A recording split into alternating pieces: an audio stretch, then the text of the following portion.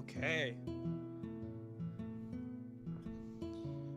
Alright. Is my mic working? Okay, mic is working. We're back. Let me put on my... Is this the right one?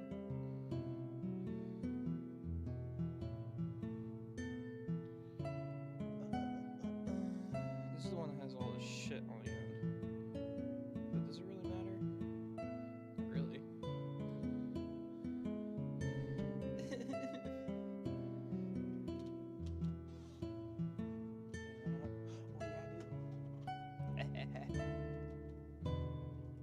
Give me those.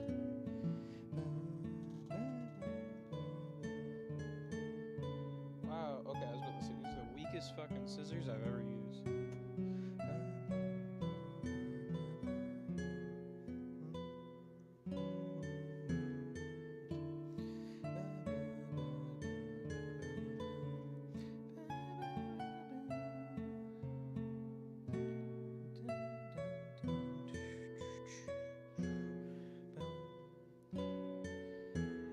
Yeah, we're back to... I don't know. Should we play ranked today? We'll think about it. We'll wait for the other people to get in the stream. We'll talk about it more. I don't know. I want to play ranked, but at the same time, maybe we could just hang out, play a different game, or...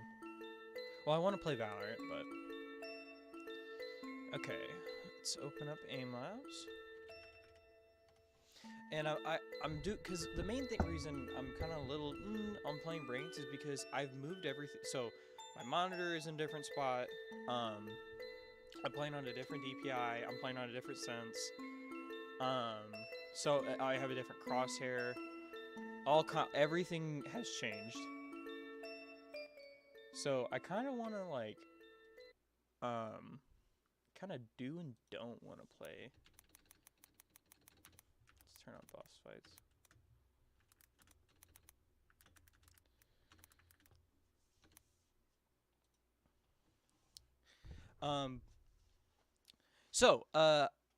Updates in general, because I always do this at the beginning of the stream. So, I've decided that I'm gonna start making this new content. Kind of like that short, not clickbaity, but like the short content where people just they say something real quick. I'm already working on one right now where it's just me talking about Deadlock Wall and how to properly place it. It's just this very quick, very energetic, very fast paced, all that stuff. So that's what hold on, sorry. I plans on putting that out soon. It should be done. I just recorded all the GrabNet lineups. Now I just got to go get my friends and do the lineups with them. And then, so that video should be out super soon. And then I can start working on the Sunset video. Which, and that shouldn't take me too long either. There probably won't be a ranked video till the end of the, until next season. Mainly because I need a decent amount of clips. Usually it's 12 or 14 clips to make a decently long video. And because it also depends how fast the clip was, how short the clip was, so on and so on. And so if if a clip is 20 seconds long, that's easier because then it's it's only 3 clips to make 1 minute.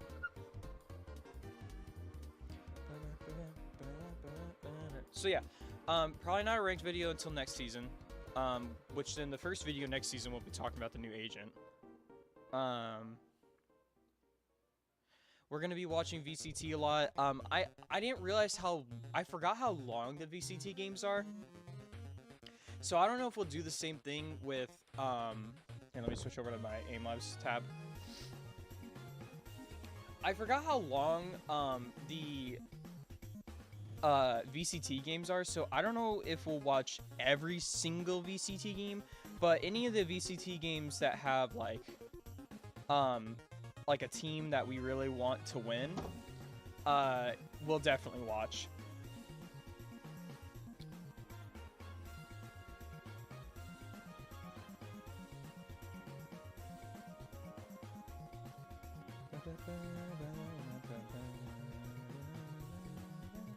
So, definitely look forward to that. Let me think before we continue. Okay, so we're gonna be watching more VCT games.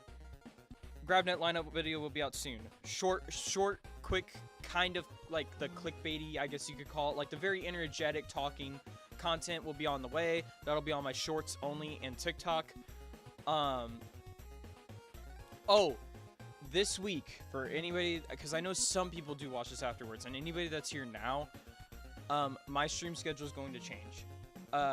Instead of, because we've been streaming every single day at 3 or 4 o'clock for 4 hours every single day for the past like month or two. It's gonna change. We're gonna be I'm gonna be working another job, and I won't be getting off that job till like 10 o'clock at night. So those 2 days, which are gonna be, and this sucks, Friday and Saturday are the 2 days. And so it is a pretty hard hit because Friday and Saturdays are like the goated days to work, but we still will have Monday through Thursday as usual, and Sunday. And then it'll probably flip on and off. Like some Fridays we will stream, some Fridays we won't stream, some Saturdays we won't stream. And again, I've never had like a consistent schedule. It's just been usually every day from 3 or 4 o'clock to, you know, like you know, 4 hours. Usually I get off at like 8 or 9 o'clock. Ow.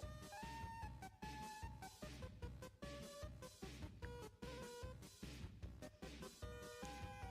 we go. So yeah, with all that, I don't think I have anything else to say. Again, I appreciate you guys all being here.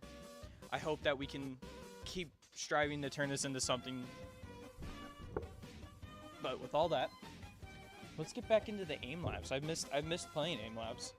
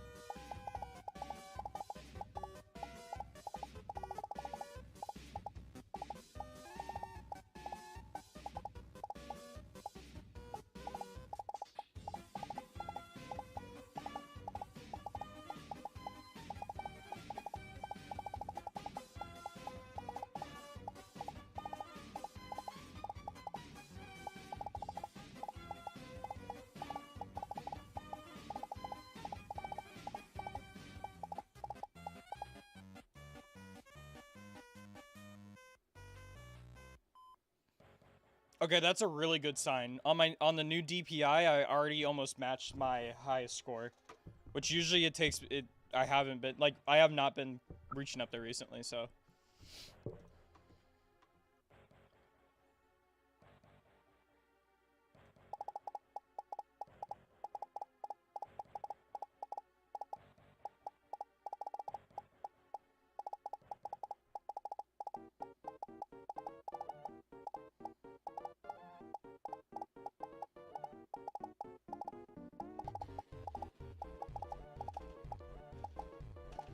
Motherfucker.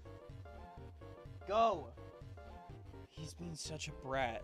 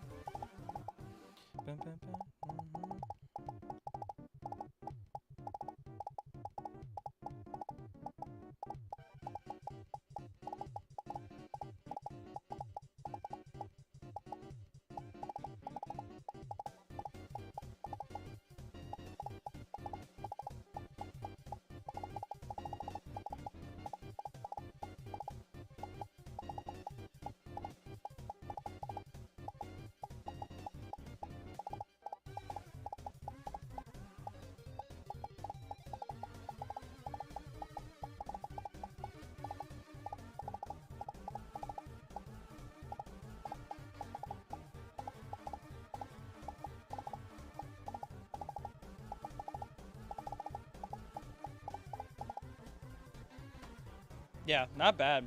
Not bad.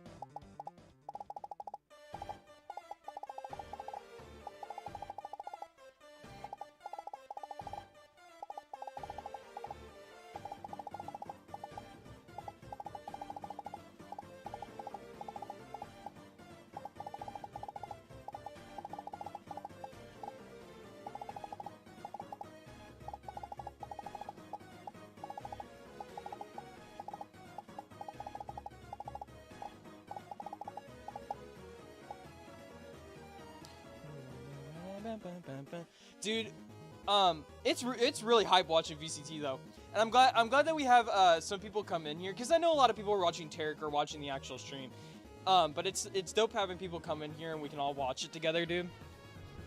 This VCT season has been hype so far, because this is the first time that I really tuned into the VCT season.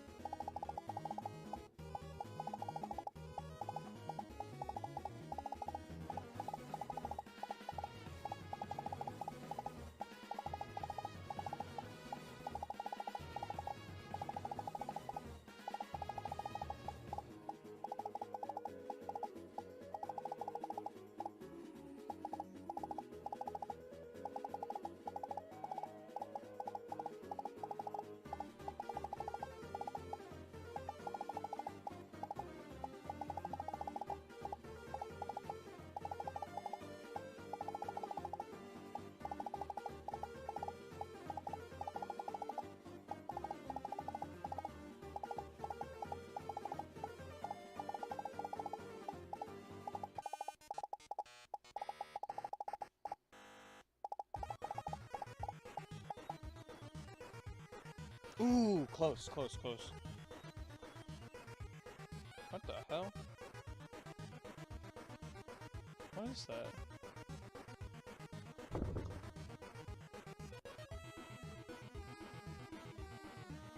I don't know.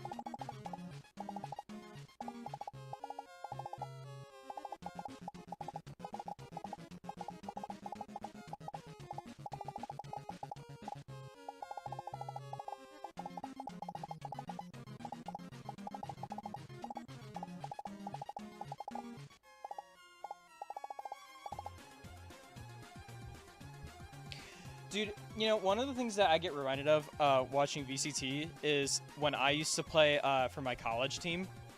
Dude, I don't know, man. You know, a lot of people want to be like pro, and I don't think they realize the difference in playing like in a pro way and playing like competitive, because they're not the same at all. Because not only do you have to follow a ton of rules on like you can't do this, you can't do that. Like I remember when they banned the boosting on Haven, and then I mean Riot eventually just removed it out of the game, but a lot of people don't realize like the difference It's played completely different. You know, it's a lot more calm. Rounds are nowhere near as fast. Unless the meta is, like, unless we're in a fast meta, which is usually just when it's double initiator. But I'm glad that we're seeing, like, interesting, cool comps this year. You know, that's dope. It's dope to see different shit. Like, I'm pretty sure it was Loud was playing. And they played, on Ascent. They played, Viper, Phoenix, KO. Like, a really, like, weird comp. Which is so dope, you know? And I really think that that's the teams are going to realize that that's the answer, is that this isn't CSGO. You know, you can try and perfect it as much as you want, but if your team is only ready to go against the same team comp, and then someone does something like Loud did, where, or like a team does what Loud did, and they pull out a weird comp that they know how to play, you're screwed. You literally don't know what to do, and that's why Sentinels lost, you know? Like, I love Sentinels. I wanted them to win, but the second I saw that weird comp, I was like, it's over, dude.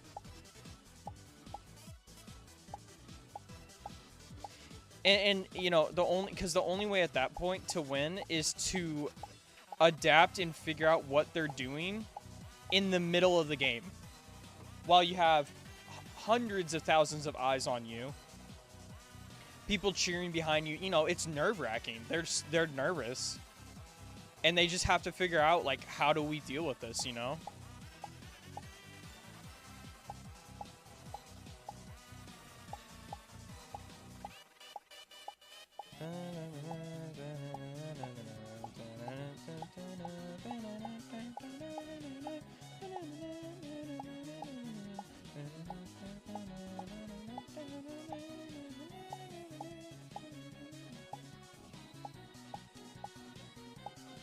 And I think and like the oh fuck, who was it? It was Leviathan that played Reyna on Icebox, and they won too. Now, was it a close win? Yes, it was very close. But even still, they tried something different. The other team didn't know what to expect. You know, and Icebox is still new back in the pool, so people are still figuring out how to play it in general.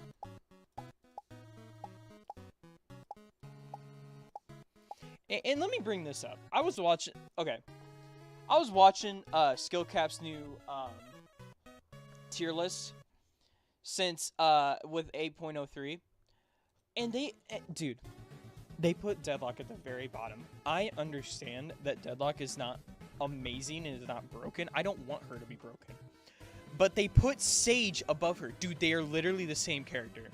One can throw her slows, but her slows last an abysmal amount of fucking time. And then Deadlocks are reactive through sound, and they stun instead of slow. I think that comparison is so, or hold on, sorry, let me back up. The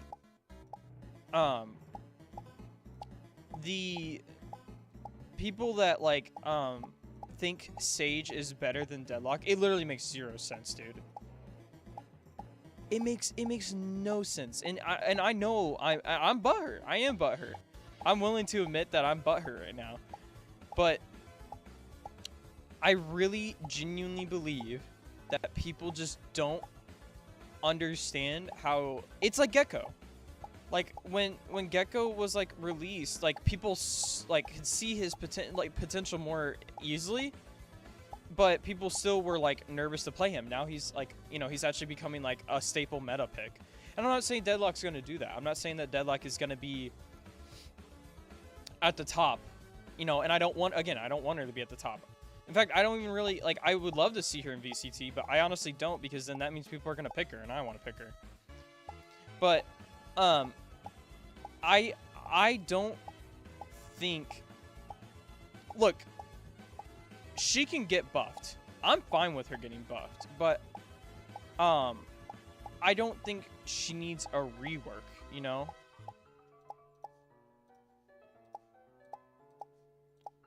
Honestly, I don't know what the answer is, because the problem is that KJ exists. KJ will be the best Sentinel forever until they make her turret have limited range on like how far it can see, not like the angle.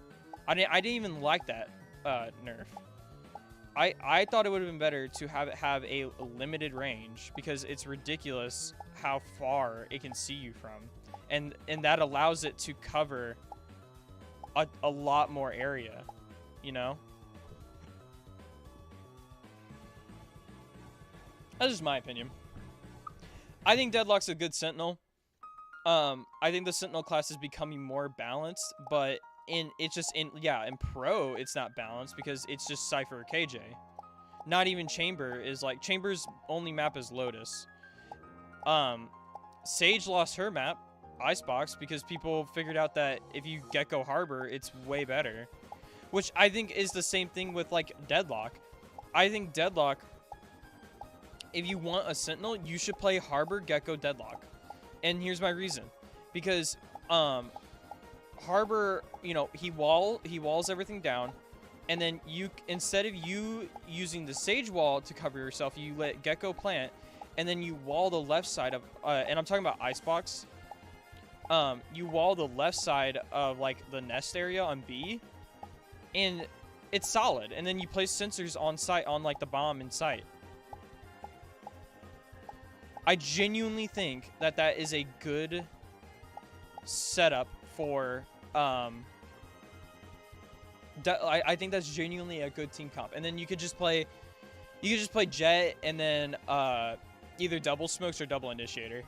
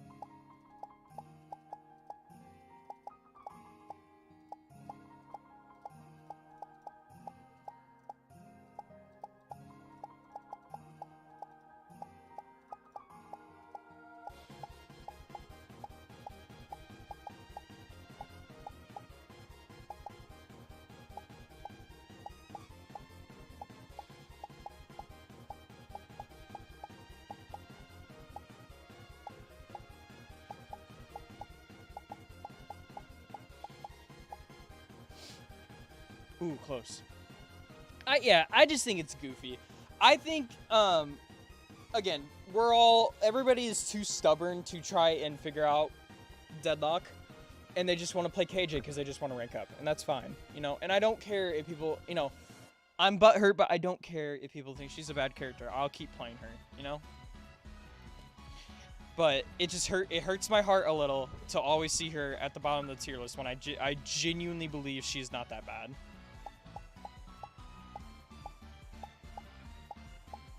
And I don't know, maybe I'm coping.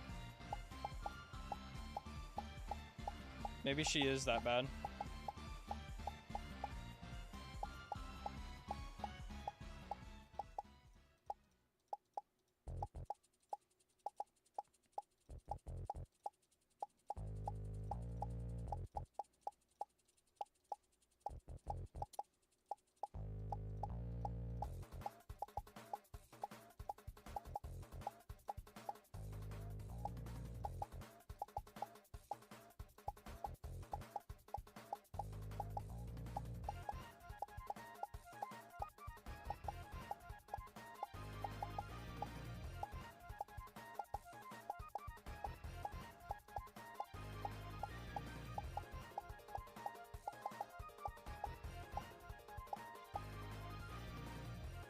Really? Oh my god, I was 4 off. Hold on 1 second. It's Mega. Welcome, Mega. I should watch the rest of that video though. I want to see who they put near the top of the tier list.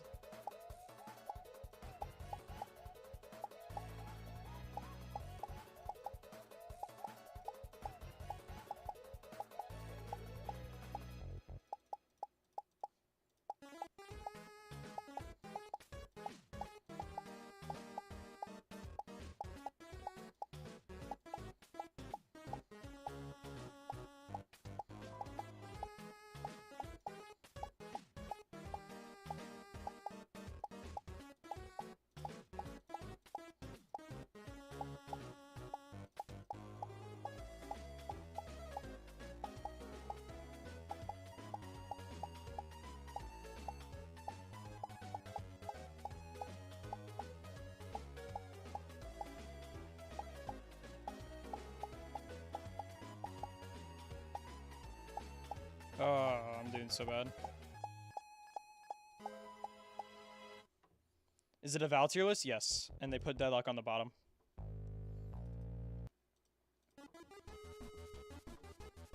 And they put Deadlock on the bottom, and they put Sage above her, and I'm gonna shit my pants.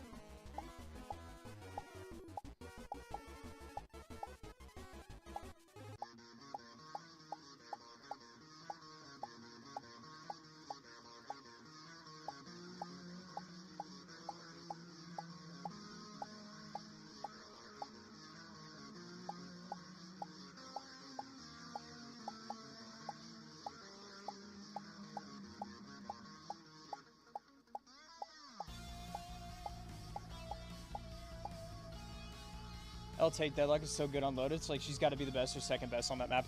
Second best, Chamber's better. I'll admit that. Chamber is really good on New Lotus. And Bind and Icebox are also fucking Deadlock maps. It's dumb. It's dumb. It's such a stupid take. Because Sage and Deadlock are literally the same character. They do the same shit with their other two abilities being their unique things to themselves.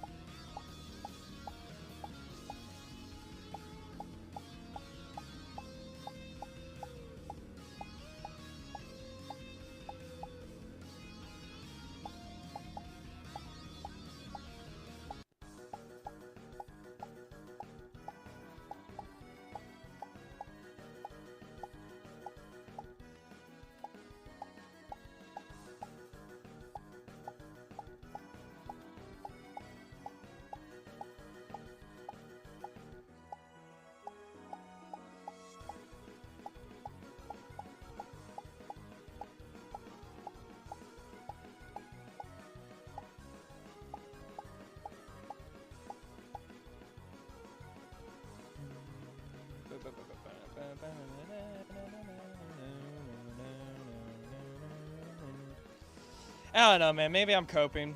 Maybe there's something I don't know. Hey, but hey, man. If it means Deadlock gets more buffs or she gets some type of rework to make her better, I'd be perfectly fine with that, man. I don't think she needs it, but I'm not gonna complain about buffs. I don't even know what they would rework. Like, okay, let's be straight. Her wall is fine. Her net is good because it's a fucking skill issue if you think that ability is bad.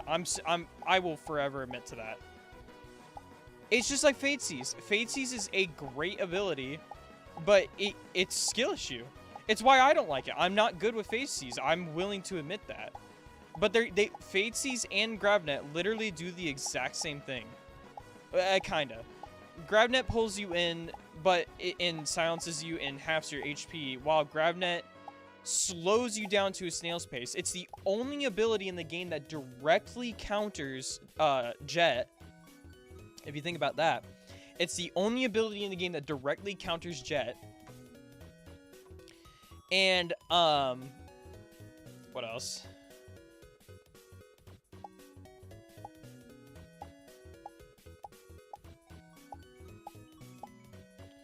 It slows you down to a snail's pace. It gives you pseudo information. It covers a big ass area, which is why I still think it's a skill issue, because it's almost impossible to fucking miss. Wait, is there a game today?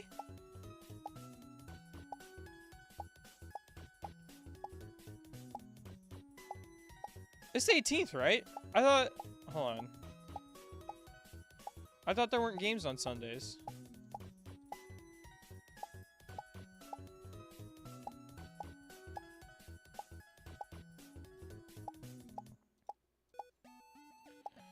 Okay,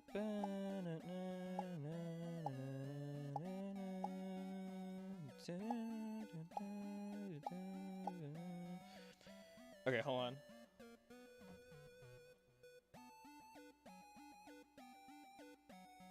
Oh, is there another game today? Hold on, let me let that.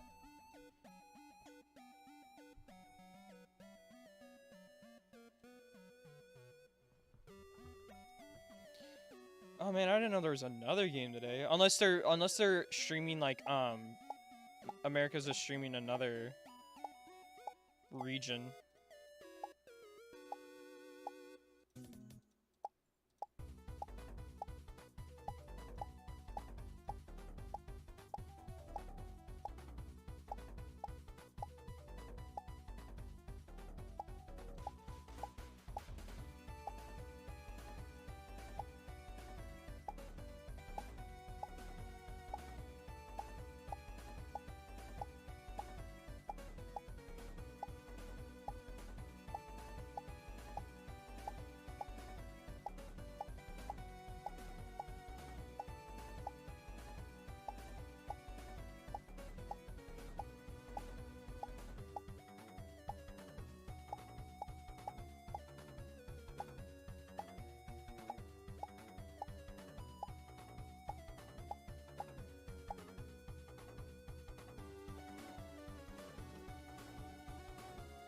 Oh, there sure as fuck is a game today. Oh, it's Kru Vs G2. Now I gotta make a decision. Do I want to play? Do I want to watch that, or do I want to play Valorant?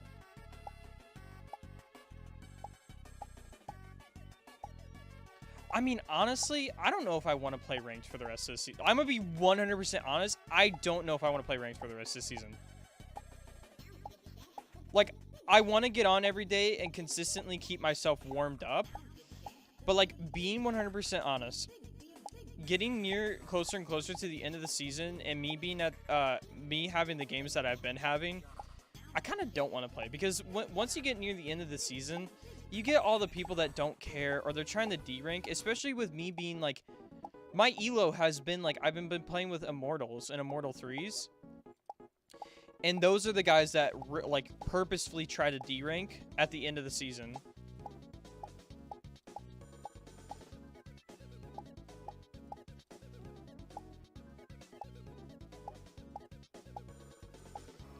I don't know if I want to go through that, man. So maybe we will watch the G2 versus Kru game. It looks like this is the only game of the day, though. Shot.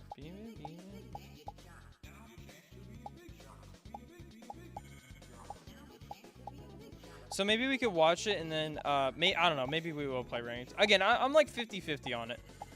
Like, I could not play, but I also could play. I just know that the second we get in, it's gonna be fucking what I had to deal with last time.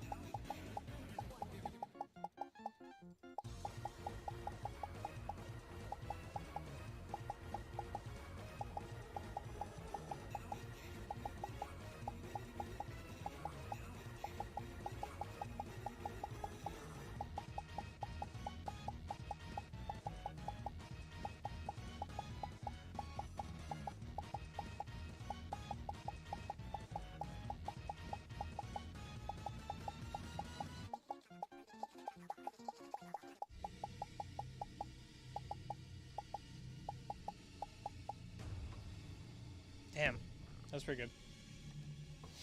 Alright, here, 1 second.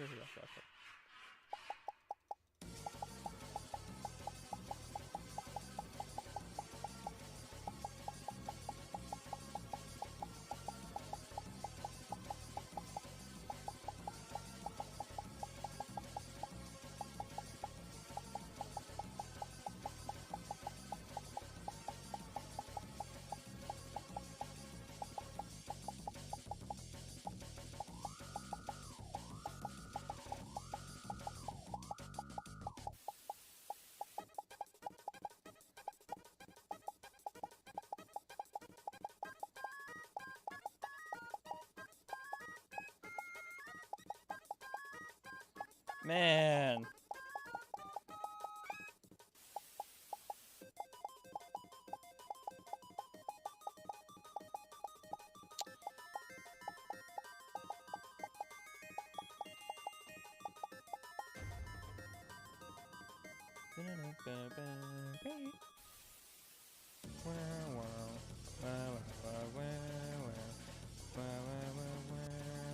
Okay, so I guess we're gonna watch I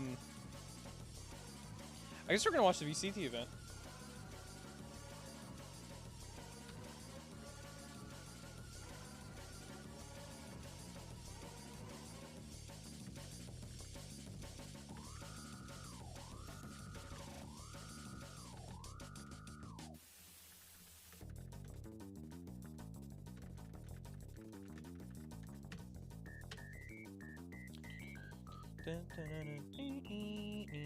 All right.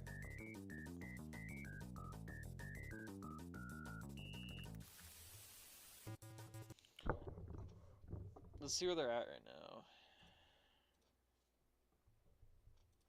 20 minutes.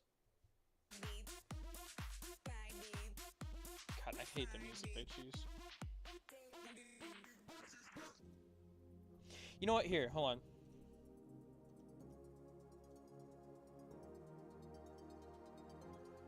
What the? Oh, there we go. Oh, I didn't know you could click this and see, and it hides your viewer, how many viewers are watching. Oh, that's kind of neat. I bet that helps with people who are like, you know, if you're like nervous. All right, hold on. I wanna hear what this guy had to say fully about Deadlock. Back on this midline.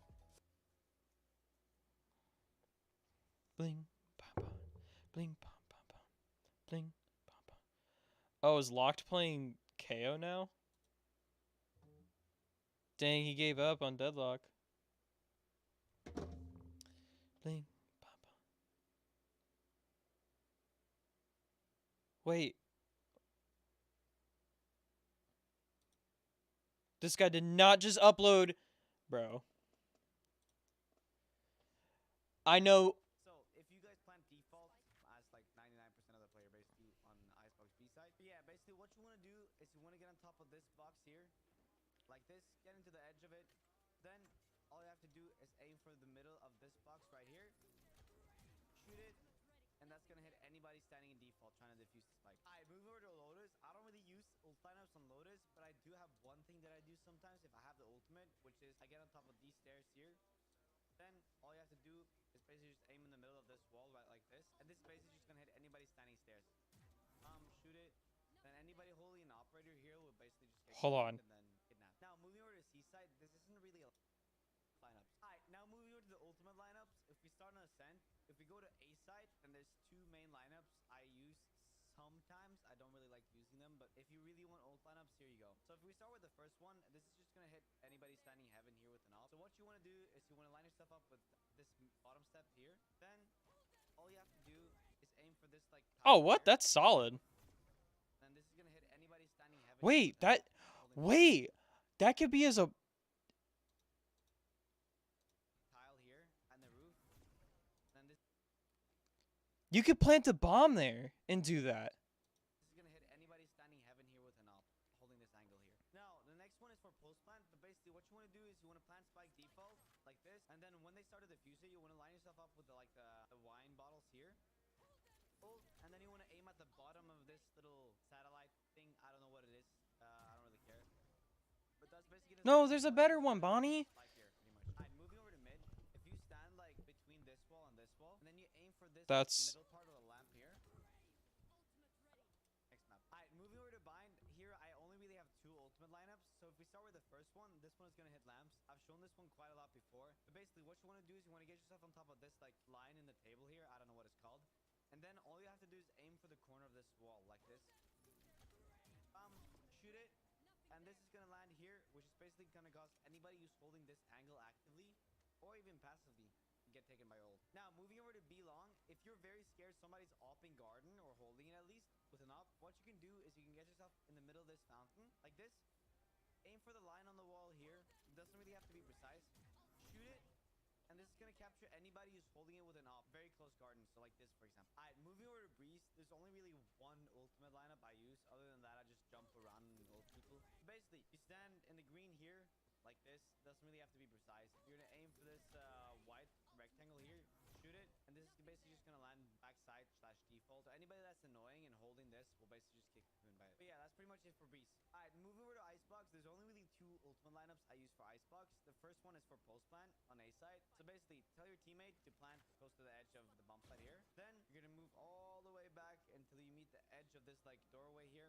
Get into the corner of this like escalator thing here. I don't know what it's called. Then all you have to do is aim for the little like edge Oh shit. on the roof and then shoot it. And that's gonna land behind here. It's plant default as like 99% of the player base do on Icebox B side. But yeah, basically what you want to do is you want to get on top of this box here. Like this, get into the edge of it. Then all you have to do is aim for the middle of this box right here. Shoot it, and that's gonna hit anybody standing in default trying to defuse the spike. Alright, moving over to Lotus. I don't really use ult lineups on Lotus, but I do have one thing that I do sometimes if I have the ultimate, which is I get on top of these stairs here. Then all you have to do is basically just aim in the middle of this wall right like this, and this is basically just gonna hit anybody standing stairs. Shoot it. Then anybody holding an operator here will basically just get cocooned and then kidnapped. Now moving over to C-side, this isn't really a lineup, but it's still very useful to know because I use this all the time. So Ooh, I want to see what split ult, if he's got a split ult. There's only really 2 lineups I use to split. So for the first one, this is basically just gonna hit anybody standing heaven over here. So you want to walk as close to this step here as you can. Then you just want to aim anywhere on the roof, honestly. Just make sure that it has enough range so that it actually goes down as well. Then shoot it like this. And then that's going to hit anybody who's That's solid. heaven here, holding with an op or holding with the vandal or anything, pretty much. Now, moving over to B side, this lineup here will hit anybody standing default. This is very good for post plant and also if you want to get a quick early blood because you know a lot of people like to stand default. Just looking with the camera, Cypher mains, I'm looking at you. But what you want to do is you want to walk and walk and walk until you can just about see the corner of this little box here. Aim for the red corner of it, like this. Shoot it, and that's gonna hit default. So anybody standing here will be cocooned. Nice. Let's move over to sunset. Alright, moving over to sunset. Or to breach aftershock him, doesn't really matter. Oh, I guess yeah, these. that's probably the best one on B side though. But yeah, that's pretty much it for all the grounded lineups I use. Let's move over to ult lineups. Alright, now moving over to the ultimate lineups.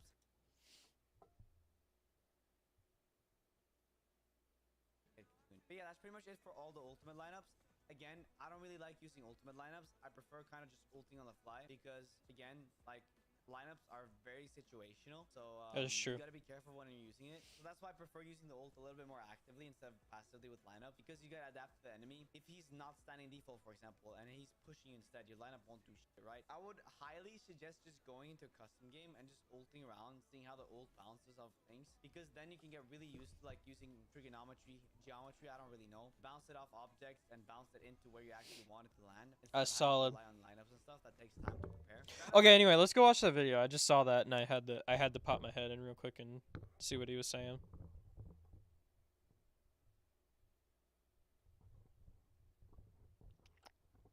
Where was that? Skill capped. We're just doing this while we wait for the thing to start. Yeah, here it is. I wanna hear. I kind of skipped ahead just to see where Deadlock would be. We need your help. Play on the right conditions, or they're All right. the #1 duelist, or it's all capable of doing a lot of carry or give value. So overall, I definitely put him at the top of the ranked superstars list. Now, let's move on to D tier, and the character that we do gotta talk about in the D tier is still, unfortunately, only Deadlock. Now, Deadlock's best map is in the map pool as an icebox, and that's okay, but still, even outside of all the buffs that Deadlock received quite a bit ago, she's still lagging behind, unfortunately. Deadlock is still struggling to find her identity, and overall, I don't think that Deadlock has the power to overcome some of the problematic weaknesses in her kit, and Did this guy just censor his... Oh my god. He just walled? He put a sensor down and then walled.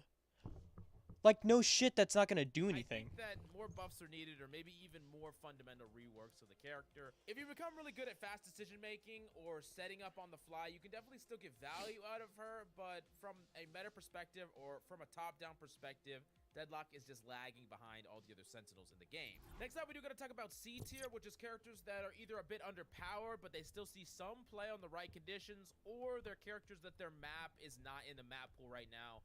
And first up, I will say Sage. Now, Icebox is one of Sage's best maps, but I think that this has been happening for quite some time. It's her only map. Where Sage has just pound for pound been weaker than a lot of the other options. Whether that's double duelist, double controller, or some of the other Sentinels, Sage is just lagging behind a bit compared to a lot of the other characters in the game. Even on her best map, she's really not... Whatever.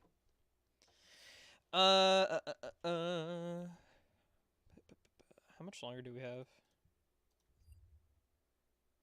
9 minutes? I don't want to open up Valorant. Oh, Ranked.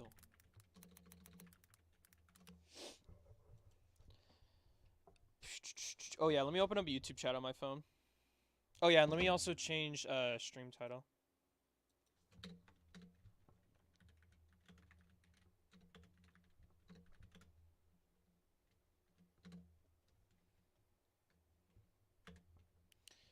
Kru Vs G2. I'll just leave that the same. Baby, baby, baby, baby.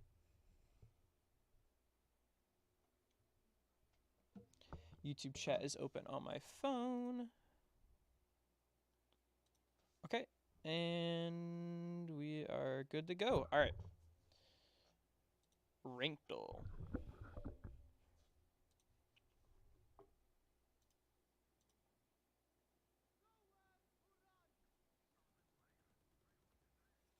This is the one from yesterday. Yeah. Wait, when does it reset?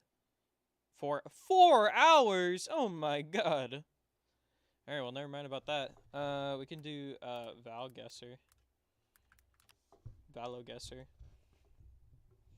I'm too fucking good at this game. It's honestly kind of sad. It's kind of sad how good I am at this game. Let's go here, and I'll turn on some. We'll turn on some lo-fi. I can't type.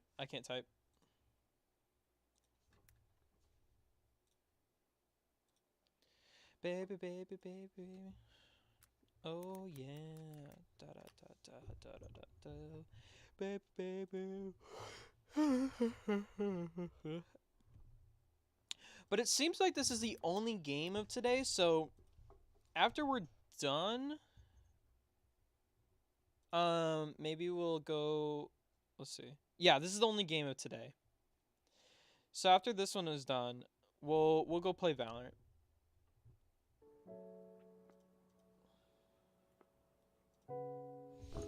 Okay, we'll do 8 rounds, 30 seconds, impossible mode, guest map, out of bounds. Let me turn this down just a tiny bit.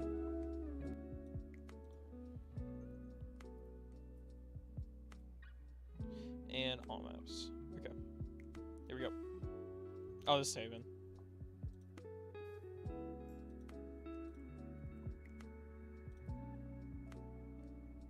Fracture. And it's like, I think it's this like arcade area, like right here. Oh, it's the other side. That's Haven. Right there.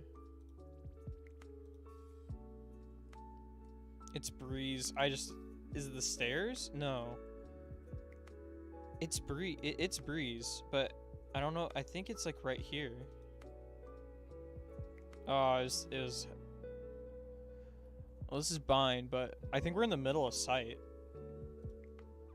I think we're just like in the middle of B. Yeah. This is Ascent. Right here. I got this one last time. I don't know where this is. I think it's Ascent, but I'm not sure where it is.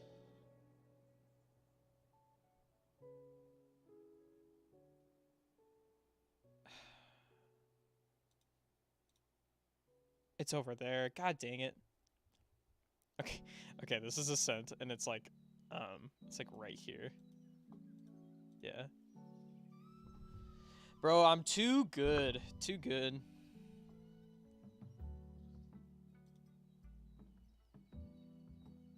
Oh, this is the gelato stand. Right there. Oh shit. I mean it's Lotus, but oh wait, it's that big ass tree that I it's like over here somewhere. Isn't this the big ass tree that I Oh, it's the other side. God dang it. This is Bind, and I think we're from what it looks like we should be like right here. Yep. This is Lotus. But where? I think it's Seaside. And it's just like walking in somewhere. Like right here, maybe? Let's go. Fracture. Oh, this is easy. It's like right here. Ascent right there.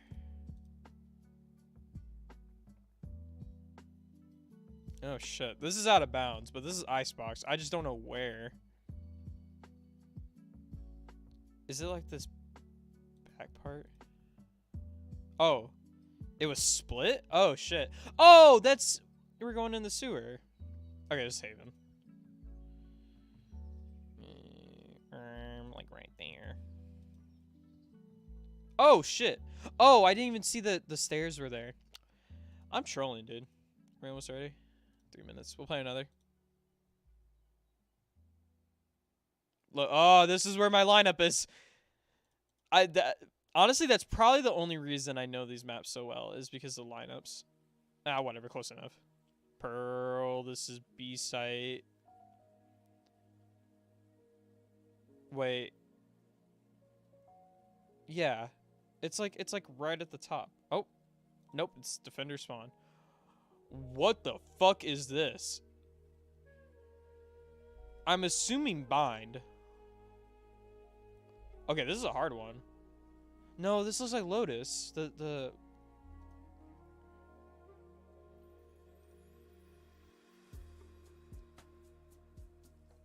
Yeah, no, this is Lotus. Oh, he's looking down. Dude, I thought he was looking at a wall. He's looking at the entrance to C.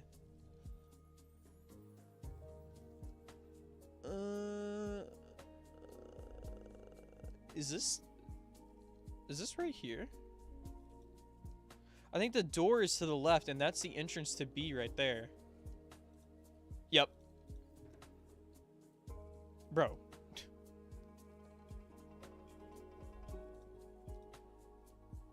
This Haven.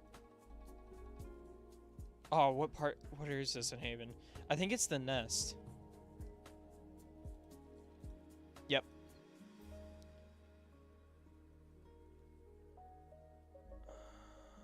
I think it's right here.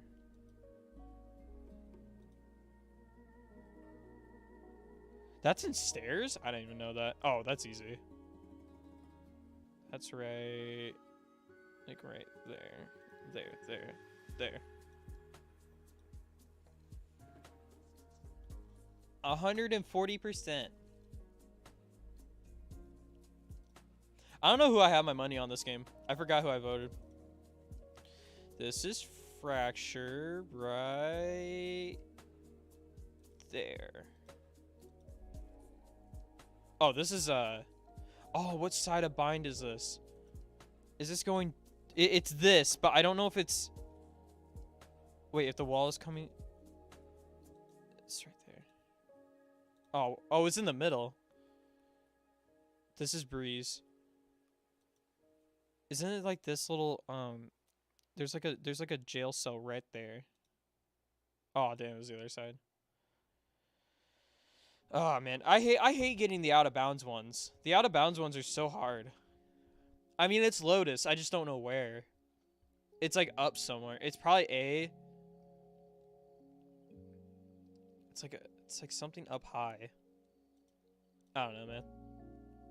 Oh no, it was B. That's Mound.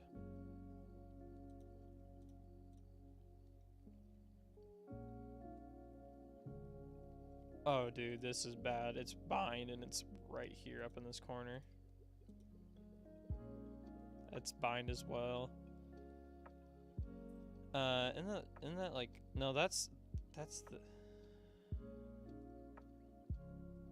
I don't know where. Wait, I actually don't know where this is. It's bind, but it's not this. It's not this. These are the breakable shit. Maybe it's like this right here. Oh hell no. That's Pearl.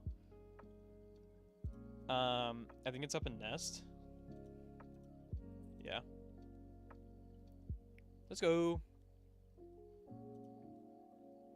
Okay.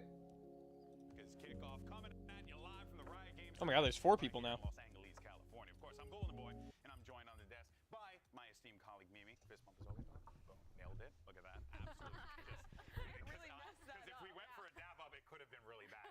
No, Mimi. Okay. Oh, girl. We'll work. Pero I'm also joined by some incredible people on the desk here today. We have Athena coming in hot, and from our LatAm broadcast team, we have Suga coming in to support us. How you doing? Doing great. So happy to be here with all of you guys, and also super excited for today's matches. You guys are both dressed up for Kru today. Yeah, actually, Not we're ready for Kru. No, we're Kru. I'm all for Kru. I love it. All right, well, let's go ahead, though, before we get ahead of ourselves and talk about what happened yesterday on this stage, because it was a holiday. Clout Day. It's a new holiday that we've enshrined here at VCT, and we started off with Sentinels versus Loud. And this match was a sad day for any Loud doubters because Saddam proved yet again that no matter who you give him in the offseason, he is going to show up and create an excellent team with some really creative ideas. They took the win there. And then we saw this Leviathan debut as well. And Suga, they looked excellent. Yeah, they look really nice and much better than last year. I mean, they haven't been saving all the rounds, so we really like these. So that's an upgrade. Yeah, and they look so dynamic too. So I hope to see much more for this team this year. Yeah, for sure. I mean, all these teams so far looking super, super promising. And I agree, Loud, Leviathan, like to me, they looked really, really dominant. I think they proved that yesterday. And it's not even just the roster. I think it's the way they play, the way that they're communicating, and definitely the vibes of the team as well. Like you can tell there's a difference. Yeah, an incredibly, I wouldn't say necessarily dominant, Look, but incredibly, whoever, inspiring. I don't really have a team I want to win here, but if either one of them pick Deadlock, that's who I'm going for. Still have it? I think we know he definitely does. And for Leviathan, will this roster work out? Oof, I definitely think that's happening. So this is Yeah, let's put it. I'm gonna put a We tweet have out, some see if stages, anybody some else pretty wants to cool hop in stuff the stream. here, but let's go ahead though and take a look at our bracket and see where we are right now. Today's schedule though is quite simple. One matchup. That's all you get. But don't worry, because there's going to be plenty more matches to come. It's going to be Kru versus G2 Esports.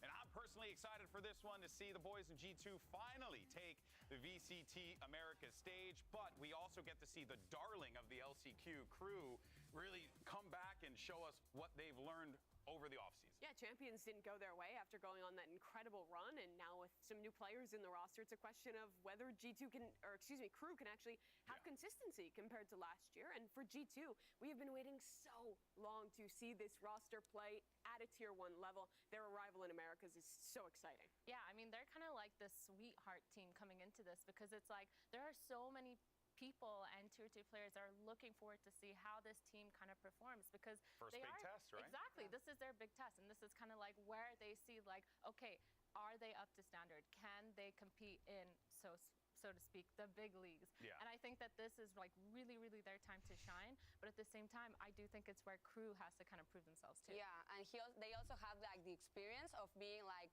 09. It was so hard for them last year, and they made it to champions, even though they couldn't really show up there. But I guess this Kru looks much more consistent than maybe last year. This roster looks much more like a higher power level. So I hope to see them today, and maybe they will show up. Yeah, I think that based off what we got at the end of last year and how these players really, really fought through a lot of that adversity, I'm very optimistic about Kru coming into this, and I'm excited. I'm with you. I want to see it all, and don't worry, folks, we're going to get there in a little bit. But with a new team making their debut, we figured we'd take an opportunity to get to know them, a little bit better in a little segment that we like to call G2 Truths and a Lie. Ha, look at that wordplay. It's awesome. Okay. I made the graphic myself. Really? No, I didn't. I do not have those skills. Now, we're going to reveal some facts about G2. All right? 2 of them are going to be true, and 1 of them will be an outright lie. You'd lie to me? I would lie to you any day of the week, Mimi. So, Wasn't expecting that. Okay, that's a little scary. let's go and plaster the truths on the screen. All right. If the G2 core didn't lose a map, or the G2 core didn't lose a map in the Ascension Finals, Leaf had the 3rd highest ACS in Americas last season, and Valen has played the most pro matches of any G2 players. Ooh, those are good ones. What are the truths? Actually, what's the lie? Which one is the lie? 1, 2, or 3? In chat, you guys can participate as well. I think I'm gonna vote for number 3. I think Valen playing the most pro matches of any G2 players, just because. I mean, I feel like they've played the Champs same amount. 21. Yeah, like right? Like I feel like he has to be the most. Like he was playing Champs 21. He was playing LCQ way back when. He was playing in 2022. He's been like a top level pro for so long. It feels like it can be Valen, but also like the tier 2 weekly events where you play 19 games in one night. That's true. Maybe But what about number 1 though? Was that like any? You guys are cool with that one? No. 2. They haven't lost a series, but I guess they lose so many. I think they lost him out. A map, yes, but not a series. Yeah, so, yeah. So which That's one do what we I think it is? I'm still locking in 3. 3. Suga? I'll go with the first one. First one. I'm going 3 as well. 3. All right. Survey says, what do we have? As it's number 1. Oh, Suga Dab on number 1. Look at that. Thinking about the series, not the map.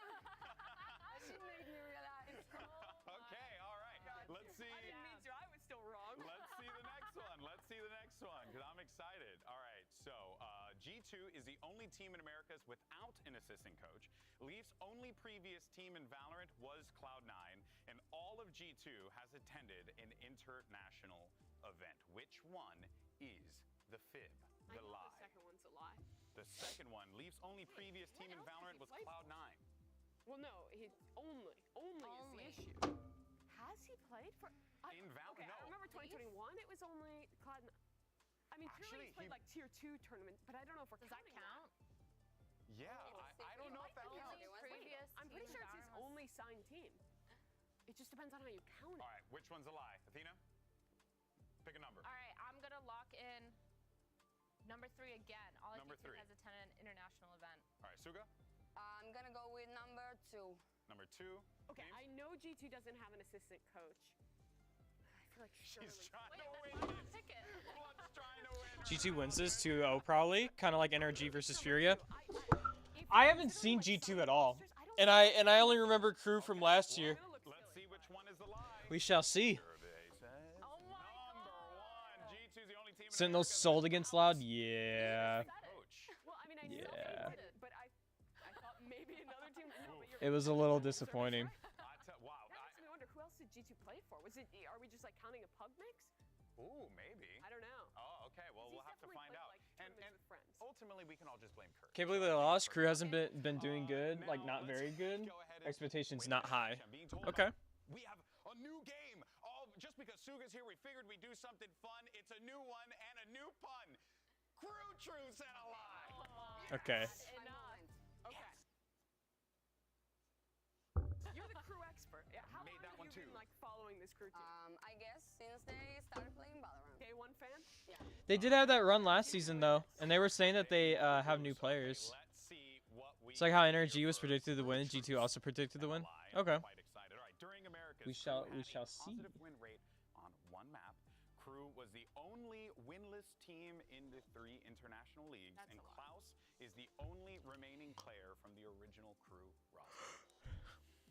Ooh, I could see the third- steam the coming third out of is the not. heads of everyone right now. What, The third is not because it's still Kesnit in Okay. the team, so it isn't. His Kesnit left for a bit, but he Yeah. came back. So He kind of left for a bit. okay, yeah, I left for so Whoa, Suga's a knower. Okay, great. Okay. So then what were we going for think here? I know that DFM also went winless, so it That's has true. to be the first one. That's a lie. Yeah. Wait, you mean okay. the second one? No, the second one's true. During There was another Oh, winless I team. So you're saying number 1 is the I lie don't is think during they were America's. passive on a map. Dude, this is hard. Okay, well, what do you got?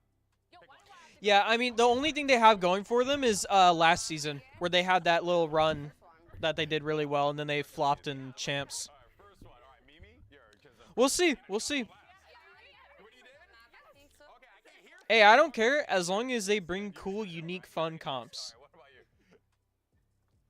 I think So that way we can I'm see gonna some good go Valorant for number one as well. All and right, not some number 1 locked in. boring Let's see ass what the lie is. people trying to play it like it's CS:GO. Number 2, Kru's the only winless team in the 3 When international did leagues. DFM I win? doubted myself. Wait, did DFM win? Ooh. I don't know. Well, we'll have I'm to going find out crazy. next. Isn't Let's G2 go basically to the guard team Kru except Leaf on G2 for some reason? international event. Are they? I have no idea. Again, this is the first time that I'm like really taking like competitive Valorant like seriously. So I'm not 100% sure. There's no way Kesnit's played Cypher. Number 3, I guess I haven't seen Kesnit play Cypher even in ranked games. I maybe remember him playing like Soba sometimes, but in a tier 1 match, I don't think so. Okay. Trent, that Jonah actually P, is- Val, Net. Yeah, that's literally the guard. Never mind, they win. G2 2-0. Okay, so 3. Number It 1 ain't is real. definitely true because you can clown on Kru for Never last year, mind. but they G2 always wins. made it to international That it's literally the guard. The guard is such a good team. They were actually my favorite team And also, when I was first Can't remember getting them into never VCT. not being pink. And, So and it's look, gotta be 3. even if 2 is the lie. Yeah, no, that's literally the guard. Canon, they've always worn I it. forgot. I don't know who's missing though. Choosing to Hold on. I'm just choosing to believe. All right, let's see what the lie is. And it is number 3. Yeah. Kesnit has never played Cypher in a tier 1 match because your boy doesn't play Cypher. Jet only. Jet only, Raze. fam. All right, well, I mean, I think overall we learned a lot today, huh? Yeah. Don't you say so? Look at us being all educational. Trent, Net, and Jonah stuff. P, In any Valen, case, so guys, we're gonna take a quick pause for Tex. the calls, and then we're gonna dive into today's matchup. And as always, see you on the other side. Yeah, they had a few other players, but yeah, no, that's literally like the main core.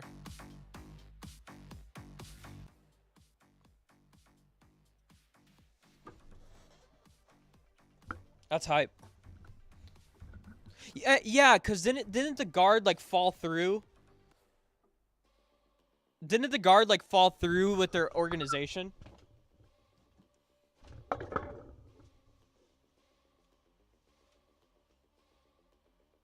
We just toured so nonstop, making no money. Taco Bell was like the one place where you could actually stretch that money.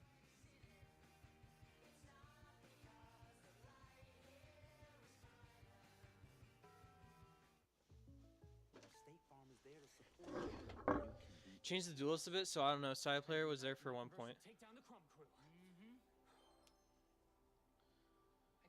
From toxicity or something? Okay.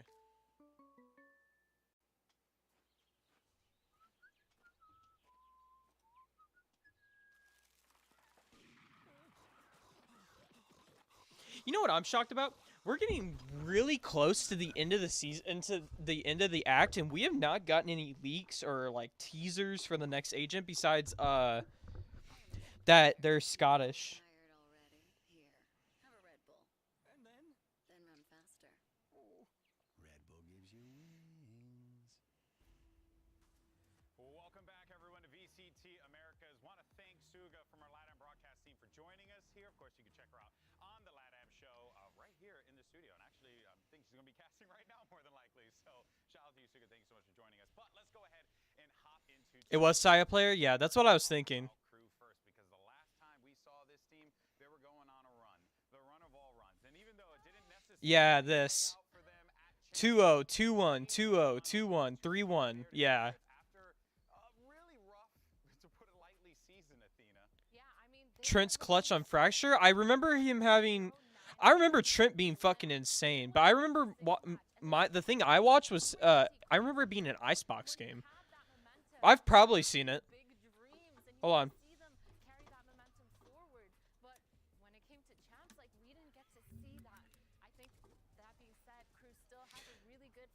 Yeah, yeah, the guard was my favorite team for a little bit too. It is something that's, you know, you can use to your Oops. positive impact. That 09 was so heartbreaking because every one of those games was so close. We knew this Kru roster could compete against pretty much everyone, but they just couldn't get it over the line. But now coming into this year, having broken that streak, they've reinvented themselves a little bit. Some new players coming into Trent, the roster. NTA, Fracture, a new player coming up into the clutch. roster, a bit more of an unknown name. And Shy, who was making waves with Leviathan last year. Yeah, and I think a lot of people are excited to see what Shy can Try do with that. this team, but also, Guard, the ace Trent, spot, right? 1v3. My eyes really focus on this guy. You always have to. I want to know what the work has Yeah, been here it is. for this Down to team. the last second. Oh wow, the quality is amazing. That they have put that Whoa, time don't in. spoil it. Down to the last second. You have to, right? You had that season, and it's one hell of a first pancake. Down to the last second. It's not gonna go down. Time is over. But now you got to come out the gate. Oh, it's Trent. Oh, my Trent. Oh my god. A potential. Oh my god. And you absolutely have to. I think for this team, To keep what him I'm looking alive for the last is them second. to start strong, get Was up this it? early, and not fall back into that same hole that was all of last year. Where I mean, you as a player can probably speak to this. Once you start losing, you really just need that one win as the catalyst. Oh my god, chamber meta, dude. Can completely Yeah, the 180, dude. That's wild. I think I was watching this game. I recognize this. Just like kind of Down to the validate. last second. It's not gonna go down. Time is over. And when you're coming off of a loss, like Oh, it's Trent. Oh, my Trent. That's insane, dude. This guy's nuts. Not like this. To keep him alive for the last second. big deal. Wow. That mental and having that kind of stability as a team and being able to push, even as a leader, like being able to push your team to be motivated and keep trying to work hard, like that's really hard in itself. Cat, And that's do why not these mess with the sports trash are can. I actually swear to God. Going to be so important for Kru. Yeah, good. Couldn't agree more, but a lot of pressure though on one of the new additions. There is to a the team VFX, coming over from Libya. there is animation, and there's What this team is capable of doing now, and there's Shy, we saw VFX, his former teammate there's reload animation, and then there's kill animation, right? So 30, He's gotta go ahead and there's 3 upgrades, and then color. So 30 plus 15. Shy really impressed me last year. I was a huge fan of this guy and still am. I think his strongest characteristic is how he plays at the side anchor. He's really I miss Fracture. at breaking off fights. Genuinely, I liked Fracture. I never understood why people hated it so much. Constantly be able to win them. Leviathan was a team that had a lot of structure, had a lot of set plays, but when it required flexibility, he was often the guy saving those rounds as an anchor, saving those rounds as a lurker on that attacking Yeah. side. I think he's a Okay. really Wow. to pick up What a opportunities. shot. What a shot. On top of that, also just a very experienced player, someone who can add a voice to the squad. Yeah, for sure. I always That's wild. wondered if Shy would be kind of shying away. Dude, the Oxy clutch yesterday was, or not the clutch. It was he 1v4'd. Dude, that shit was crazy. Everyone else on the roster, and I feel like that was something that, for me as a player, when I'm watching out for, I'm like a little bit worried, a little bit skeptical that coming into. Yeah, it's just guard versus crew. That maybe that might affect performance. Yo, they're the guard 2 G2. Yo, Super stable. guard I 2. think he is. We've talked about having a rock on the team, and I think that is super specific. to He's up there, man. roles So far, really Oxy's up there definitely. newbie to a team that kind of does that. For Americas, for Americas he's for sure a top 5. Consistency that was really missing from Kru last year. Yeah, and, well, Wait, yeah, it's literally G2 the guard 2. because they had stayed together. The core of this squad has stayed together for such a long time. We can finally say that. Something is totally up there. Something's way up there. Finally, as we have G2 Something is being crazy. historic Probably 11th Forsaken, also in the PRX. Americas True, region. true. After winning Ascension, it has been a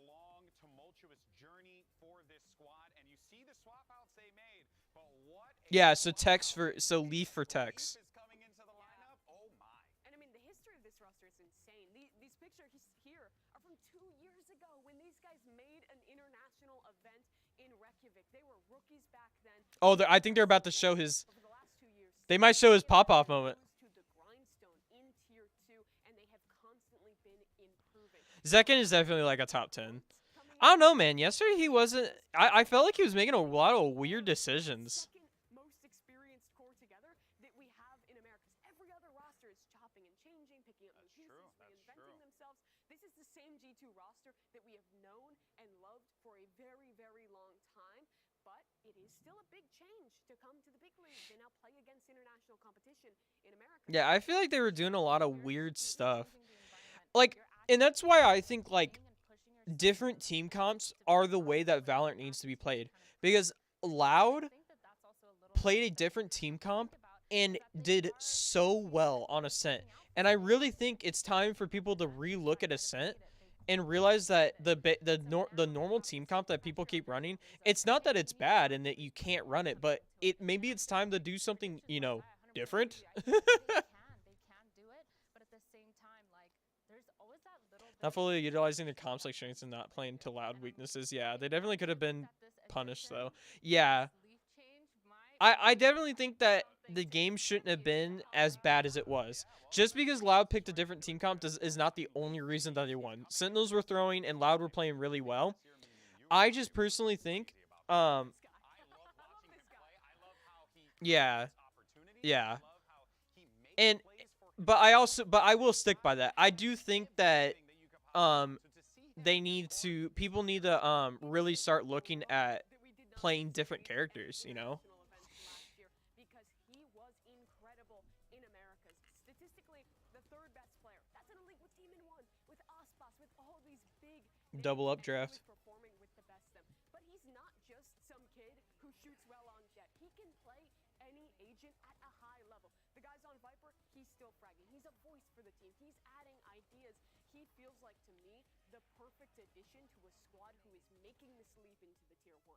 Yeah, for sure. He brings so much to a team that a team like G2 might actually need to propel themselves forward into that position. Because yeah, I don't know, man. I really feel like just being straight, I feel like Zekken was kind of holding him down, man. Like, I feel like there was so many times that like there was just like a goofy decision made. And not saying that like Zekken's a bad player at all. I think they just need to look at that game and go, dude, we have to stop like doing this shit, you know? I think he's going to be less of a voice than he was before. This is a team with a lot of voices. Valen is an IGL who controls a lot, even when it comes And I honestly, I said this last stream. I'm not gonna talk like I know how Tins feels, but I feel like Tins is probably like. I feel like Tins is probably like aggravated that he's on smokes, you know? Like, I'm sure he wouldn't do it if he didn't want to, but I also feel like, I don't know, man. Yeah, Loud just played better at the end of the day. It's just way too much for a team. If you have 5 big voices, everyone's going to get confused and hesitate. But the way that G2 have been playing with Valen, with the way that they've been forming their kind of strats around them, has shown that they have such good composition. Like, they're not afraid. They're not confused. They don't hesitate on their execution. Yeah, that's kind of true. I can agree with that. Yeah, he might not use his voice as much as possible, but he can still have that flexibility. It didn't work out. He did bad, along with getting COVID. Yeah.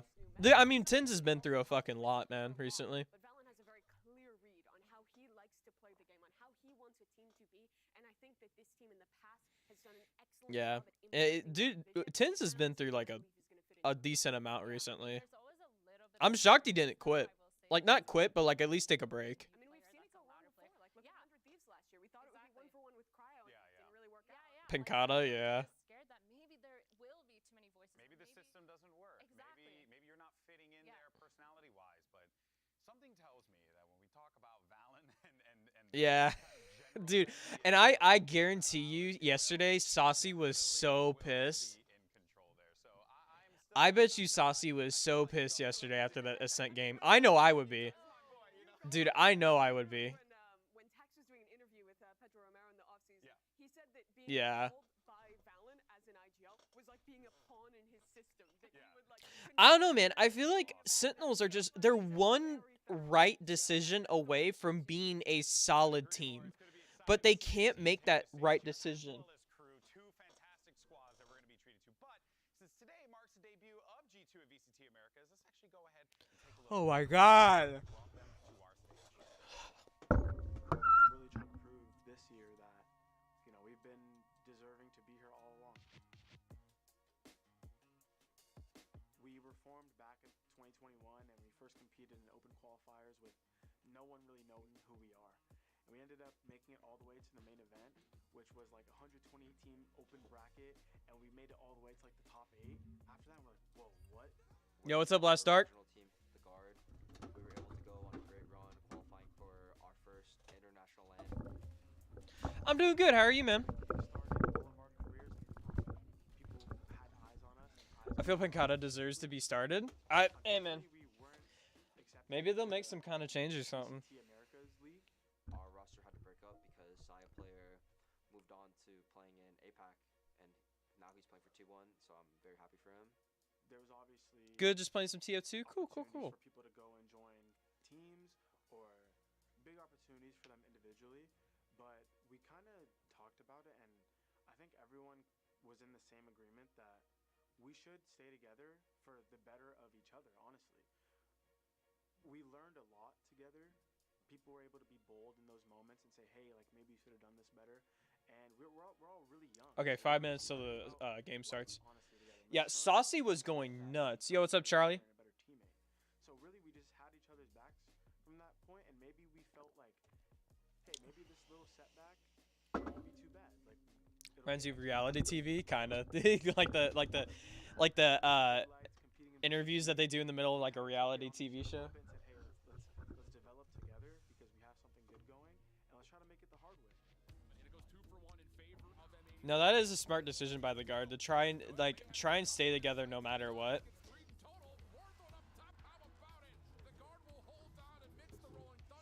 That's the team play of the Guard coming through. We had to go through a challenger circuit. It was a bumpy road in challengers. Like, we didn't win anything early. Who's in the lead? They haven't started yet. You're here at perfect time. Like, we were always kind of whatever, but once we got into that land environment, We got 5 minutes before they start.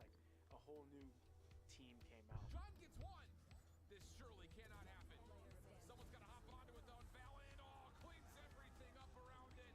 It's a 1v2 clutch. But it's probably going to be a pretty quick game. That's what our predictions are right now.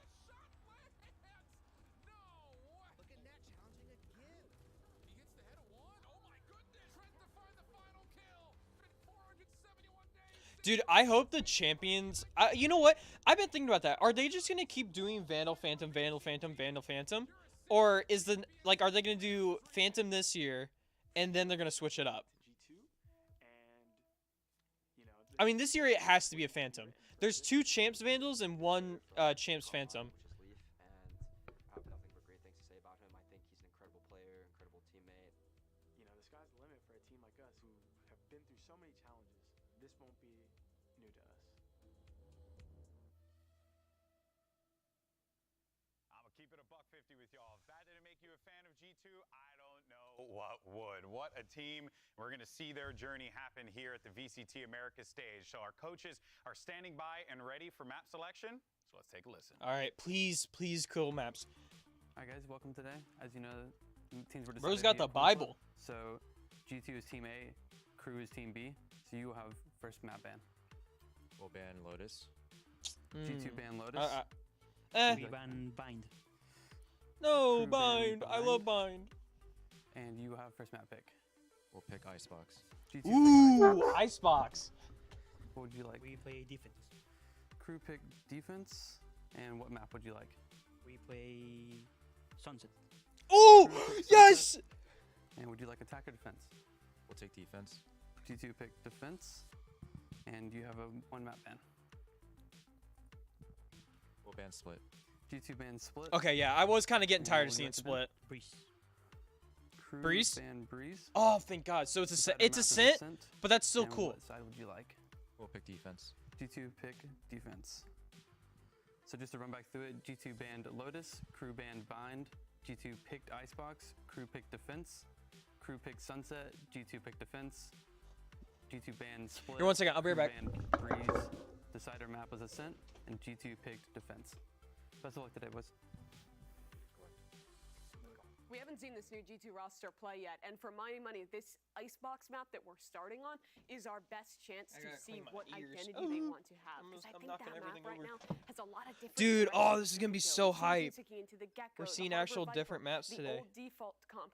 This is really, for me, looking into the minds of Josh and Valent of what they thought up in this offseason. Yeah, I mean, Icebox is such a structured map that you can either play it in a specific way of just like pushing, rushing, executing, or defaulting super heavy, or trying to like, you know, ping pong and like hit sides, fake some util.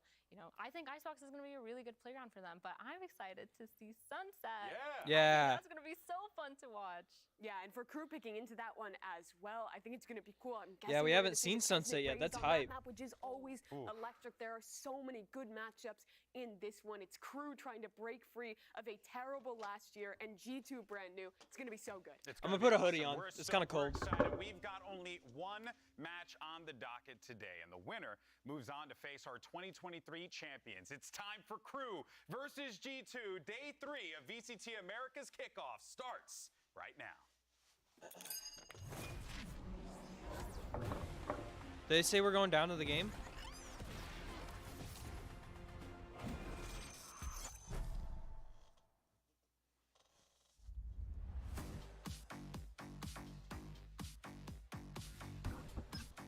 All right, while we're waiting, you guys, do you guys think the next character is gonna be a sentinel or not a sentinel, a smokes or an initiator? We're starting. Okay, cool. So our debut match, VCT 2024, is against Kru. Kru's obviously a strong opponent, and they've shown that they can be one of the best, like at LCQ last year. Sé que ascendieron, entonces deben tener algo que debe sorprender a la gente, pero nada, yo creo que ansioso por jugar contra ellos y enfrentarme a un nuevo equipo. Actually, not that interested in this game. Because he's such a strong duelist and he creates so much space, and you really gotta just put respect on a player like that who can take over and win a game for his team. Siento que van a ser partidos duros, partidos que vamos a tener que estar todos conectados. No sirve con estar 2, 3 personas como a full. Siento que vamos a necesitar de todo el equipo.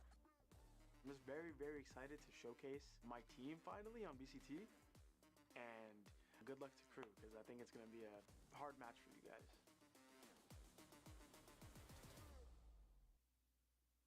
Like, I skipped watching NRG and the 100 Thieves game was really late. Yeah. I don't know, man. After here, I didn't realize that G2 was the guard, so now I'm actually kind of hyped. I'm actually pretty interested.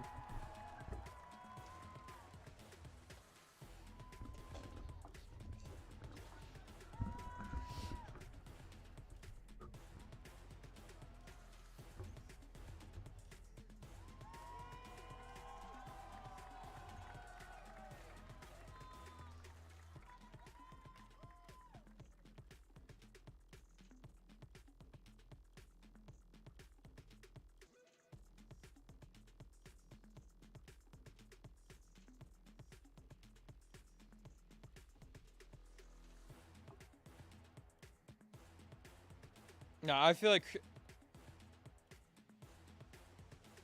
Yeah. No, wait, I thought they were against EG.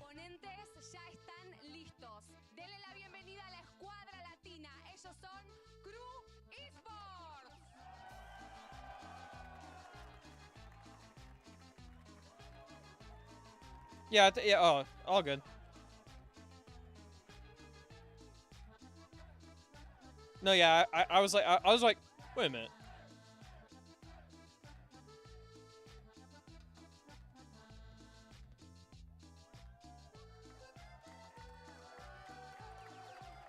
Yeah, EG. Yeah, no, I don't know, man. But dude, it's kind of messed up that either one of these teams have to go against. Well, isn't it a different? Yeah, wait, I'm dumb. It's a completely different EG. Before we start the match, we want to honor the memory of Cruz Santiago Davies Ruiz, who tragically lost his life last year. Please join us as we pay respects with a moment of silence.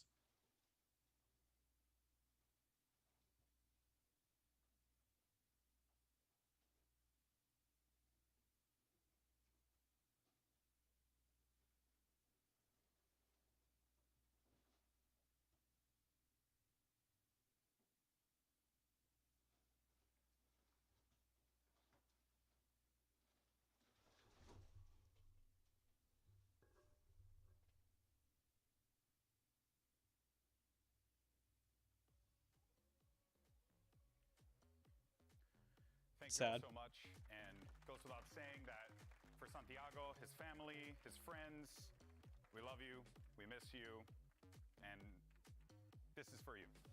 So, that being said, these players on that stage are going to be rocking it with the 7th man, who is going to be overlooking them, and they can really, like, I guess, carry that, carry him with him to the games, which is very beautiful. When he was with Kru, he put his everything into it. He was one of the big reasons they ended up going on that run at the end of the year. But now they have a new roster. It's a new year. It's Kru starting again, and it's G2 for the first time. No, I don't think Loud's bad.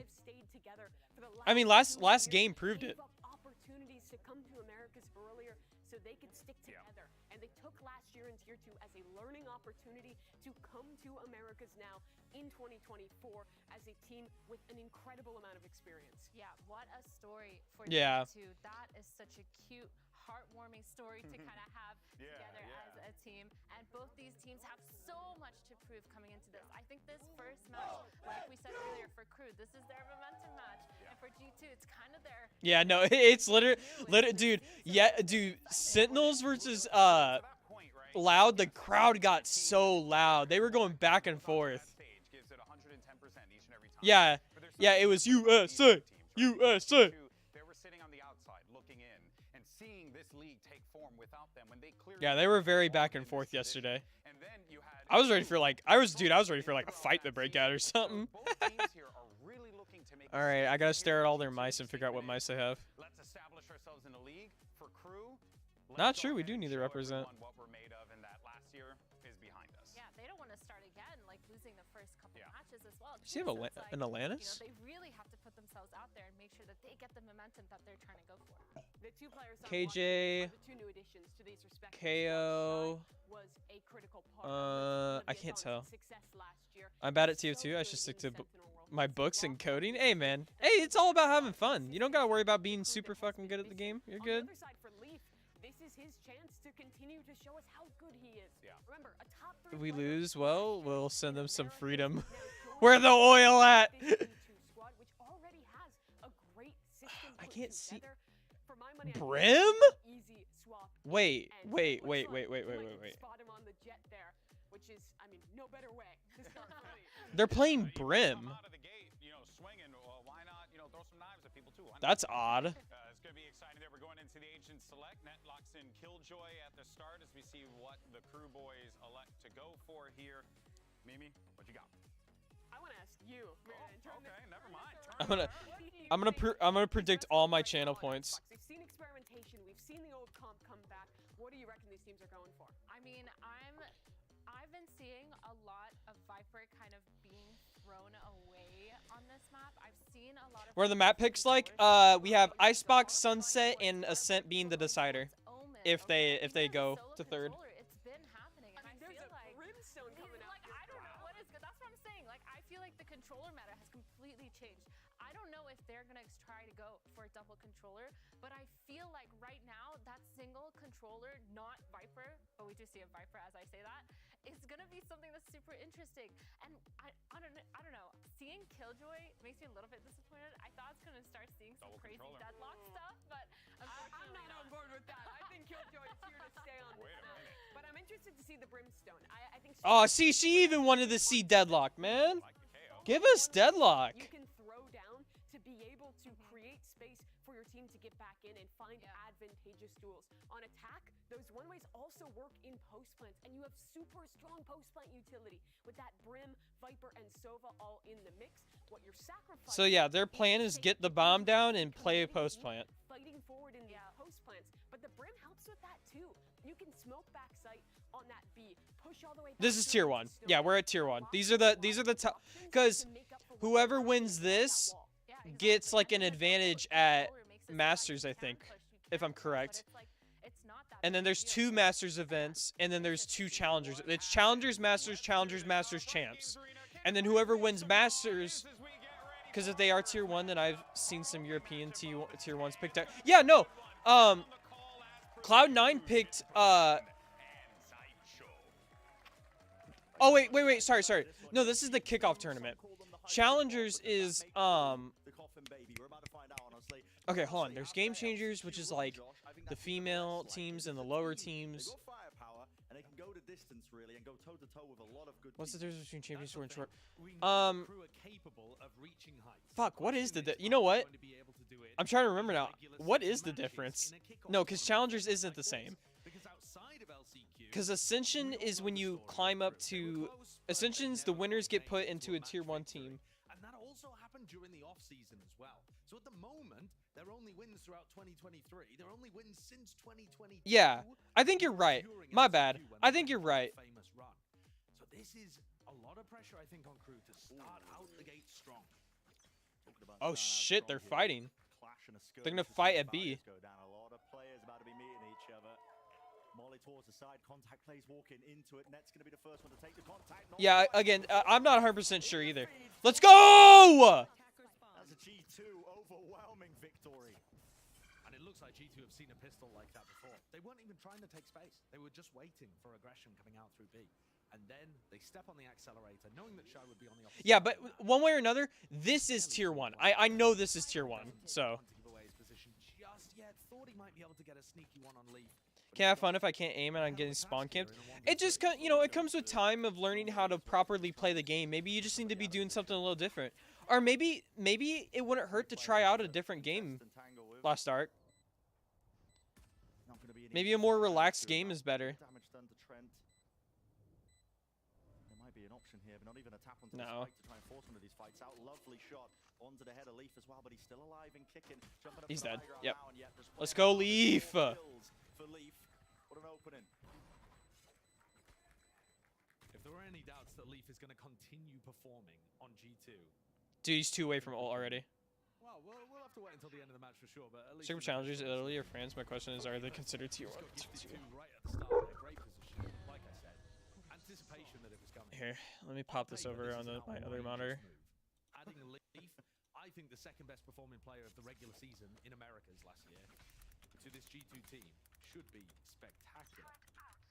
As the desk was saying, we've seen moves like this before that didn't end up actually working how you would. Challenger leagues will provide highly organized competitions that begin with open qualifiers and ladder the best teams into 2 splits. Each challenger split will communicate. Okay, non-partner teams compete in challengers events of sub-regions to qualify for Ascension, the yearly promotion event to the respective international leagues. So you play challengers to get into Ascension, and then Ascension, when you win Ascension, you get upgraded to an actual, like this team. Like G2 won, so now they're in this league. Good from G2 just to slow it.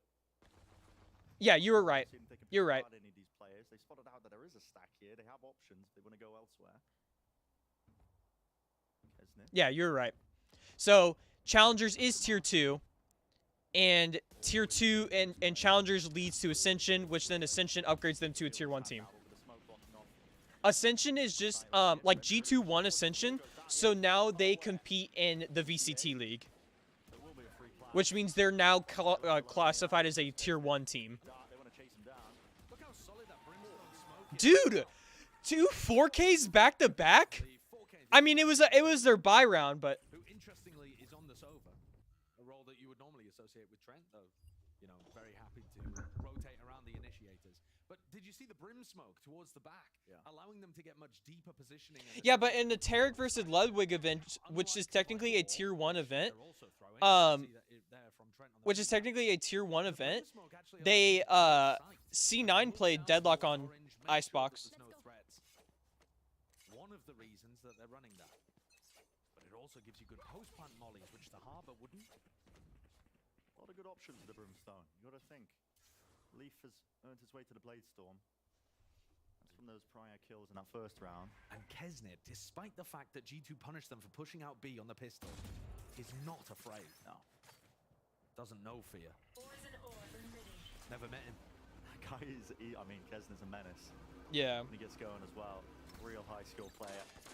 Just putting it out there, just an attempt to try and break the turret, a bit of mid-rounding still. Let's get rid of it, a bit pesky. And look how they're using the brim smoke again. Valen put a brim smoke over towards Orange to make sure that they only had to worry about that one angle.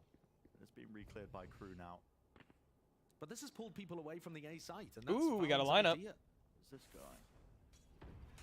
Stops down. Oh, that's so cool. That's such a cool lineup. Great lineups, honestly. Look at all this utility. It's going to be used to clear through. Leaf over the top. Oh my god, the utility. What a shot. To the big stage, yeah. Beautiful shot at that. With Leaf being brought down now, this is really difficult.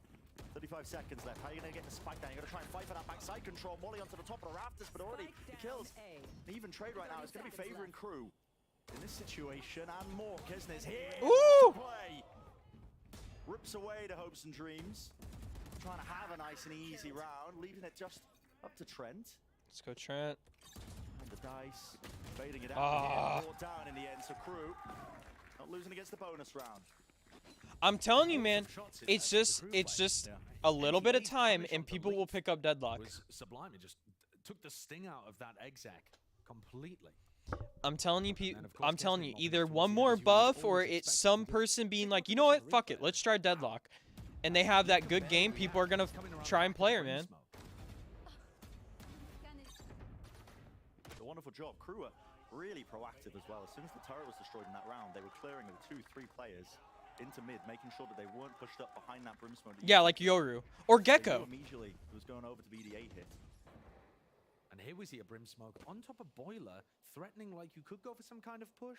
Shy has an alarm bot there, so they're not crazy worried, but double Brimsmokes do threaten. Like how far are you from these players? Like skill-wise? Like the size of the Grand Canyon, probably ×2. You can see how the Brim is going to open up the edges of the map for G2 to play. Because it creates so much threat in the middle by obscuring these sightlines that G2 should be able to walk in easier to A and B. Spike drop. Winning it out. Orb up now facing exactly. Yeah. Players ready and waiting, including Kesnet. It's getting a bit of a which is like unfortunate, you know. There's a dart and a flash combo, but as well just doesn't really connect in time, so Kesnet gets brought down. I honestly could see Paper X pulling out Deadlock. They love playing like weird ass shit. The fire. There's a bit of a gap there in the smoke. That's what Klaus was using. So 4 versus 4 now. Yeah. Again, 35 seconds left. Time is running short here. If they want to try and commit. Dude, I know, dude. Their utility was insane. I think it was Leviathan also had a crazy lineups, man. MTA taking out Melza there as well. That's a spike drop down. But now he's left. Last Dark, I greatly appreciate that compliment, but I don't think you realize how good these players are. These are the top of the top. Like no one is better than these players. Like I greatly appreciate that compliment. I can't like that's really nice of you, but I really don't know if you realize how good these players are. Missed Brimsmoke that you were talking about, Brent. But actually, the damage had kind of been done prior to that because they wanted to contest yellow, but they were so far away that in running up to try and play off the back of that flash recon, Kesnet ended up overextending himself a little bit and giving his life away. Yeah, it's literally these guys' job to be good at this game. Again, a stacked all day. I mean, guessing correctly here. Shock Molly combo. Yeah, that's a good util combo, and Kru almost got caught. Up into Nesto. Got to try and get that spam. That kill Shy is really far forward. You can't escape it. Yeah, these guys are constantly practicing every single day. Like the thing that's crazy is their aim is so good that they barely have to practice it. It's more about strategy. That was a weird swing. What was Kresnet doing there? I guess he was getting aggressive because they're on a shit buy. 2 more players here, but with the weaponry, maybe they'll make short work of it yet. Moving forward, Klaus. That's wild. Yeah, don't really stand a chance there, hopping across the ropes. Oh, they're just so speedy, zipping along the ropes, firing at them with a vandal. It's unfair. And Melza has dude, the confidence behind G2 right now is crazy. Net was in spawn the entire time, making sure that couldn't even be a threat. And Melza's just had the worst time of things here. But such is the life of a Viper on Icebox. I can tell you it is sometimes. Just play and retake. When the A hits come in, your team don't stop them. You're like, oh god. Nice kill. Good shot. 2 away from the ults. And that could be a big difference maker if he can get one more. One more. Build it up. One headshot would do it for Lee for any distance. That's all he needs. Yeah, the closest I've gotten to any type of competition like this was playing for my college team. You know, that really is a large difference. And it's just not my thing. Like, I don't like playing Valorant like this. It's not the same. But it's quite hard to play for an orb, to be honest. I mean, green is more difficult to hold on to now than it was before in the old Icebox, where you could have your jet fight over it aggressively. But it also could be that I played, like, the team that I played with was not, we did not get along too well. Just to deny an ult orb from Klaus or Melza, who are very close. Their defense Doesn't look like that's what they're going for, though. could be better. Trent prioritizing Could that, be better. orb, the smoke towards mid, as Kesnit's got an op online. Exactly. The big boom gun. Option down towards B, but he doesn't really like his chances there to reposition now. Won't be too many players unless Net decides to take a lurk. Also, don't forget to let me know if it's like too quiet or if I need to change anything. You can just hold for the push. There's probably no action there. And you heard it from Tex earlier on. Oh, there was no Jonas going tag. for it. Okay, going for this one here. I'm surprised he committed to it. And then he got suppressed anyway. Yeah, that was MTA's ult forced out, I believe. That's a win for Jonah P. I'd take that trade any day of the week as the attacking team, especially with no dart pick. No one was no one was scaling with the Hunter's Fury either, but it made it feel like almost it was a push. Pulled out the ult ahead of time. Now 50 seconds left. The team can start to regroup. So G2 here over towards A, but again, it's a lot of players from Kru ready to meet them. That's a great knife. Yeah. Kru got the right read for sure. Util's just getting nothing done here. This is looking a little bit awkward. Orbital strike. Cuts up the site here. Leaf dashing ahead there. It's so cool seeing Brim on this map. Finishing it. All goes down now. Still the Brim smokes. Dividing up the sites, but can G2 conquer? That is the question here with the plant going down. Though the fights are all the way going in favor of Kru. They've got it on lock with the entirety of that site. Second round earned. That's another instance where Kru are able to take down Leaf very early on as the exec comes through. I think a lot of it is just spamming based on where they expect him to be scaling. Take a look at in the replay here. Yeah, it's just into the smoke. It's not like Leaf gets seen. I must have heard the updraft, I think. Yeah, just predicting where his pathing is going to be. Yeah. And that is taking a lot of the edge out of G2's rounds. Still up 4-2, but Kru are doing a decent job here.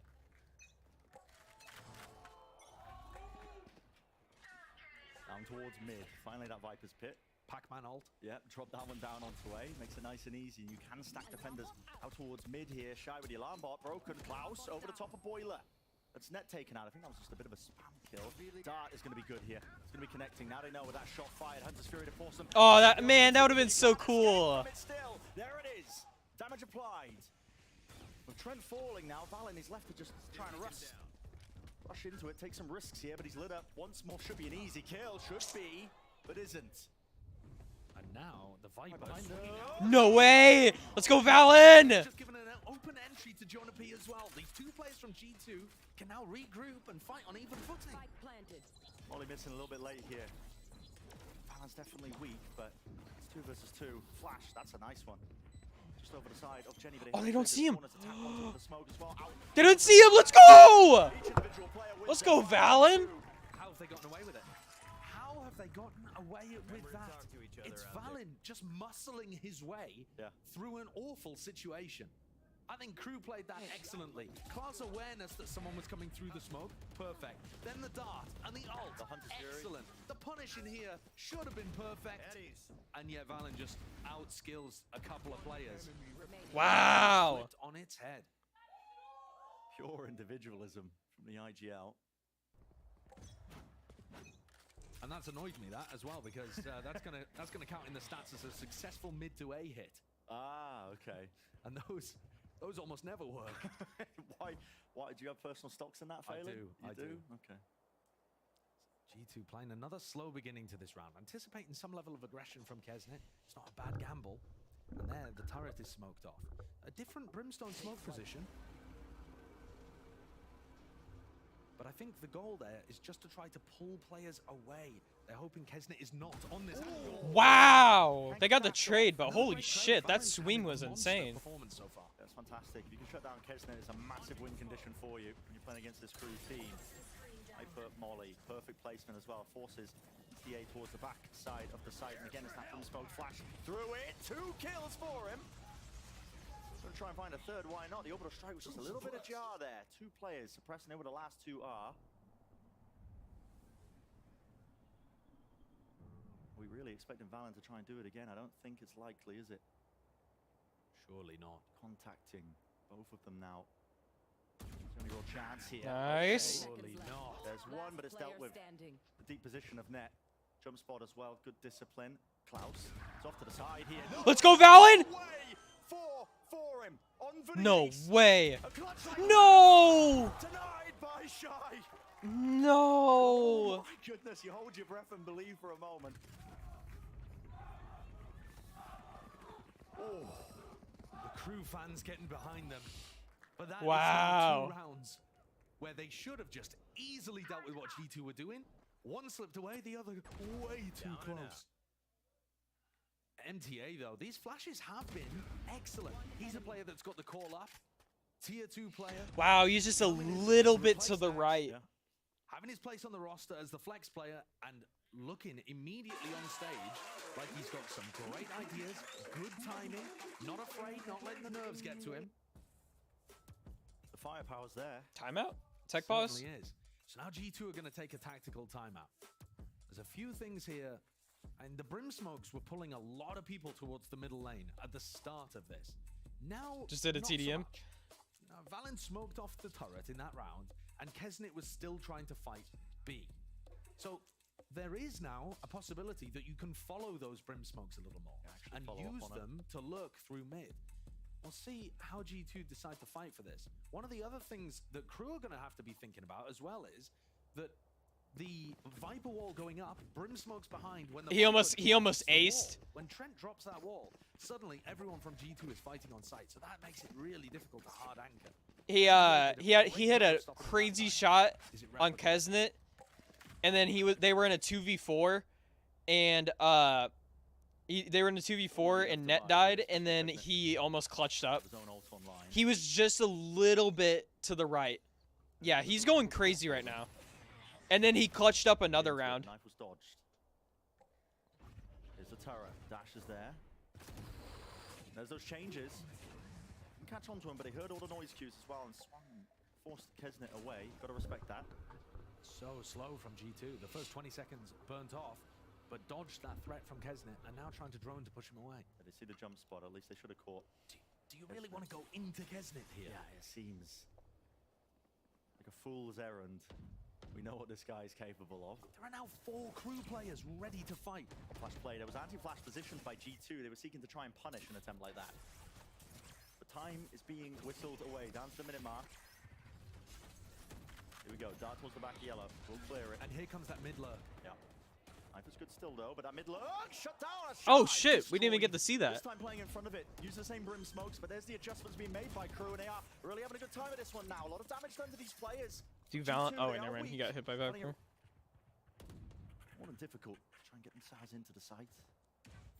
Trent down, no Viper wall as well to cut this one up. They have to try and play together if they want a chance to win. Nice. He will fall, but there's a trade by Shy. Nice. Monstrous performance so far. Jonah P. Still there. Active into the fight. No kill claimed. Shy. Real damage done. Have to go for the plan. It's going to be a wide swing, maybe. Oh, he aced. With the ace. Oh, wow. He shut down that lurk play on the B split without even an effort. Really good awareness. Take a look on the replay. Just boom, boom. He actually headshot through Trent's body there. And then cleans everybody else up towards the end. Reminder, by power given away. Yeah, he kind of went crazy there. I can't lie. Hashtag unlock your ace on socials to earn your chance.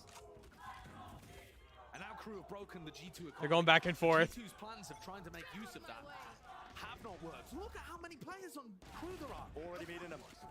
4 stacked up on defense. All pops off here, taking away everything in Kru. As the feed builds up, but can they really claim the rest of these kills? On the top of Bell, 5 HP to net. Can he really seek to do a little Damn. bit? Quite, Kru. They tied it up. And Kru have figured out how to deal with G2, which is, don't bother about spreading out around the map. Actually, just stack 4 players wherever they're making noise.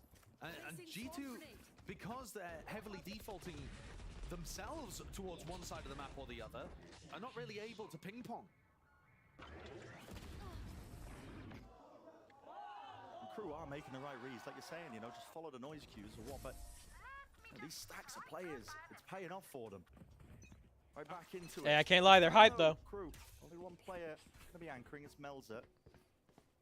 Look at G2 again though, all 5 players in one side of the map. Kesnet is pushing. And Kru are going to be so fast to rotate. Again, Kesnet with the disrespect. This man does not care. He's going to be giving all this information the entire time, coming to his teams like, guys, it's going to be A. Start stacking over towards it. Now the lockdown makes it really obvious. I thought Shine might have gone for the counter lockdown, but he wasn't quick enough. They do have that for the retake, though. So the scaling's there from G2 with the plant down, pit on top of it. It's going to be difficult to get through, but now, yeah, lockdown.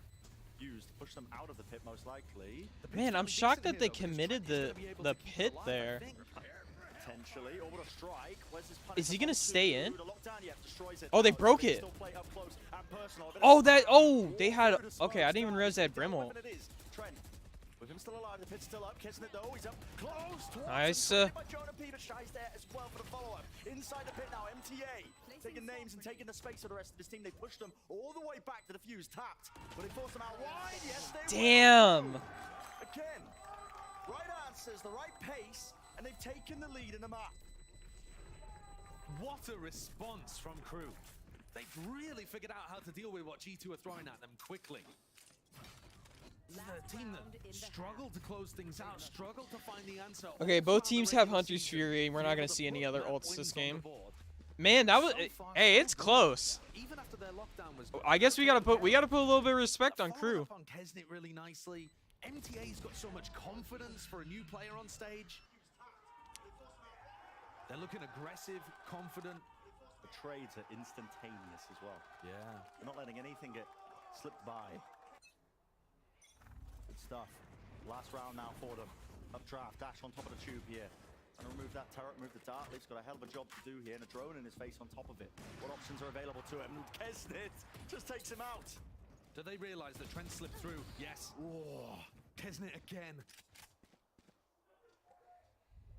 Okay, but they're all stacked up toward V right now. This is the first round where G2 are making noise on the opposite side of the map and then trying to sneak contact their way into A. There was a shot there from Valen, though. He's just given away that at least somebody's towards A. So they might be able to get a plant down here without getting too heavily pressured. Those are still with the mollies, but not enough to deny the plant. Alan's doing this in an unconventional location. It's going to force G2, I think, to be a little bit up close here. Valen himself doesn't have the Brimstone molly to play post plant, so he can play aggressive on site. Net's already placed those down. They have double shot, double snake, well, one snake right now. Gonna have to with this one here is the take. Kru moving forwards. Kesnit taking out Hunter's Fury to set it up. Kru need to be taking space. Net doesn't nade at your feet and you're down. All the way through. That's Jonah P answering back with his own. Nice. He's still there close to the generator. All up to Klaus. And time starting to work against him. The pressure mounting. Shot down forwards. That's a kill found. And one more player is low. And like I said, the spike was not planned for him. A tap, but he doesn't stick it. And the win conditions are no. Not enough time. Unlucky for Klaus, but a really, really nice attempt. Let's go. Great try, just a little too slow. And G2 in round 12 might have just managed to figure out the solution. At the 11th Let's go G2! Being able to get that plant down and tick enough time off before Kru. Damn, that was a quick half.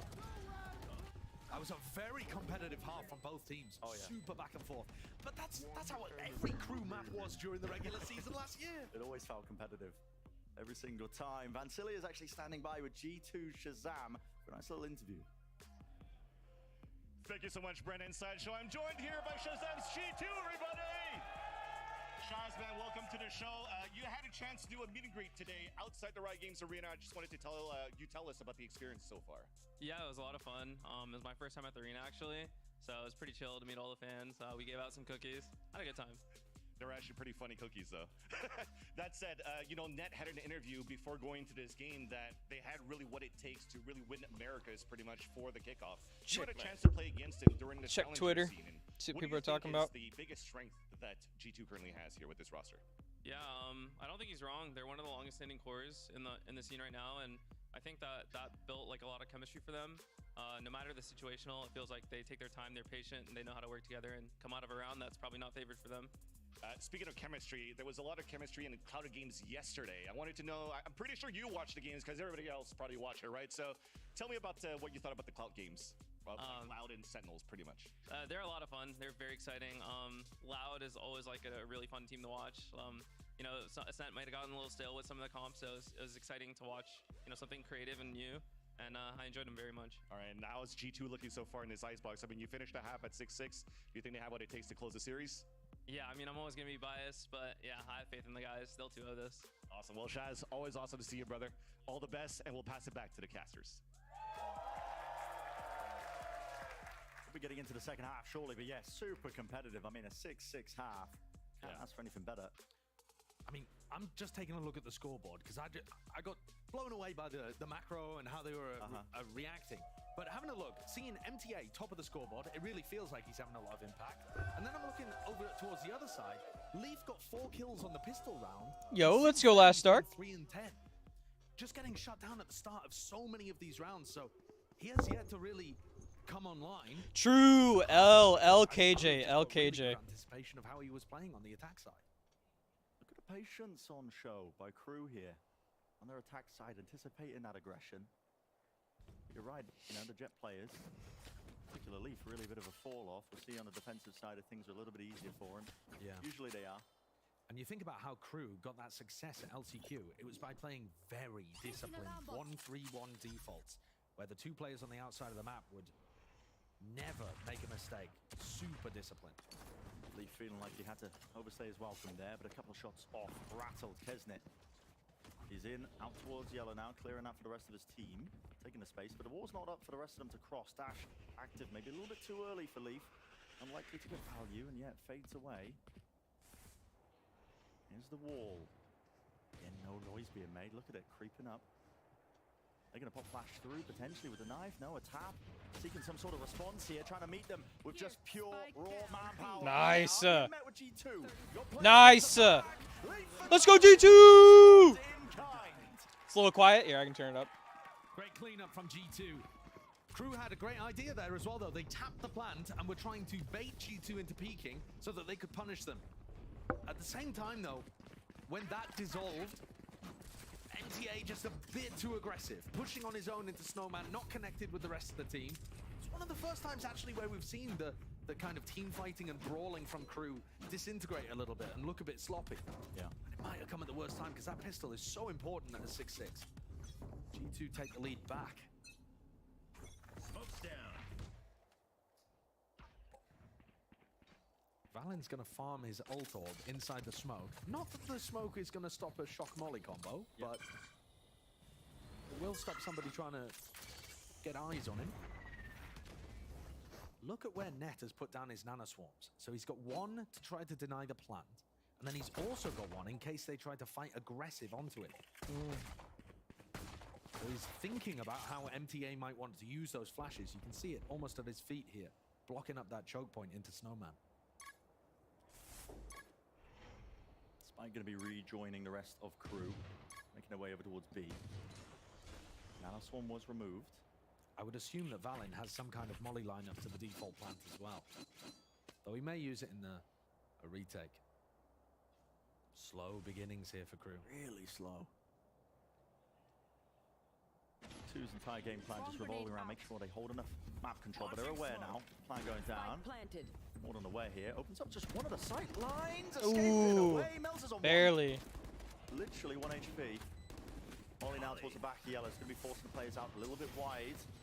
Make sure they can clear this one. Look at the way these smokes are just so good at just segmenting the entirety of this side. A push from MTA. Nice. Let's go. Let's go, G2! Money for Kru. 4 players surviving of G2. It's a healthy round to go into the bonus. And that shows you how G2 are going to approach these B retakes. They're happy to let the spike plant go down, and in fact, the only thing they care about is stopping Kru from pushing into Snowman. And then once the retake comes through, smokes either side of yellow, recon to the back, molly as well, spray into the smokes, looking to try to get some cheaper kills, and then focus on putting pressure on the defuse. Seems like a sensible plan. Now Kru have an idea, maybe, of how they can play around it. G2 with 3 bulldogs. There's that danger there, but Kru now finally rifles in hand. Actually, all 3 of those bulldogs are over towards A. So, deep push again from Leaf, all the way into Ness. He's removed the turret early, which Kru was holding for. Shy was sending the sights over towards B. I'm so excited to see Sunset, man. I really want. I know. I'm pretty sure it's gonna be like Breach Fade, so on and so on. But I hope we see some cool agents. Like, I know we're not gonna see Deadlock because I don't know. Deadlock's not. It's a Cypher map. It's Cypher's map. Opposite side of the map. I think it just moves into mid for it, but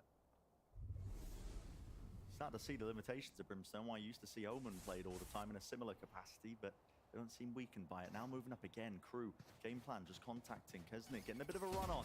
Sprinting forward to the rest of them, forcing out this util, but how much gas do they have left in the tank? The wall goes down. Kesnet faces with the dash. Still there. No targets to meet him.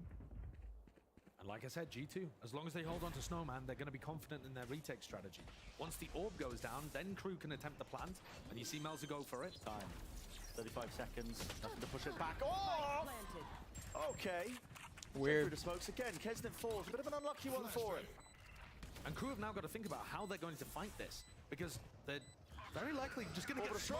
Ulted off. 2 players pushed out of the position again. All these kills are just Wow. once more. The first They're going crazy, dude. Just then, tap onto the defuse.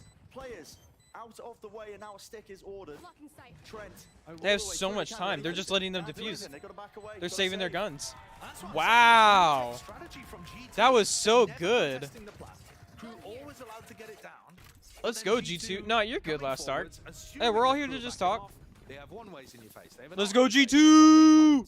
Coming in. And the spam through the smoke is really potent in those kind of situations. All right, Kru have got to come up with a way of abusing that. And I think one of the ways would be to play more aggressive post-plant positions. G2 at the moment are just getting all of the sight for free and then taking the fight towards yellow and green. Kru have got to make them fight for every inch on the retake. No one pushing away from the orbs. Farming them up over towards A. And again, it's the B side for Kru. Maybe we'll see those adjustments you talked about. Flash. And towards the back. Clearing it through. Yeah, Shy's getting pressured a little bit over towards A here. And this is what G2 have been doing prior, so maybe... Have they gone B every round? Push up behind it They haven't time. gone A yet, They have right? been breaking the turret That's apart. The odd. conditioning. Players to meet him. Will he get both of them? He's called for backup as well. He's got his team there, but Leaf is backing away. Just taking the one casualty. Dash as well. Disengaged for now, but a great opener. Maybe Kru can work off it. And a pretty great read as well by Kru. Calling for the reinforcements very early on there so that they were ready to back up Shy. I feel like they're Brave ready from for him. Leaf in this position here. He doesn't have a dash. Just Ah, yeah, they jiggle. were ready for it. Awareness from MTA. Moving forwards and then watching for all the angles. Right place, right time. Kesnet this whole time has just been lurking. I mean, I don't know. Average jet rank player. And he spots the player out anyway. And now they're all going to go B. And he's called for the B rotate. B rotate Okay. in the 5v2. I mean, yeah, sure. He's got the space. That is called playing it safe. You don't want to take the 4v2 over towards A. Make Wow, sure man, that I'm this round is surprised Valen completely wasn't aware secure. of him being there. Trent's in an utterly unwinnable spot. There's one from that. Nicely done. Great round from Kru. Again, kind of similar to how they were playing at LCQ and how Melzer was calling then. They had Kesnet pressuring B, Shy watching over towards A, and then 3 players in the middle who were able to rotate between the B pressure and the A pressure, depending on what info there is. Well ping-ponged from site to site.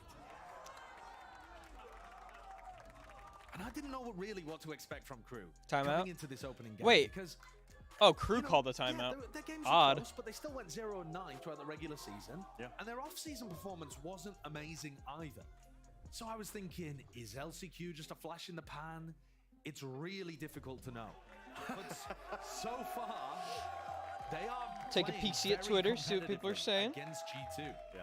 Messi's sign's going to go amiss, I think, with the American audience, but I respect the attempt. But yeah, you're right, Josh. I mean, a flash in the pan indeed. Oh, well, I think that's the maybe question. evidence for it, right? That is the question for Kru. But I think right now they're proving again they can go toe to toe because you know you think about these Ascension teams as well. A team of the caliber of G2, I would often put them, I think, higher up than a lot of the teams in your partnership system sometimes. I mean, yeah, that's a great question. Which would you respect more, the winner of LCQ or the winner of Ascension? The tier 2 teams are no joke. I think that's a real question. Yeah, and I think I would put it a little bit over towards G2's favor. I think I respect that a little bit more, but Kru, can't deny, they've got good ideas. They've got the firepower. They're not scared. They've got the confidence. It's boundless right now. They're only trailing by 2. Can they maybe even it up? Leaf with the operator. Here now on towards B. Certainly could be a game changer. Drone should spot this. Indeed, didn't even break the drone actually as well. Reposition still has a dash. Can take this peak timing, but doesn't know that Kesnet has crossed out towards the left. And there are no flashes for him to go for that re-establishment onto the aggressive angle. And whereas G2 were often finishing where they first Just got a comment on one of my videos of someone asking if Deadlock Stun puts Wingman back into his orb form. And you know what? I actually don't know. So already coming to reinforce the A side. I'm going to test that. A one-way being thrown? Or is that just a default smoke, actually? Yeah, just a default smoke. There are plenty of different one-ways, though, that you can run with Brim on the A side. Super aware. Time just being brought down. 35 seconds. Molly's at their feet now. They can't really cross past that boundary to get into the back of the side. Dude, they are completely mollied off. It's just eating the vulnerable to the side, into the corner here. Okay. Wow. Respect the approach here. So Kru found that opening onto the side, and now this retake pretty much chalked, isn't it? They went crazy there. Dude, they said, fuck these mollies. Way over towards rafters. But most likely a save. And Kru found a ton of success there by just relying on their fundamentals. Getting in, I mean, the first step, they found a really good knife, actually, onto Trent and Jonah P. So no opportunity to use shock molly combos onto the planter. So that's a huge bonus. Right Is that what they've been yelling? I think they're yelling savers. They ensure that they just have so many. Oh, they'll kill. The hunt begins. This operator is important. Leaf really wants to hold on to this one. Longest spike explosion of all time. This man is sweating right now. Over the top. The right click. Won't survive. Op denied. No one will remember them. Yeah, look at the economy. Really too feasible to get another one online. Unless somebody wanted to go without armor. So yeah, take a look at this swing. It's a flash out from NTA, whose utility has been excellent and really well coordinated with the rest of the team. And it's all over in one fell swoop. Kesnit's happy about that one. They got rid of the op. That was the goal. Yo, G2, I need you guys to lock it in. Over towards A. Giving up a change of the setup. I got 2,500 channel points riding on you right now. Yeah, in spawn. He's in the curry spot. Barely spots it out, actually. I think he might have had his knife out in that instance, but he survives. Alarm bot broken. Job done. That didn't really pressure Kru to accelerate onto A, right? Even though they know that there was a couple of people pushing out B, they're still very diligent with the way that they're clearing angles. Taking their time with it. Going to be holding a dart for this, potentially. Anna swarms, snake bites, enough to delay. Attack from Klaus. That's again trying to pull out extra pieces. Still a minute left. Hunter's Fury. Any sort of connection? To the usual spots as well. No one really taking the space either. This time on the opposing side. It's Klaus. Lets it rip. Again, no kills have really been found. It's a bit of a stalemate between both these teams. The smoke's faded away now. Gonna try and hold on to backside control, but that can be a tricky business plan for Melzer. Finally, will he get this one off? All the way through G2. They want to try and take the fight to them. All the bodies in the world. Again, they're really finding it hard to try and get into that backside control. Melzer forwards onto Nest. He's managed to bring down Leave. No. Kru in control largely there. The coordination's excellent from Kru. They're playing off each other superbly and applying so much pressure onto G2 when they tried to come back into sight. You know, Kru are falling back and playing passive post plants on B, and that's what allowed G2 to get this retake style working. Now, they're not falling back at all. They've got people pushed up towards dice. They've got people in top nest, ready, fighting. It's a great adjustment from Kru, and it is on the opposite side. We haven't really seen them do an aggressive B post plan. But G2 now need to prove that they can stop this A hit. They've got 4 players on the light eco stacked to try and showcase just that. This time stopping them from grabbing the orbs as well as a snake bite, dart, flash. One suppressed. Only the one player found with that. Kru might be wading. It's a bit of a trap. Still some bites around a G2, even if they don't have the rifles. They're just holding. Really working the clock, honestly. Every single round of Kru. Most of the time, they've been rotating away. This time they hit. Yeah. Leaf stare, Oh shit! Hold on. finding the kills where they matter, though. Hold on. Hold on. Hold on. Away with two, Oh. Swiftly responds. Wait. Okay. That has a vandal. Oh, it's 3v3. Never, or it's 3v1. With the rifle, chance, but needs to get lucky with a kill. Nice. Maybe the second. Nice. Yeah, way out wide. Wait. 1v1. Shy with a plant down. Time force Come on, oh. Wins it. Dude, Shy has been shutting these clutch. Backbone for Yeah. Kru in these dodgy situations. Yeah, Shy has been Second shutting time down the Shy's managed clutches. to bail them out by winning a 1v1 when Kru were up massive numbers and then got a bit wonky with it. Yeah, a little bit dodgy. Got a bit wonky with it. Away with it. G2 still can't prove that they have the answer to stop Kru just simply going A. I don't see any reason for Kru to change things up here. Keep hammering A and putting rounds on the board. Kru with the lead. Really? All players I guess they were facing trying to out towards predict. A. No kill found. Leaf. Dash. Trying to get himself out of there. Bullets raining down, peppering him onto the floor, but he is lucky. You should run. This is gonna be tough. No Jonah P. No space on site. Really no chance, is there? With the lockdown, Leafy's just overstaying his welcome, hoping, praying for a kill here. He's gonna get detained. Yeah. Push back here. Should be an open site for Kru. Molly's delaying him just ever so slightly. Smoke's down. Smoke's dropped down. What's the call now from G2? Do they seek to try and fight this one? Still with that player disadvantage, Kesnit! Just Kesnit things. It's disgusting. Right up top, collecting it, the deck collector himself. Drone pushing forwards into their spawn, removing the weapons on for the ace. Run, Trent! I mean, he is Run! Trent doesn't have very much money. It's worth getting the weapon out of his hand, and Kesnit's got tons. This is the perfect situation to play for the clip. Where could he be? Trent. He's tucked cowering. They don't clear him. Oh my. Completely dodged and avoided.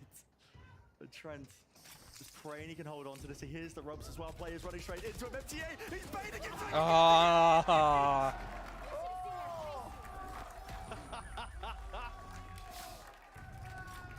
Oh, that's beautiful. And I by power actually seething at that. We have to Dude, give away another one of those PCs. I buy power is like So down 6 No, that was PCs, a I sick think. round from Kesnit. And it demonstrates the same thing again. Look at the angles that Kesnit is fighting to get those two on top of Generator. They're not giving G2 any space to attempt a retake. In order to set up a retake, you need at least the little bit of map control to start moving forwards. And most teams on Icebox are just going to give you that. They're like, oh yeah, we're going to play for Sharks, we're going to play for Mollies, that kind of thing. Let's back off and play towards Belt.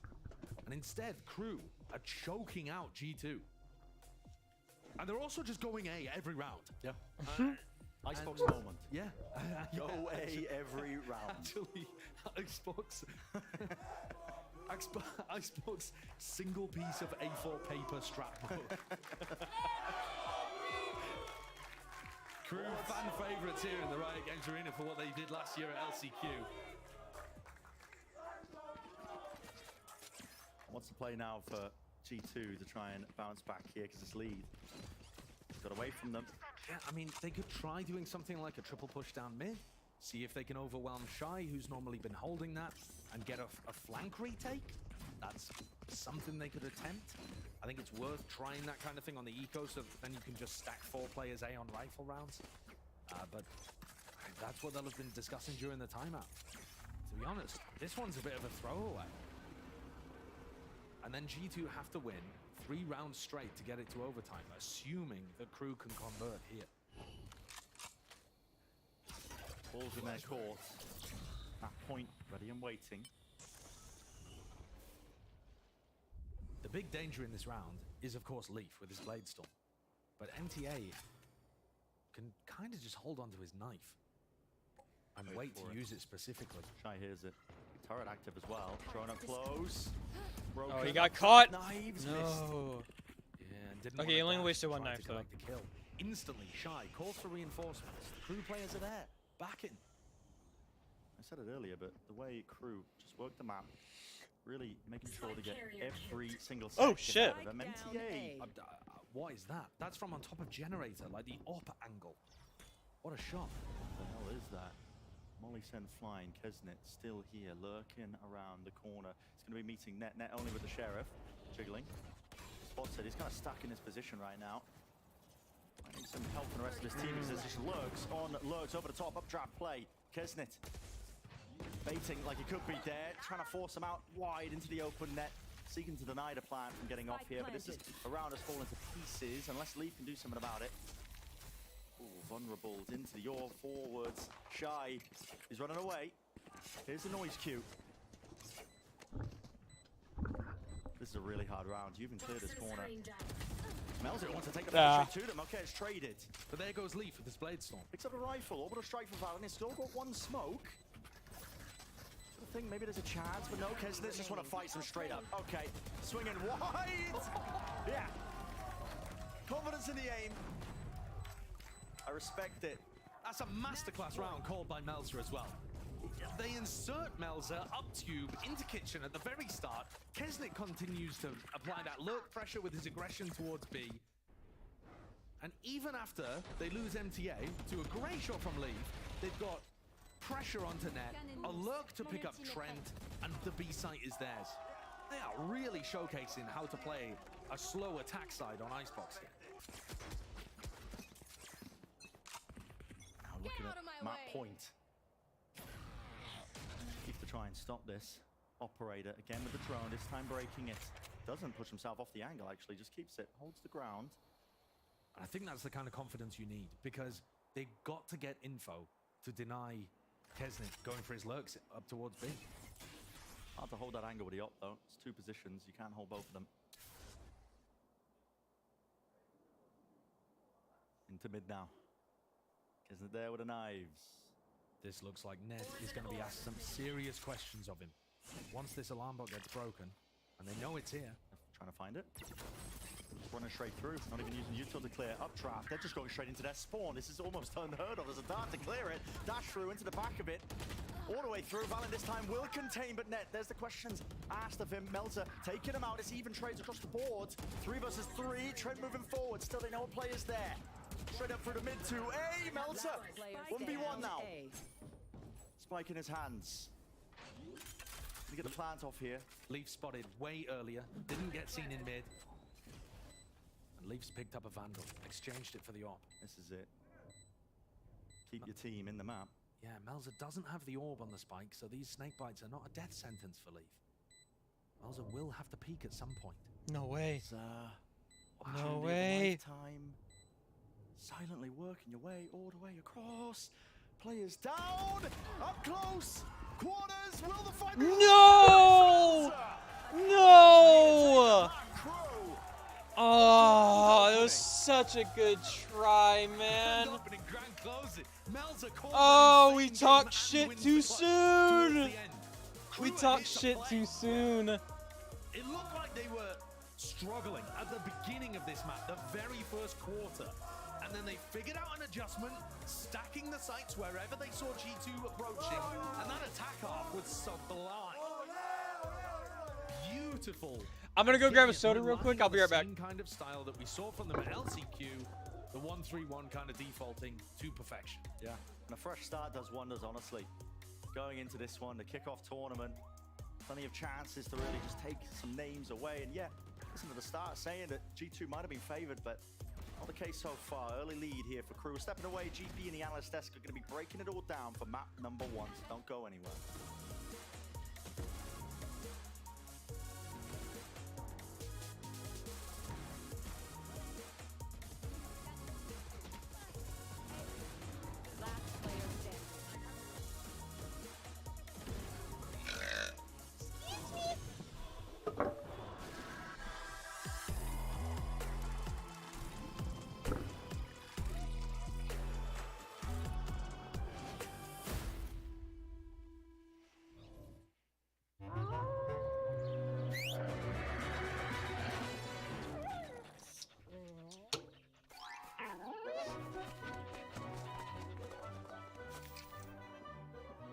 Red Bull gives you wings.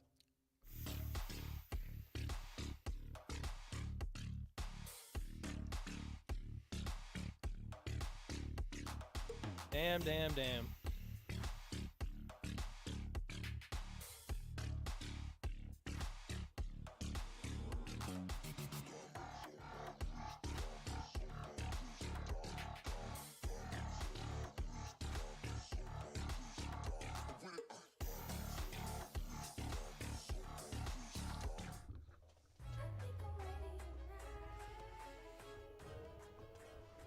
Hey guys, it's Jimmy Lin.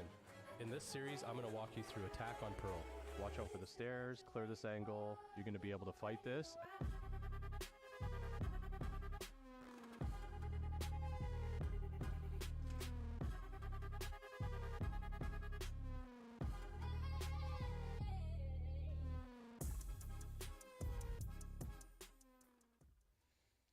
Oh, we got 3 minutes? God dang.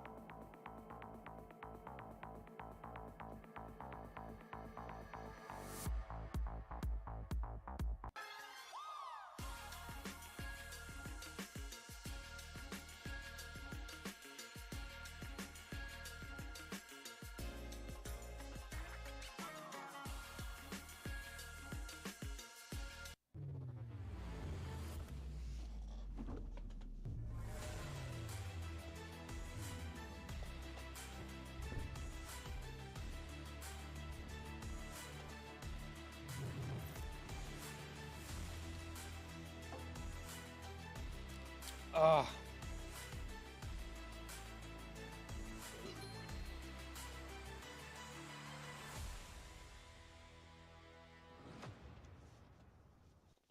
Go nonstop at Indiana University. Get hands-on. Oh, it opened OCO on the site immediately. Collaboration, one-on-one attention, top-ranked schools, over 200 degrees. Welcome home. Hold on. Introducing the Wonkaverse on Amazon, a magical world of classic and beloved candies, Atomic Fireball, Pixie Sticks, Gobstopper, Spree, and many more. Shop the Wonkaverse now and taste the magic. I'm Michael Cera, and human skin is my passion, which is why I developed this. CeraVe. My cream. Oh, you didn't know? CeraVe. Developed with Michael Cera. You like? It's a perfect crossover opportunity.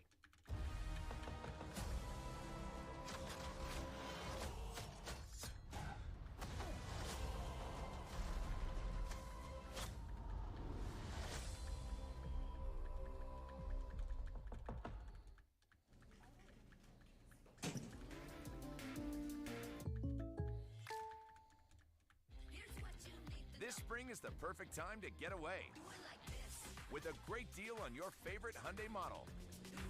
All backed by America's best warranty, plus 3 years or 36,000 miles of complimentary maintenance. Add more joy to your journey at the Hyundai Getaway Sales Event. Get in and get away now before these deals are gone. Get 0% APR or up to $1,500 bonus cash on the Hyundai Tucson. Hurry, Come on. offers end. Mute this hoe. God damn, that's annoying. Or at least let me just like.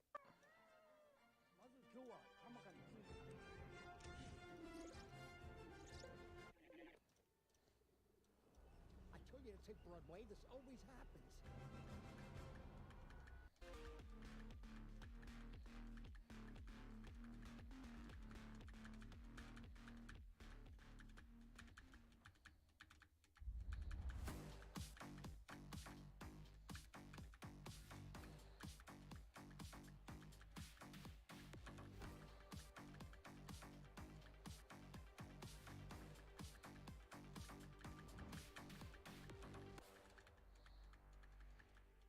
I'm standing here with Adam of Kru, and Adam, congratulations on the win of the first map on Icebox. You know, I kind of want to talk about Kesnet. Usually, he's just doing Kesnet things, but most importantly, I want to talk about your new players in Shy and MTA. It seems like they brought a lot to the table this map.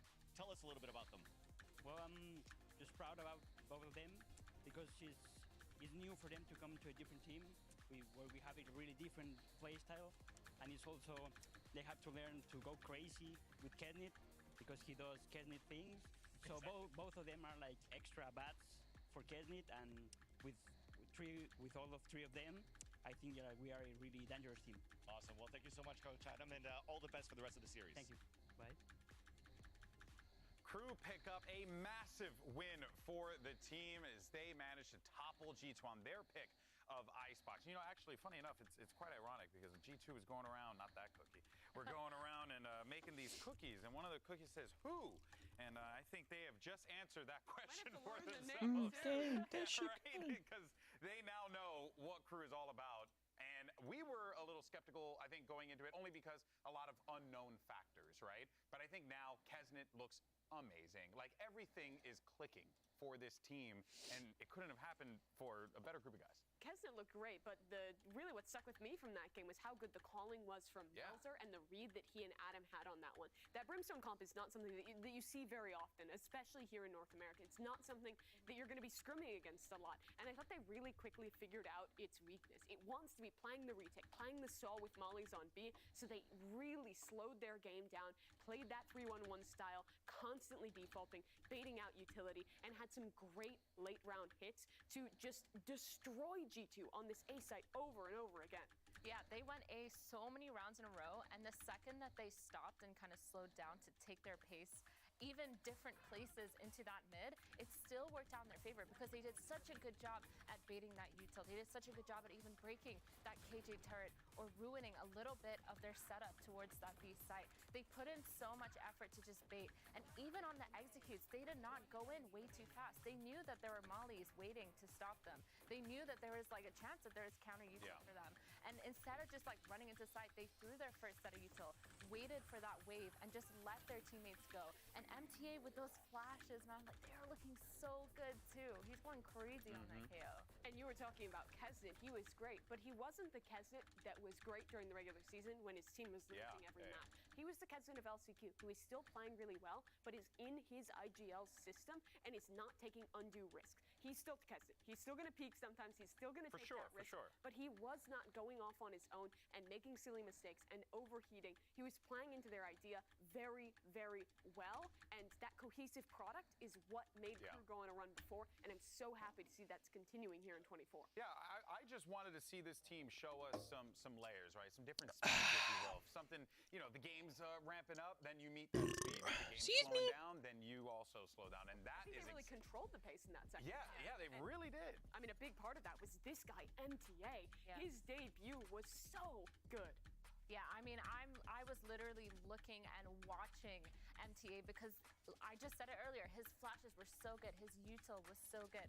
The timing for his teammates, for the team around him, and the plays that he made and kind of opened up for Kesnet, for the rest of the team, was amazing. And even after that, playing up in those post-hunt positions, playing a little bit aggressive and making sure that it doesn't, you know, allow the other team to just retake the site fully. Like, even playing like that, he just did such a phenomenal job for his first time being on this stage. And when you're giving up the Sage or the Harbor to pick into that KO, I think it's the most important role in how you're using that. Oh, this is such a long map, but it's fun. At that, at timing when he was using his flashes, at setting up Kesnet super well, and also kind of deciding when to use that KO knife in a comp with so much utility, like what G2 was going for. I felt like that knife was getting so much value to deny these brim smokes on the retake, to shut down these mollies so they could actually plant the spike. He played super well with the util and was also just fragging. I couldn't agree more. I mean, honestly, unlike the New York Metropolitan Transit Authority, this MTA is actually quite reliable. So I'm looking forward to seeing what this guy could do a little bit more. Myrna, you are my favorite person, by the way. I just really want you to know that. No, I liked that joke. That's true. You did. Yes. As a frequent train goer. But let's not talk about trains much longer. Mimi can go all day, and we'll hear from Josh RT about what he had to say going into map 2. Standing here now with Josh RT of G2. Josh, it seems like you had a very strong start on the first half and the second half, but the lead just slipped. What happened on Icebox against Kru, and how do you fix this for map 2? I think Kru made pretty good adjustments during like the midway in the half and a little bit on their second half, but I think the best change we can do is just tighten up our comms a little bit, make sure we're more clear and concise, coordinate the retakes a little bit better, and I think as long as we do that, we'll take away map 2. Awesome. Well, Josh, good luck for the rest of the series, man. Thanks for your time. Thanks. Later. G2 are going to need to dust off whatever happened there on Icebox and just move on to the nicer, well, sunnier landscapes of Sunset as we get ready for map number 2. This is going to be Kru's pick here, Mimi. Not now. But actually, I am going to ask you, what should we be expecting here? There are obviously fans that are coming in that maybe aren't too familiar with this map. What should fans be expecting? So I think this map, particularly on defense, it kind of revolves a lot around what space you're fighting for. I think fighting for A main control or B main control and pushing for that extremity control with your breach, your fade, whatever that is, and your raise to deny that space is super important on this map. I'd expect most of these teams to be picking into Cypher. He's incredible as an anchor on these sites as defense, and on attack, those mid lurks into the late round really open up your opportunities as an IGL. For my money, I think Sunset plays the most similar to Ascent for stuff we already have in the pool. Yeah, I think like Ascent, Split, those two kind of maps are definitely like a lot of the similarities when it comes to Sunset. Double controller. What do you have make of double that? initiator, double control. I actually love this. I think space making on this map isn't as big of a deal as it is on Ascent, for example. Only because there isn't that much verticality. When you have that fade and you have the chamber just going in, baiting in util, and being able to TP out, you have a lot of ability to kind of get onto that site and bait all that util without actually having to have a jet or raise or have some sort of crazy move. And I mean, no jet, no raise. That's what Kru's rocking with. They're locking in the chamber instead. But I think that could I just heard chamber. That's crazy. Slow, defaulty attack sides where you give space for Kesnet to work a pick. I'm so excited to see what he can pull out on that chamber. But playing no raise can make it hard. All right, well, let's see if G2 can pull out a win here in their America's debut and send it back over to your casters. It's Brendan Sideshow. Let's find out indeed if they can stay in this series as well. Kru leading in one of the maps here. All good, Charlie. It's their map pick on Sunset. Excuse me. We're going into the next game. Any more Brimstone gaming, are we? No, I don't think so. No more Brimstone gaming, but I think it's going to be an Wow, not playing Cypher? That's wild. No duelists. We haven't seen Sunset played in Americas at all so far, so this is going to be our first look at what the meta might be like in this region. Although I doubt most teams are going to be playing no duelist comps. But who knows? Who knows? I'm intrigued. I think double initiator does seem super strong for heavy execs, but double controller is also pretty decent for trying to play a little slower, and that seems more towards Kru's style. Really, not playing Breach? Wow. Yeah. Oh my god. Go away, Jake! Go away, Jake, from Safe Farm. You would expect that to be countered by the trip most of the time, and Kru not slowing down at all. Oh! Let's go, leave. Just in case of the unbreakable trip, and Jonah PC to contain. The Nuda mid is compromised. 2 players will fall. Another fight to be taken. Bit of a dink there. Damage being done. So Melsa, weak, but still claims that kill. And that's, oh my god, saving his teammate's life there. Out towards the side. Nice. Wow. Yeah, that was a fast one. I mean, just from the very first pick, where I barely saw a Kru member peek their head into market, and it got ripped off. That was an extremely simple dismantling, but I don't think it really told us too much about the compositions just there. Just that G2 have really nice, quick responses to B splits. One of the important things to think about is that trip that Net just threw. And a lot of teams are going to have ways of breaking it, getting around it, bothering the Cypher. Kru's comp, you kind of need to land a knife onto the Cypher, or maybe just try to prowler and run through, break the trip at the same time. Yeah, I want a KO nade. Yeah. Those are the 2 main options. But I think it's going to be a bit of a bother for Kru. I wonder why they want to play Chamber. That's so weird. This is like Cypher's map. This is his map. Up into elbow. Kru just seeking to get the orbs online. It's a tough defensive Viper wall to get through as well from Trent. Hard to get through either side of the A split. Just making sure we're on the highest quality. Entirety of this A side is really just under lock and key with the amount of players. They got the crossfire set up. Jonah Peach is close to the corner. Any attempt there? A lot of players meeting them head on. He has some cheese, not enough really with the range to try and break that one, pushing forwards. Shy. Side that smoke as well, but he's just going to be spotted out entirely. Clean round from G2. Yeah, keeping all of that weaponry online. I like seeing Sunset. Honestly, I like Sunset. I think it's a good map. I just think we just don't really understand how to play on it, because, I mean, this is the first, like, pro level match that we're seeing on Sunset. It's also interesting, even just to think about the roles a little bit on Kru. Shy, we're seeing playing Viper here rather than either of the two initiators. Something to think about with Kru, maybe expanding their playbook and the flexibility a little bit of where they want these people to play. Of course, Shy is filling in the sentinel role for this team rather than an initiator like he has done in the past. Yeah, so it makes some level of sense. It does, yeah. Guns, Kru, all the rifles here.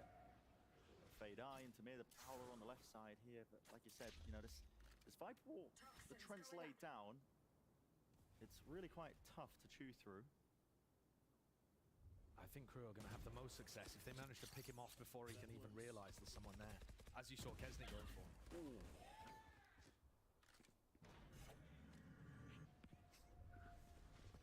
20 HP just tipping away here.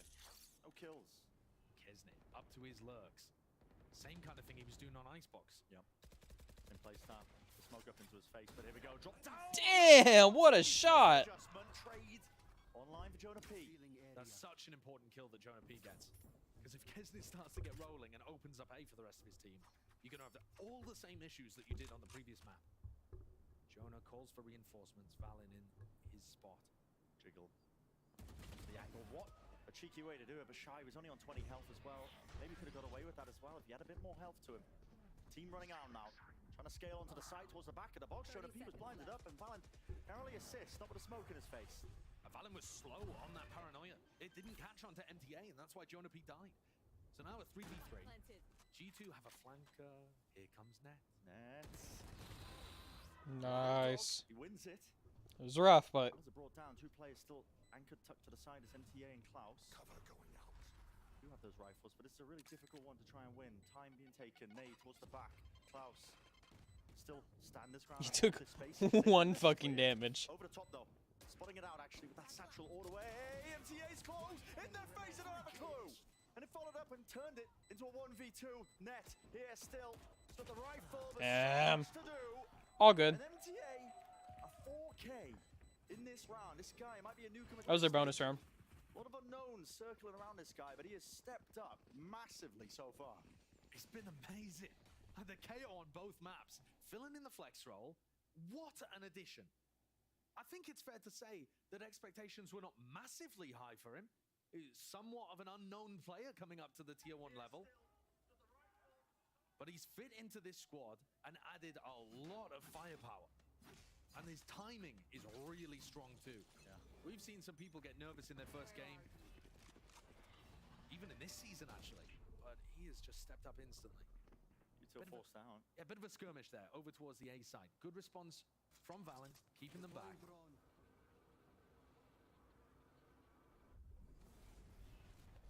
Drone on spot, duration running out. My ult is ready. Cheeky with the orb, but the one way really does just prevent anybody from swinging. Again, same playbook the Kru are really operating on through Icebox, making the most of the time, the clock really wearing this one down, seeing what they can get done with these low timings. Melter can TP past this one, just walks up and breaks it though. Nade from Leaf, he's expecting the split. There are players into mid, they lost control of that a little bit earlier, but no commitment. I think breaking that trip earlier in the round would have had massive consequences, but with only 45 seconds, Kru do now have a little bit of time pressure to finish on one of these sites. Kesney's just walked up. Valence missed it with the peak. The jiggle timing here. All the way close to the corner. He can really just do so much work for the rest of his team. No one's watching this.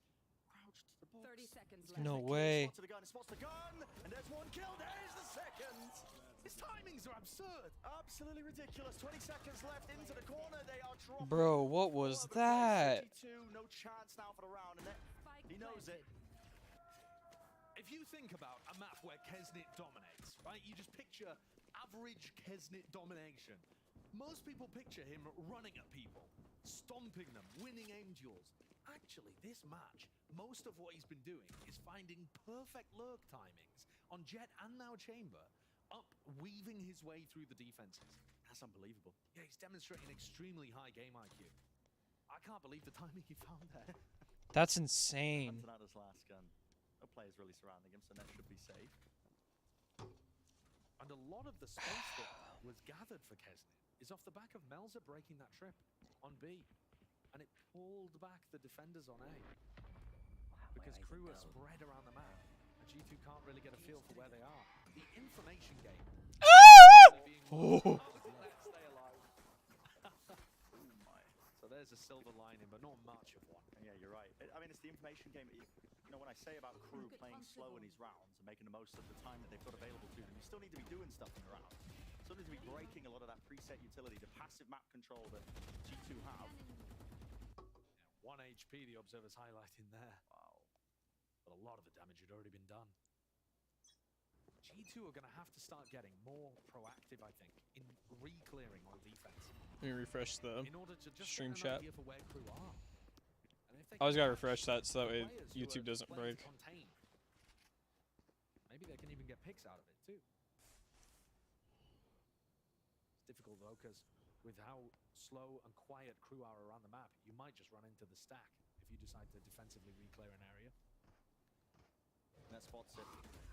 Mid players, they know it's compromised. It's only up to Trent here. Why does he have one of the wires? Why is he saving one of his wires? Single rifle it. Walking themselves all the way into mid. Leafs on the flank himself, right behind them, but he doesn't have a gun to try and take that fight long range. And it's just Kru ripping them to shreds into the top section of mid. Shy is watching for it because it was all commed. Notice the second player there. Nice. Straight through with a stinger.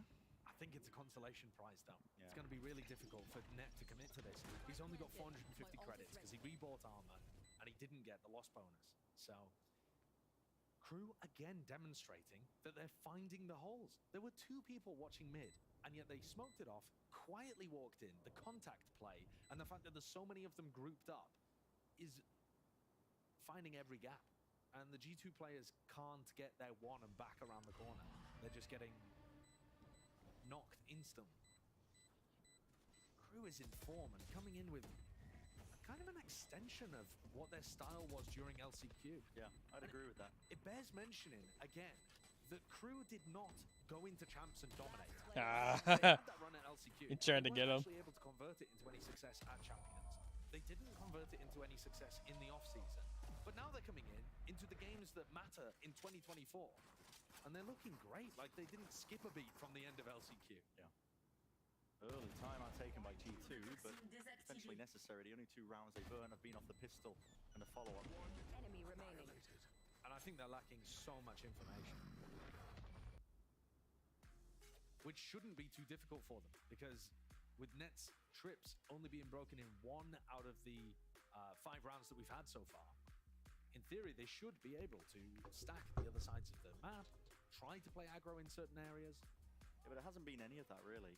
I can't really think of an example of where a player's been playing aggro and elbow. Alright, I gotta stare at their mice. I want to know what mice they're using. I mean, Leaf walked out B main on that eco round, but just missed the timing on them walking into mid. Josh RT, he talked about the adaptations during his interview with Vansili that Kru were making. Now he's got the pressure on himself. Big odds online for G2. Okay, that's a G Pro. I think that's a ULX I saw. Jonah P with a Hunter's Fury, maybe set something up. The thing is, no, that's all I got to see. Require a bit of information about where Kru are. If it's a pink mouse, it's always a G Pro. They're good at stopping a big exec, or good at there aren't very many pink mice, like hot pink. Walking around the map, and then they burst onto you. It's really like the color of Kru's logo, hot pink. It's part of the puzzle here for G2 to solve. Honestly, an op wouldn't go amiss, I think. Kru again. 1-4 setup. What is he lining this up with? A knife from MTA aimed towards where they've seen Net. There's no way that bro is just fucking yeeting that shit. Okay, lines up with that. MTA, where's this one going? Probably landing into market. Oh no, bro. He just fucking throws it. Net has rotated his setup, so he's playing over towards A. And that market knife not catching onto anybody. Trent dodges it. It's so But it's slow. passive, right? So quiet. Impossible to tell that Kru have 4 players in mid. This is a repeat of the previous round. But now they have the camera instead of bodies watching. Well, I've just looked at so many different ones that I can just tell. Feels very, very improv. Just an attempt to punish all that space that was granted and gained. And Kesnet, in the mix of all of it, the chaos of the situation, he capitalizes. Straight there towards the back now. Fade ult. Nightfall scatters it into the back here, but no connections onto Trent, and Trent has a hard time of it. Nice. Maintain his composure still. He's 5 HP. Into his face, and he's got players all about him. Valen is there. He did manage to find those 2 kills up into the top section. We flipped sides. The whole time they flipped the entirety of this map. Showstopper. It's dealt with. Leaf's taken away. MTA dropped to his Come on, Valen. Still going to be granted that information to them because Valen is the last one left. They know exactly where he is. The face. Oh no! So close. Leaf's decision making there, the timing is so brutal. He's watching the left side of Pillar for a long time, waiting for an attacker to peek. And then he thinks, right, well, I've got to go for it now. I have to ult. It's getting so late. And that's exactly as one of the Kru guys swings around the spot that Leaf was holding. Brutal. But G2 again, so many questions being asked of how they're going to respond to unusual positioning and pathing from Kru. And Kesnet is the player to open things up once more. Yeah. I think you'd have a lot less agency when you're locking into the chamber, but That's such a good eye. still been finding the value. It's all about just the contact plays. I mean, just finding those gaps.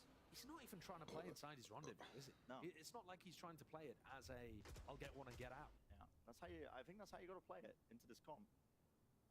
Yeah, as a hard lurker. So now Trent anchoring with the help of these 2 trapwires.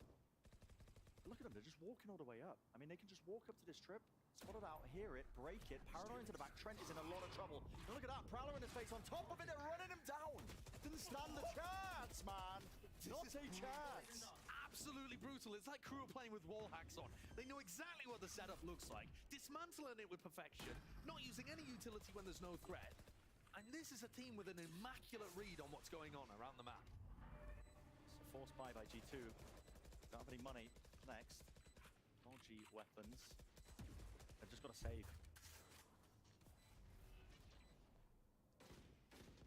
Valen and Josh must be scratching their heads.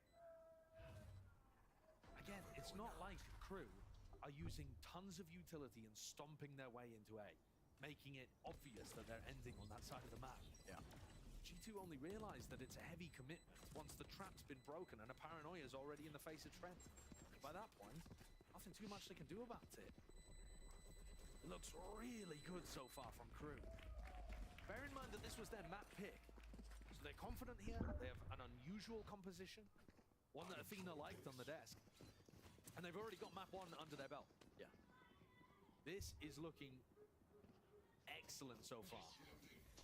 Set up for a slam dunk. At this point, 5-2. Nets just getting spammed off minimap there. Yeah. Got to make changes.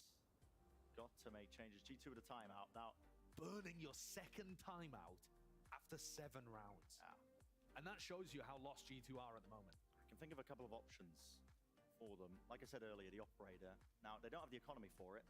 If they pick up the op, they can try and punish somebody's lurk timings as well. You can hold down one of the avenues on the map without really, needing That's a Viper. The question is, though, as well, Brent, Viper 2. There's going to be a lot of Viper Pro 2 Pro. I don't know, something like that. Some Razor mouse. With like the Viper smoke and Omen smokes to be able to get good lines, unless they play really deep A. Suppose you could try to op B main a little in B front main, of the Viper wall. I mean, they've been given a lot of space in B main. Jonah P a couple of times was droning deep in it. Yeah. You can allow an op to get in there. Maybe mid as well. I mean, mid is where they are really getting exploited. Market player of an op. Yeah, I think if G2 wanted to play extremely aggressively, trying to fight for mid control towards the beginning of the round would be useful, but a little dangerous and a little difficult with their composition.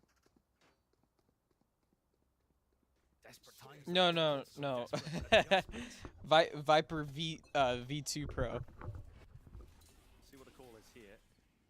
Deep play. Dart. Tagging onto 2. Look, I mean, the Viper orb though, I mean, it stops them from being able to play up any sort of aggression. They are close to it though. A lot of players tucked to the corner. Jonah P was playing anti-flash. Just never to set that up. Leaf just taking a fight to them. Jonah P still don't want to hold that down. And And will they find any value from it? The paranoia was perfect from Melzer. Pushes those players all the way back out of it, but it's still a 3 versus 3. ADS 2, Jonah P! Yo, hold on. 3 for him. Might be on for the ace. That's so good. That's so good he dodged the Prowler. Success playing way in front of where the usual line of scrimmage would be. And Net's coming around behind. Yeah, I guess the answer... So if they're playing slow like that, the answer is to meet them at their aggression. Topside of mid. You got to remember though, the weaponry is still so low. Jonah's been able to pick up 3 with the Guardian, but can he manage to gain additional kills? Do they feel confident enough to go for the weaponry that's dropped? If the plant goes down on B, you would imagine 30 seconds left. 30 seconds. Yeah, they don't know if they're just cutting noise out towards A here. Holding for the ground. Cover going. Deep dart, surely at this point. As soon as the trap, yeah. They're going to be starting to grab at least one of the guns. It's Net. Man here gives some info. Note that both of them are on B, so the players can start rushing into the side to try and take this one. But still, it's just a sheriff. Knife 4. Our connection, Trent. I do not like the way this sheriff looks. It looks so dinky.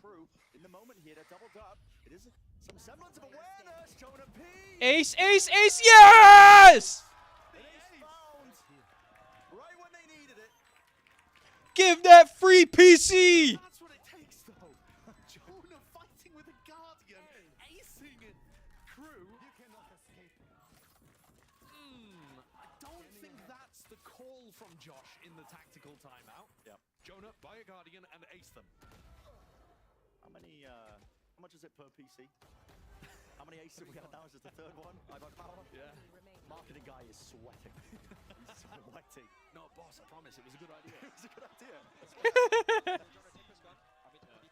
It was a good idea. Okay, so now G2 with rifles in hand. What lessons did they learn from that? What was the thing that contributed to the win? I think it was playing pretty aggressive. Now it's hard against these Viper smokes, but you got to try and get set up before Kru have taken a bunch of map control. I mean, look at it though. G2 getting pushed back behind the Viper orb from Shy. Leaf's kind of stuck in this corner. They're using the drone to get back up on an aggressive angle, but Kru have already left. What's Kesnet? Trademark dealt with, but again, yeah, it's this mid players. They've already looked up again past the angle. Just an off-angle approach from Trent to try and hold it. Same smoke all the way through. Prowler connecting. Trent's got so much to do here as the lone player. They're going to be walking right into it. Ooh! Let's go, Trent! Yeah, that's major. Massive player advantage here now. Yeah, they're playing way better. Pushing up on A was the right call. But what I'm noticing again is Kru are not afraid of mid at all. They're just walking around there. Not a care in the world. Waltzing up. Paranoia into the corner. Elsa trying to remove some of this utility. They don't have market control here. There's a risk here. Melzer almost adjusts for the second, but a trade. Online for Net. They do have that market control now for Kru. Moving forwards. One player remaining. It's all up to Kesnet. Paranoia not dodge. He's finding himself all over the place. All is close. I have the spike. Down. Himself in, but it looks so unlikely. Nice. Leaf with the backstab. So 2 rounds in a row now. So now now G2 needs to be ready for Kru to change their way of playing because they clearly G2 caught on. And that time, it's just Trent being able to defend this. Punishing that contact play with an off-angle. But the fact that Kru are allowed so much access to mid without using too much util at all. The first Prowler used for mid control while they were already up basically to the top. That worries me. They're taking it for free. Yeah, they really are. Now towards B. Oh god, the Prowlers! It's point them directly to Trent, and now that pit is no longer a pesky problem. And it's not like Trent had any support there in B main, just trying to get it down on his own. But he picked the exact wrong round to do it. I don't think Kru have been playing B main heavy at the start of these rounds at all. And yet this was the moment that they decided to go for it. A read perhaps on where Trent was going to put that pit. Or just good luck for Kru. Either way, they'll take it. It's a 5v4. You get the opening. They force the ult out of Valen for the reposition, expecting a fast play explosive off of it. They just cut noise again. And this would be a great round to end A. You know? Without Trent having that wall to be able to play behind. And that's what Klaus is trying to make it look like. Throwing his prowlers, trying to get Leaf off the line, and he's pulling Valen and Jonah P towards A, as the rest of Kru are ready to walk out B. It's so believable, because Kru really aren't using that much util in the first place. Paranoia in through the corner, the net still open. Pit, Hunter's Fury. That's a connection, but he wasn't expecting Melter. Of a TP to disengage. Klaus up through mid. Instant trade by Leaf. Good reactions from that one. Immediately turns around. Plan finally getting down. 2 versus 3 though with the Pit. G2 Really, are gonna, really difficult. They're going to need some spam kills here, Brent. And they're going to allow the Pit to go down, actually. Decay, damage, Leaf dropping down. Clearing all of it, and yeah, you're right, the Pit goes down, but interesting smoke from Mel. Nice. Nice. Hold on. They know where he is. They know where he is. Let's go! Pull that one from the brink. Insane shock from Jonah P. Once the Viper Pit went down, they realized they were everybody in B main. Yeah. And the shock was like a homing missile. That's a bit of a slip from Kru. Oh, he said a homing missile. I thought he said an omen missile. I was like, what the fuck is an omen missile? After picking up Trent so early on and denying that. And then taking down the side tanker. This is now going to make it a much more competitive game.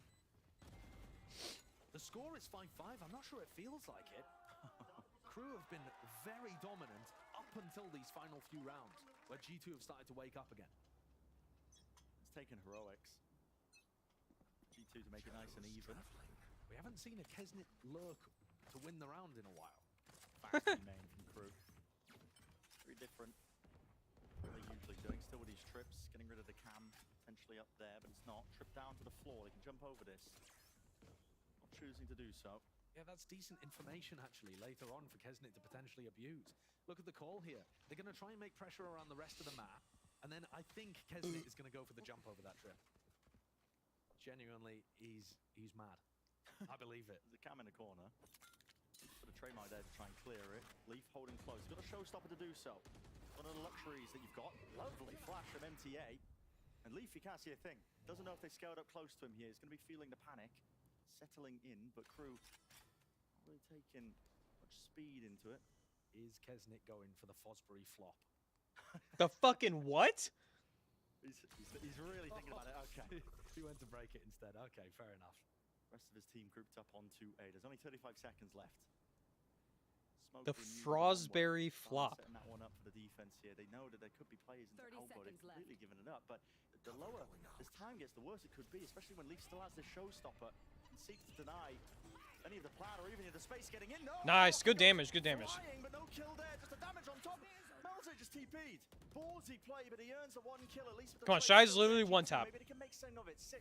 Shy's one tap. Kill him, go, go! Yes! In through the back. Takes out Shy. 1 HP with the decay kicking in. Leaf still there. Beautiful work. Precise. Let's go, G2. All right, I'm gonna take a piss real quick. I'll be right back. G2 hold on. That one was, it was close. Same kind of idea again from Kru. Walking all the way up to the Viper wall for free and then using utility through it.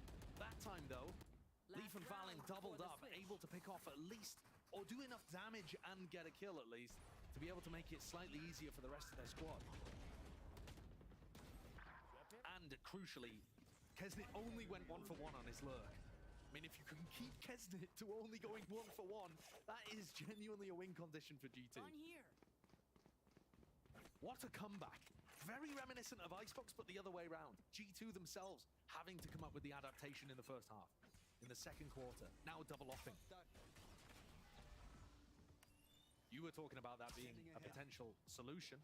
Great way to stop these contact plays, but there is util being used and expended to take B main control. Knife to the corner, it's dodged. Another Prowler there. The trips nowhere to be found. Flash from MTA in through the back here, trying to take the fights to him. Valen needs to stay alive. He's got to buy time for the rest of the team. Util in his hands. Belzer. He strikes right when the timing was correct. 3 players now into the back of the site, making sure they can reclaim that spike and get that plant down now. Kesnit was almost going down to the raise nade there from Leaf. He's so weak, taking an aggressive position. Jump spot almost punished. Okay, so they got bombed down. We're 3-3. Trent using it, pushing the positions Players are low here. Melzer's watching the smoke. Where's the trade? It's there from Net. Trade. Instantaneous. And Kru on point with it. The discipline that's carried him this far makes it to a 6-6 half. Switching sides. Same Okay. as Icebox. How is Very attack similar gonna go? story, but the side slipped. I mean, that is G2 being forced to maneuver and make their own adjustments to what was going on. They did a decent job of it, but I'm still really impressed with how Kru are calling. And this no duelist composition seems like it has a ton of threats on defense as well. Well, it does. Anyone's game so far as well. Potential for continuation in the series as well, but his first half up in the air. I wonder what our desk has got to say about everything so far. Well, good news for you, Brent. We're actually on couches now, so haha, sucks to be you. Anyway. What a... Also, those aren't couches, those are tug of chairs. war, right? Very long tugs, right? Yeah, at the beginning, G2 started off very strong, but Myrna, you started to see Kru bounce back. Then G2 bounce back. We're tied up 6-6. Yeah, I mean, like on Icebox, we saw that Kru kind of understood and adapted the way that G2 was playing, and I feel like this was just kind of a crossover where Kru started getting the hang of it and getting ahead, and then G2 just bounced back and understood how to play and how to fix their defense side around that. I think the initial issue was way too of a passive of a defense for the side of G2. They were playing really back on A. I think it's really important to be proactive on that defense on this map, and they got that later on. Yeah. And we're not just letting Kru walk around the map. Kru, they have the shift key permabound. They will walk everywhere if you let them on the attacking side. But now going into the second half with G2 on this attack, I think this is where we can see some of that Sova start to shine. I think the dart comboing into executes the shock dart to deal with any chamber utility that you might have. It's a lot stronger on this side of the map. And for me, whereas Icebox with that Brim comp had a very set way to play, with this composition for G2, it's going to rely a lot more on the mid-rounding from Valen, which is where I think he really thrives as an IGL. Yeah, for sure, and they have that. What a that weird way to hold double your keyboard. Controller comp, so it's like when it goes. Bro's into playing attack spread side, eagle. There is a little bit of lurking allowed. There is a little bit of freedom allowed. It is a little Kitty! bit less because it's like, maybe not as much execution power, but we'll have to see how they do it. G2 are in the big leagues. This is the pressure now to not lose their opening What's up, match and son? take it to a third. Couldn't agree more with that one, Mimi. Let's send it back over to Brennan Sideshow. You want to say something to the viewers? We'll see how this one ends up shaking out. Right away with the barriers dropping, a lot of players ready to meet with a bit of a skirmish. Melzer. What's up, son? Paranoia on for the left side approach. I'll let you down. You probably don't want to be up here. But here's the refight as well. Fraudy smokes as anyone's game, but it's Klaus who's filling up the feed once more with all green. One player left standing. It's Net on the opposite side. He wants to know where his mama is. And it looked like Leaf could have been the difference maker there. He actually slipped into the Viper Orb without Kru knowing. He wasn't able to find too much value from it. Right into... Oh, I hate fights like that, man. And Kru win their first pistol round of the series so far. I think that's incredibly telling. That Kru have kept it this close and been able to win map 1 without being able to lean on those pistol rounds. Their gun round play has been excellent. Yeah. That spells bad news ahead potentially for G2. Unless they've got really good mid-rounding, as Mimi and Athena were talking about on the desk. On the couches, I should say. Yeah, the couches. Throw me for a mix. Yeah, GB's making a specific point about I'm gonna blame the producer. I'm gonna throw a producer at the desk. under the couch. Under the couch. So different Viper setups from both of these teams. Instead of a lurk B Viper setup on the attack, it's over towards A. And on defense, Shy looking to anchor B. And that allows Kesney to play this aggro setup. Here comes Shy. Wow. Fought away through there. Yeah, Shy tucked close towards this one. Now it is an eco round, but with the plant, get some extra money here. I mean, He'll know he's close. Money, extra damage being done. It's 3 versus 3. Somehow in the middle of all of this, with the plant down, gotta think somewhat winnable. But Shy still alive towards the back of the site, along with the rest of his team here. Lovely nade from MTA. No more kills to be claimed there. Cleaning up the rest of these players beautifully. Net's only got the classic. Only got the classic. Not enough to do, but still. Bit of danger towards it. They did some damage to the economy. And the plant online for G2. Not the worst case scenario in the world for an eco round. No, not the worst case. Not by any means. But you take a look at the way that Kru's got their defensive setups working. And that looks like a bit of a tough nut to crack. They don't have that Cypher trip, right? So that's one of the things that is not an issue for G2 to deal with.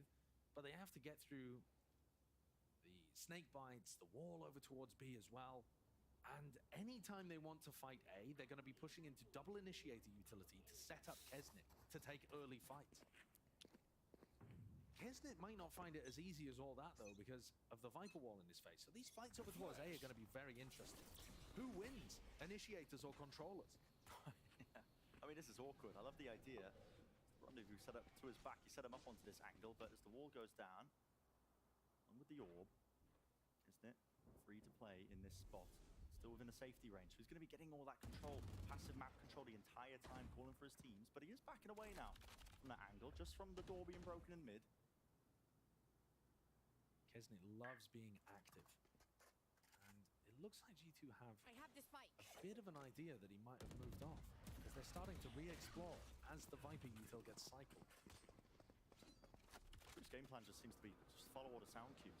It worked for them on Icebox. It really did. Anytime there's a semblance of noise being made, this time pressure here, trademark broken. It is a fake, faking like he's that. Yeah, okay. Satchel. Look where the spike's going. I mean, this seems like a great read from what they learned on Icebox about the way that Kru likes to play their defenses. Because Kru were stacking 4 people wherever G2 made noise. And this time, very first time that G2 have rifles on board, they run a fake. That smoke seems weird. I mean, I get the idea because they don't want them like sneaking out into that cubby area, but 5 players remaining though for Kru on the retake, but they don't have the rifles necessarily. That is really unfortunate timing. I mean, Leaf just unaware of the fact that was going to be fading. He goes down. He's giving them a gun on top of it. They don't have down. They don't have post-plant util. Everybody through main here. This is going to come down to spam with the guns and maybe a bit of util on top of it. Damage definitely being done. Players are low right now. Diffuse, tapped, trying to force out that first wave of this one, but MTA didn't expect it off to the side. Smoke's still up, really forcing them all to just go out into the open, spamming, but nobody's been sticking this entire time. Mel's now diffusing. Half onto the board, everybody lining up. Half onto it all the way. Oh my god. Barely, but they do win the round with 2 players surviving. Awesome fake, not so sure about the post-plant. Yeah. 4 players B main and Leaf alone onto the site. He seemed very out in the open. I like that was close. Drop, and then, ooh, this is... It's precarious. I mean, reminiscent of the Haven C long. Yeah. My hair's all janked up because I keep pushing it against the back of my chair. On MTA's flash, that could have gotten even more deadly for G2 and could have easily slipped out of their fingers. But 1-0 so far in terms of Valen calling the mid-rounds, because that fake set them up with a lot of success. Same kind of opening, Kesnit just staring at Viper utility to start the round. But he's still in that spot. He's not being pushed away afterwards. Even playing in front of it. Look at him. Yeah, Kesnit's one of those players that you have to slap down multiple times before he decides, all right, okay, I can't really get away with this. He's so confident. So far forward there because he doesn't want the orb to be blossomed and bloomed in his face. Meanwhile, G2, rest of the squad. I have retrieved the spike. Towards B. Spike being sent over towards A. They're going to try and run another fake. It looks like it. This time, Kesnit hasn't over-rotated. There. Full 4 players, though. It really just comes down to Kesnit.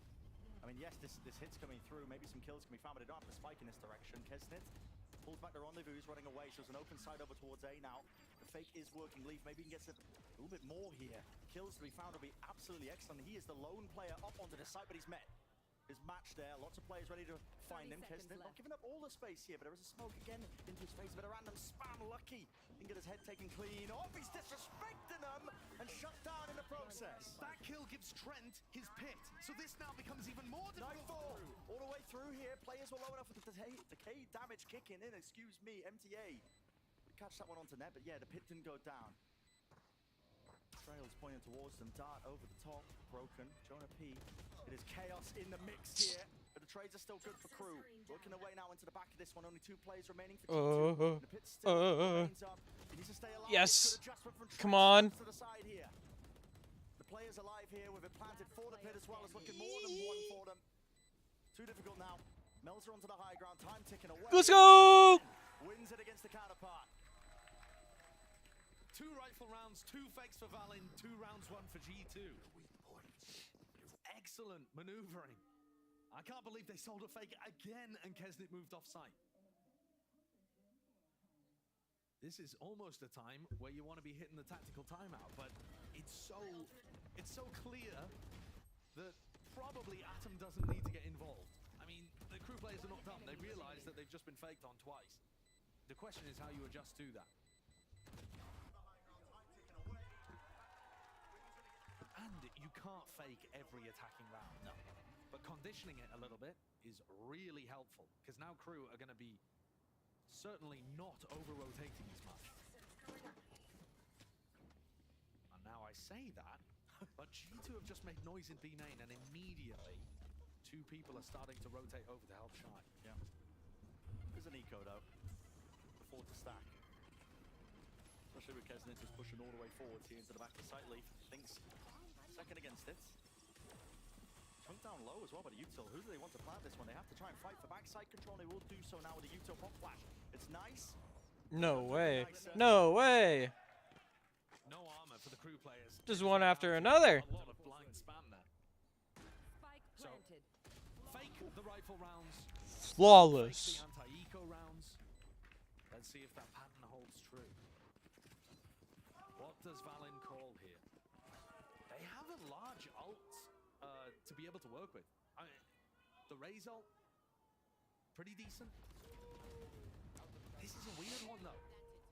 We've got a timeout coming out from Kru. And I'm confused by this, because if you're going to call the timeout, why not before the eco round? Yeah. You've just more time to discuss. Yeah, you've just seen two fakes happen, right? So either you want to tell Kru about how to deal with the fakes, but I feel like the team should be able to manage that. Or you think you saw something interesting in the eco round, which I don't think there particularly is. It's unlikely. Unless Atom wants to run a specific strat, which is hard when you're on defense, but might want to call a certain defense. I wonder who decides the timeout. There's an interesting dynamic with the ultimates here as well, because Valen's got in his arsenal to work with Leaf's Showstopper, and he's also got a Hunter's Fury, but both can be cancelled by MTA's null command. So you can't just send it on a site if the KO's there, because even if the knife doesn't hit you, you're going to get the Showstopper cancelled. So there's got to be some finessing around the map, figuring out where people are playing. There's more thought to this than just everybody pop ults and run at a site. Finesse mentioned. Fakes in play. It's like he never left. We'll see what they do. I mean, Valen was making full usage of the timeout. Popping off. We'll see. Yeah, that's Have adjusted the setup. I mean, Kesnit's playing from elbow nose. It's a minor adjustment. Yeah, very small one. I feel like that timeout might have helped G2 more than it helped Kru. Potentially. Yeah. There, this time. He's into mid. Top mid smoke. Two just walking their way through here. MTA used his knife over towards A, so now they know there's no one marking. Paranoia. Leaf can't see anything. It's a bit of a gamble though with the blind. Brought down to his knees. And look, MTA used his ult to try to cancel the Showstopper, but he was too far away. Great awareness from G2, and that's how they got the pick off the back. Game market control, but they're just stunted for now, stopping in their tracks. B main control also. They could go for this B split, but it looks like a reclear from Kru. It's being called. They're just pushing all the way up here. Any util for it? No! Oh my god! They are just cut to shreds. Absolutely massacred. What a freeze in the round. These three rounds, the three rifle rounds from G2 have been masterclasses. Double fake, and then this one where they find out the positioning of the KO, instantly use the ultimate, and then call a freeze that baits out that reclear, and they get the punish on it. Awesome stuff.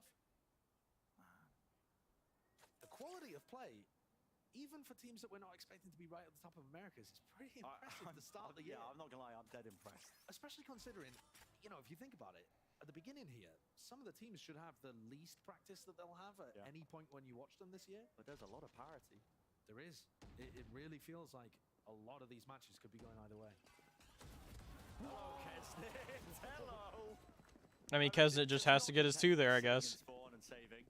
Takes the fight to him. Yeah. Probably the percentage play, not gonna lie, but listen, it's Kesnit. He's got a rifle anyway, he's got his ult for the next round, he's gonna force it up. Yo, Jonah, buy someone, you're about to max out. Thing to keep an eye on in this round, because it's gonna be another eco from Kru. But Kesnit could get dangerous. The thing with Kesnit having the hero rifle is that you probably just don't want to have him posted A doing nothing.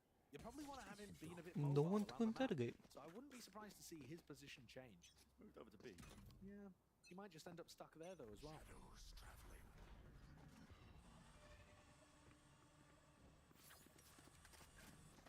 So some extremely impressive attack side calling has led G2 to have the lead so far. Fast again. I'm a paranoia. Nobody playing off of it though. Melza. Wasn't caught with the dart actually. Still close to the corner. That's Shy. Leaf doing his Kesnet impression. Yeah, it's just walked all the way into mid. He might be able to catch a kill now. Kesnet going in the opposite direction. Good game of timing. Pop flash play. Repeat from MTA. They have no idea Leaf is up this far. Shy's still close to the corner. Oh my too. God, This is Kesnet's gonna absolute. clear it. Flash playing close. There's some real danger here. Real danger, but no, navigated safely. Treacherous waters. Melts it in. And you still got a kill. Jesus. And Kesnet is once again the last one alive. Last player left alive, wondering where it's gone so wrong.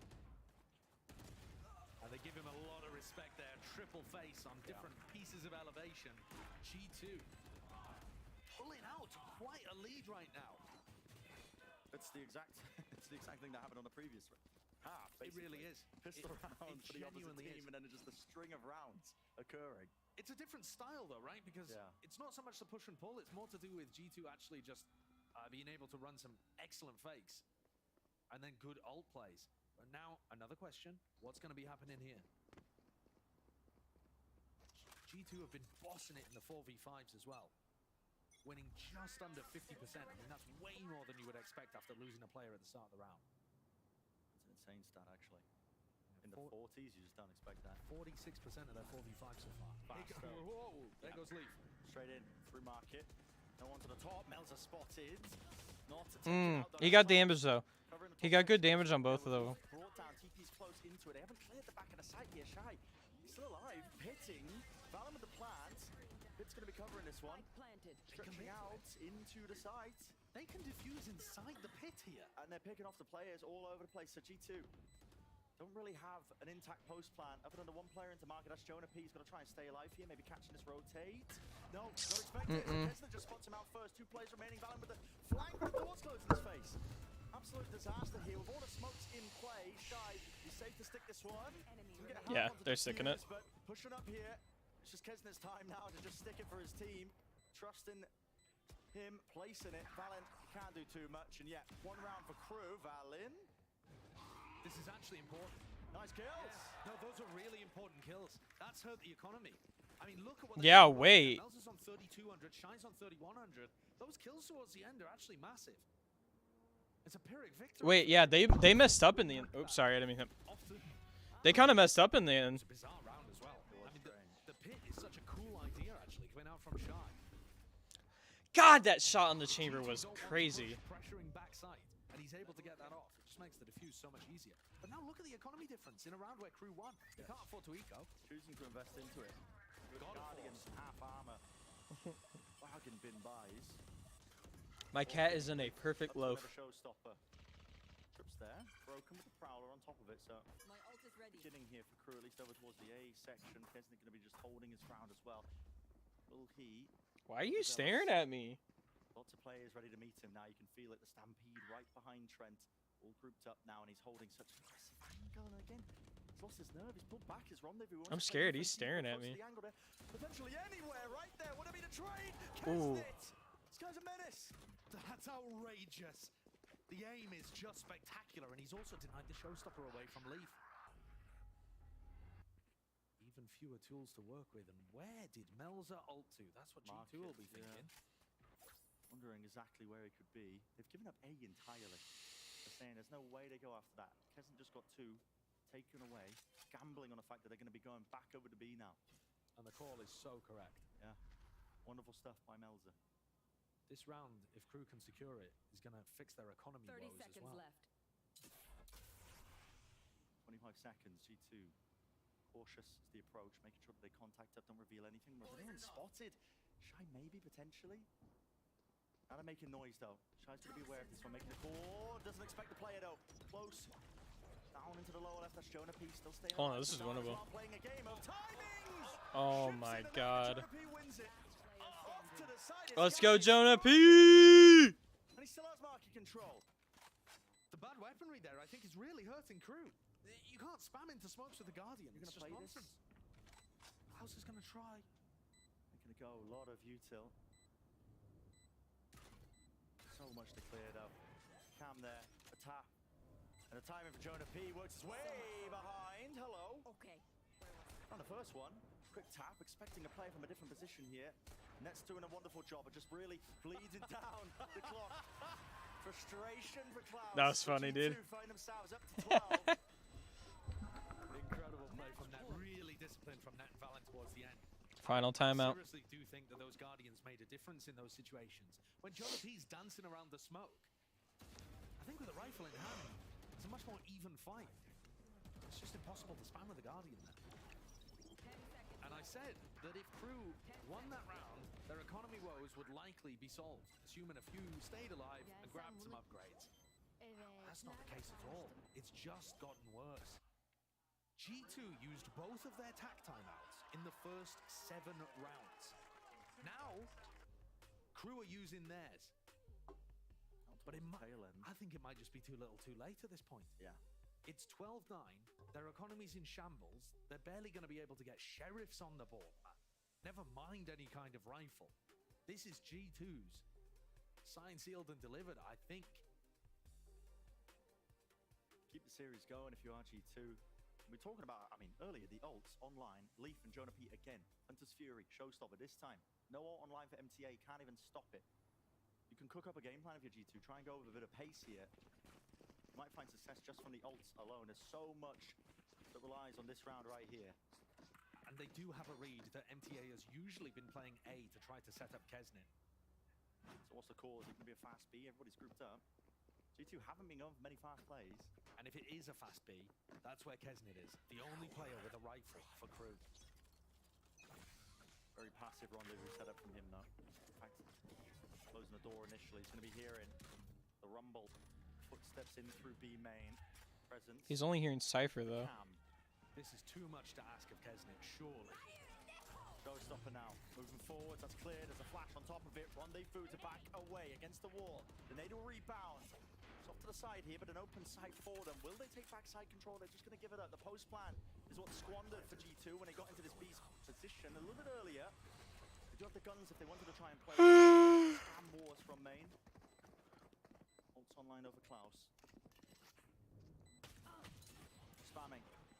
Pinged into the corner. Leaf onto 50 health. Over to the side now, Nightfall. Not connecting, Leaf as well, could do so much here. Jumping through, any sort of trade. Nice, it's over. Fury on top of it. Gets the nade out, the rest of his team following up through. This is the match. Secure. Let's go, G2! Continuation into the series. That's a banger of an attack side called by Valen. Pumped up. Great response from G2 because there were so many dangerous moments there. Kesnitz lurks on the attack side, just generally. The attack side calling for both teams. Really, really solid ideas. Yeah. But G2 pulls ahead towards the end. And whereas we saw a 13-9 on Icebox to Kru, this is 13-9 for G2. Similar stories, but reversed. Same plays across the board. Kru still the usual show from them. It's that discipline, playing tight together that really just sailed them to a lot of these round wins. But G2, a calling spectacular stuff from Valen. We're getting ready now for that map number 3. It's time for a quick break. When we return, the Alice will be getting us all set up. All right.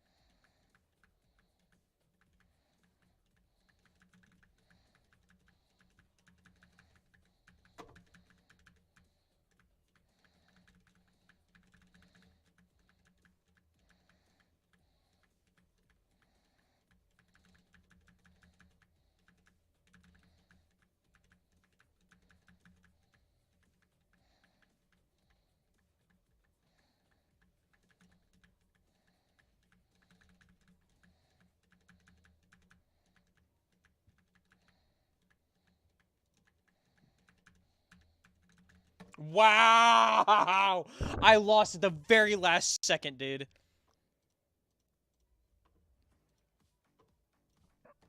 God dang.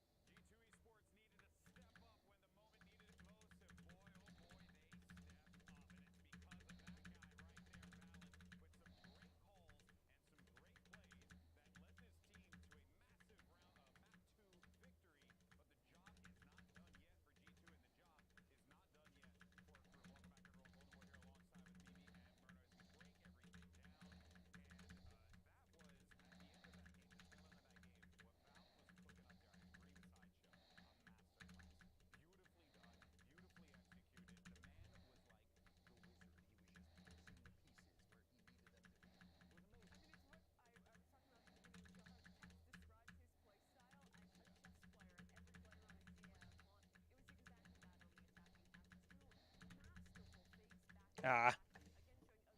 Come on, come on, come on, come on.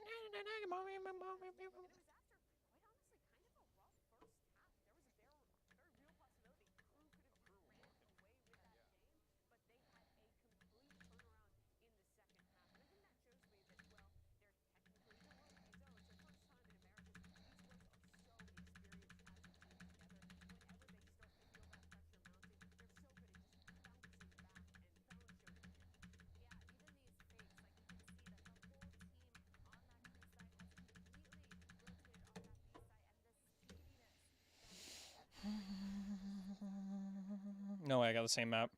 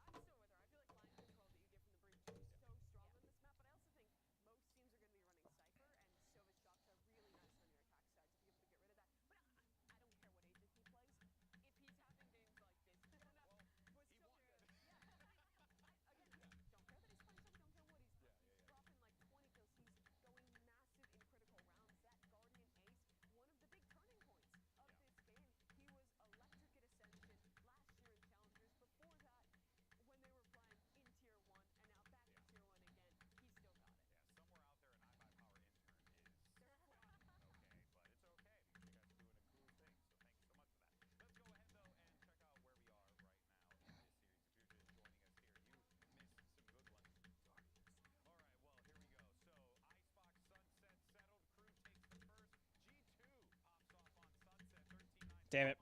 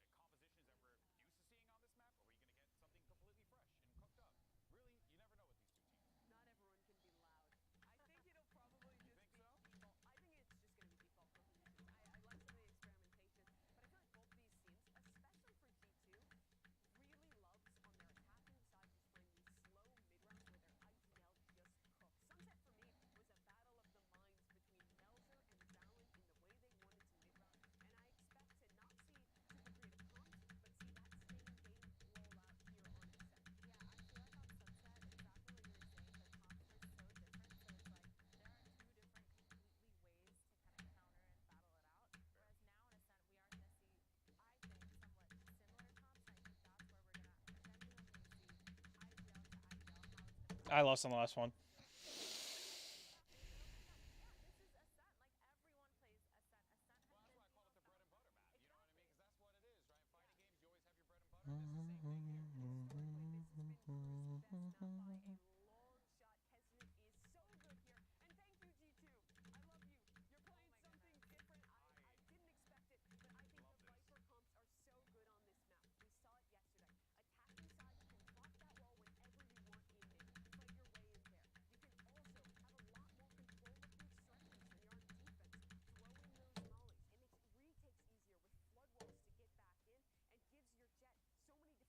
They're playing Cypher. That's different.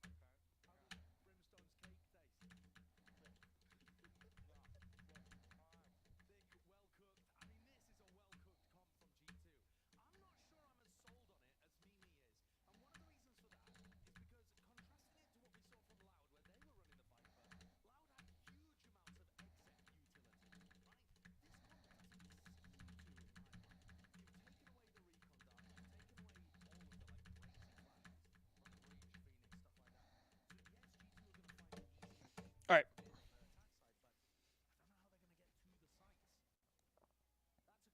Later on, though, for now, on the defense side, Final game. Cypher can be really deadly. Something that Kesnit's going to have to think about when he gets there.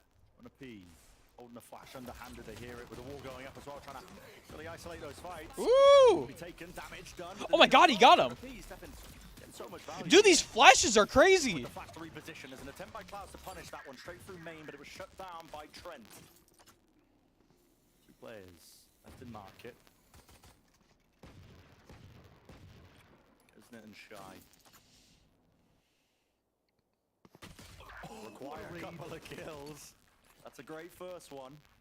That makes it so much more winnable. They now have access to the whole of front side. Off angle by Leaf though. Damage done, but no kill. Doesn't again. Dash forwards. That's the dice. Trent. He must have seen Trent. He was flicking that direction. It would have come up as a question mark on the minimap. They know that the site's clear. And now down 2v2. Like I said, all that damage done, so Kesnet is weak. He's already just been ripping them apart. Anyway, no way. That timing, dude. Reload, whatever. Shy just jumped on it. Great opportunity. He's left it into a 1v2 now for Net. So much to do here. The face is going to come through any minute now. Kesnet, right from the back of the site. That's all him. Slowing down around in the right moment, but a pistol round granted to him once more. We've seen Kesnet be a monster. Why would he reload there, man? In the previous two maps, he had so much. It's not even that he on their reloaded, but attack he side. reloaded on round, lane. They've just rescued a 2v4 to be able to win only their second pistol. Not that it did them much good on Sunset, but that's a great start. They get rifles on board for Kesnet and Shy because they have so much money from the plant, from the kills, loaded into those two players. G2 are just going to try and fight the mid. This could be a brawl. Smoke shot down. We only need one sheriff. Klaus, jump spot. He sees everything. He's like, there's no way. Kesnet swings! Kesnet dashes even deeper! I mean, that's insane. It's absurd. It's absurd. Find me another player with as much confidence as Kesnet. There's no way. You see 5 players pushed up into mid on an eco, you're like, no, okay, we're going to react somewhere else. No, Kesnet's like, guys, I'm swinging, I'm fighting. If you don't follow me up, it's your fault. Inspiration for Jet players everywhere, honestly. I can't believe it. Genuinely swinging into 4 players in mid with no fear. The rest of his team's like, oh, okay, guess we gotta walk this way, follow up on it. That's loaded a lot of kills into Kesnit, though. Now he can play with utter confidence in this round too, and be close to his Blade Storm next round. Oh, that's a good punish, though. Valen instant there with the one-way. Don't know whether the Snake Bite was even required. And there's a trip to stop this lurk. Go trip, not playing off of it. What a trip. Not broken. Not broken either, yeah. Kesnit is just fully lit up. Dash still there. Oh, God, straight past him. And the bite of the apple for Kesnit, but nobody there. In fact, he's just making his way into the site. Back to Jenny. Valen gets that one off. Jonah P from the high ground as well as a high-low setup. Jonah P still active, alive and kicking. But teammates are joining him now with Melzer as the lone player surviving on Kru. Close to it. Pop down the smoke. A bit of a tap as well. See if he can force out a reaction. Everybody holds for now.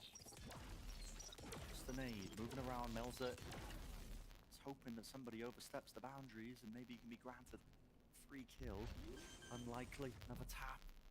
Look at the discipline of G2. Fully grouped up now. 3 players are not willing to let this slip. All together now. Nice attempt by Melzer. The safe hands ultimately for G2. It is good team play, good discipline, making sure that they're double facing. The high-low setup as they swing out onto heaven, triple face towards the end too. In all of those instances though, somebody from Kru was still able to get a kill. So these Kru players are sharp. Game's on point. You can see the value of the Cypher though, able to spread all across the map, gathering information in all sorts of different places. And that same trip is up again. They're worried about Kesnit's lurks, and with good reason. Get out of my way! Blade Storm finally online for Kesnit. Particular attempt there with the bullets, but now he's clearing through Cat with the rest of his team. Really chance to explode with a flash. A dash available, updraft, potentially the same trip in the exact same spot. Walks up to it. Taking away information from G2 in that area, and still a 1-3-1 default for Kru. Shy starting to come over to play with the pack a little more, but always got options of ending A or ending B right now. Good utils being used, making sure nobody can swing from these angles. A re-clear with the flash. Doesn't get too much done now. Just that presence into mid, making a bit of noise there. Players still meeting them. G2 grouped up with a knife. Dodge. Kesnit still got a Blade Storm. Paranoia's beautiful on top of it. Doesn't have a dash, so Kesnit can't really just jump onto the opportunity. Still close to Generator. Needs to be some help here for Trent. Holding it down, but he can't do it against it. 30 seconds. Kru, Kesnit, the rest of the squad, they've got every single avenue watched for. Amazing skill on show here, being demonstrated by Kru. NTA in particular, the X factor for this team. Didn't have super high expectations. I mean, this is what I'm talking about. Kru are just finding so many moments Here. to let their skill be shown. If we catch, if we catch MTA in the replay here, I mean, the coordination from the team is. I don't know, man. The announcers seem very true-sided. Both of those players trying to set up a high-low. Sublime stuff. Coming back. Out of charges. Experimentation of G2 with this composition maybe going a bit amiss. We'll find out though. Still early days, but 3 rounds for Kru on their attack side of Ascent is already getting off to a great start, forcing G2 down to the eco. Looking like they're probably going to be able to claim that 4th. Shy still there. Kesnit, look at this guy hunting for the kills. Yeah, this is already amazing work from Kru. G2 need to make sure that when Kru actually funnel into the sites, they have crossfires set up and pieces of utility ready to go. And fire from net. Earns a free one. Grouping up now. Making sure they cut the noise.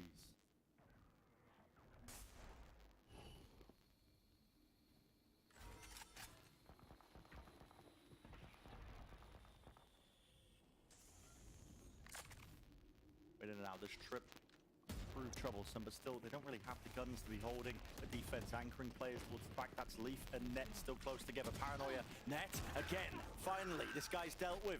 He's already done so much more now with that Sheriff, and he's granted a bit of an opening here for Leaf. Round for the back, no Shy just runs him down.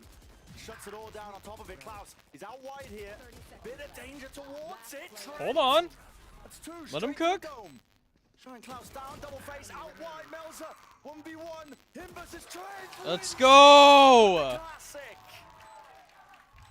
Fantastic communication from G2, calling out the damage that had already been done to Melzer there, ensuring that Trent felt comfortable using the classic. Oh, what matches start tomorrow? Next 2 shots with the Sheriff opening that one up and halting the momentum of Kru. What is that? Straight through the wall. Free fire onto the corner. Crazy stuff. God, you're not going to be able to do this every time. I have So to watch G2 this match. Still need to make these adaptations to deal with what Kru are So I think generally I'm gonna going play for in ranked through the, or like I'm gonna mess around Leaf is on currently stream 0 through and 5, this but he's picking up the game, operator but for we'll the next definitely round. watch Sentinels versus 100 Thieves. And he's looking to try to take fights in mid. He's going to be favored on these fights because he's got control of the Viper wall.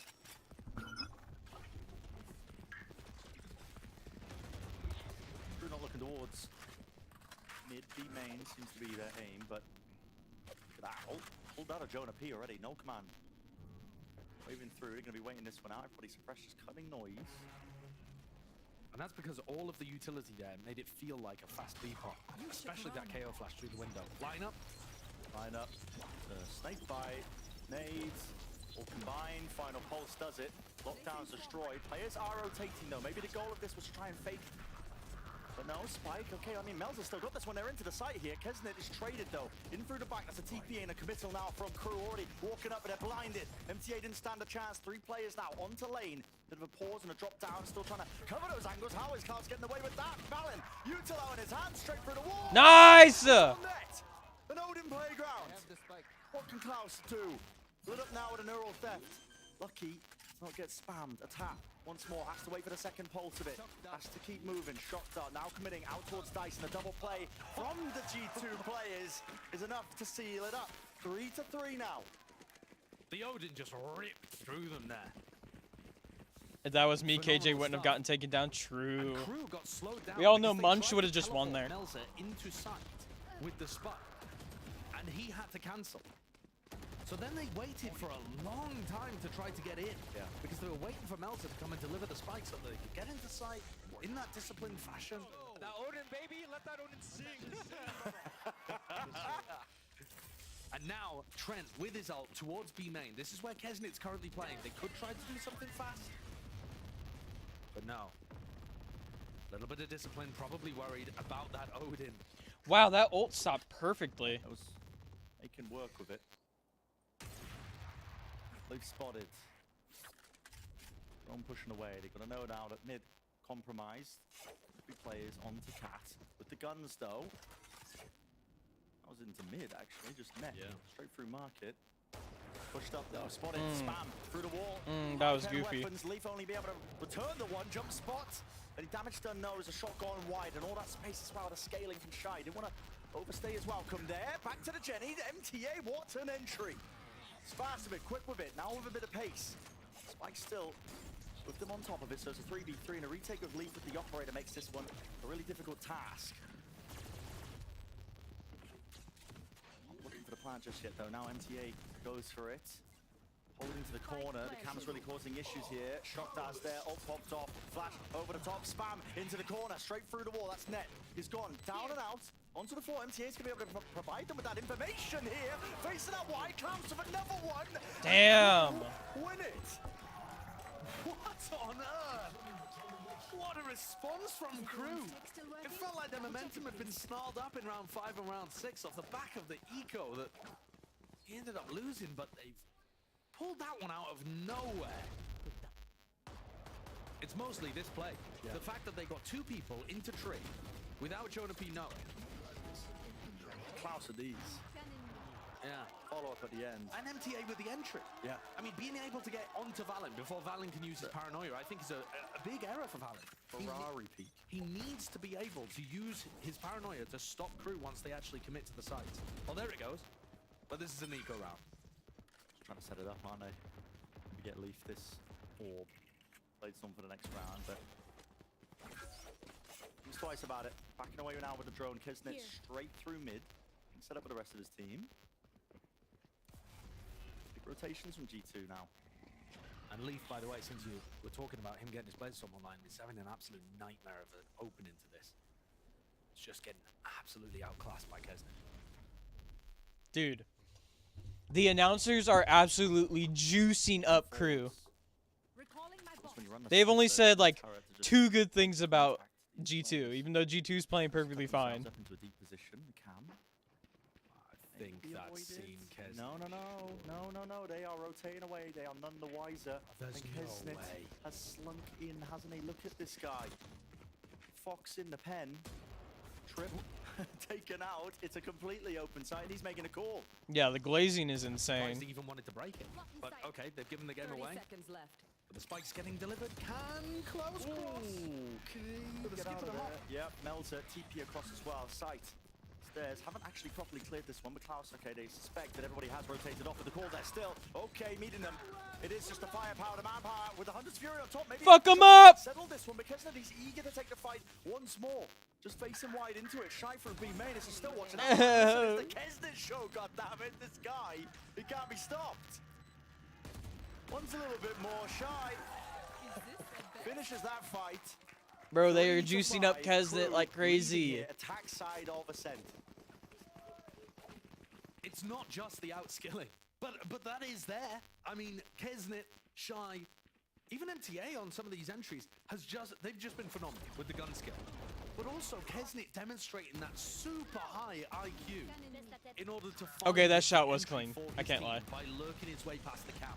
That's a split-second timing and super reminiscent of what he was doing on Xbox. Yeah, Leaf's been kind of shit in the bed. Again on Ascent.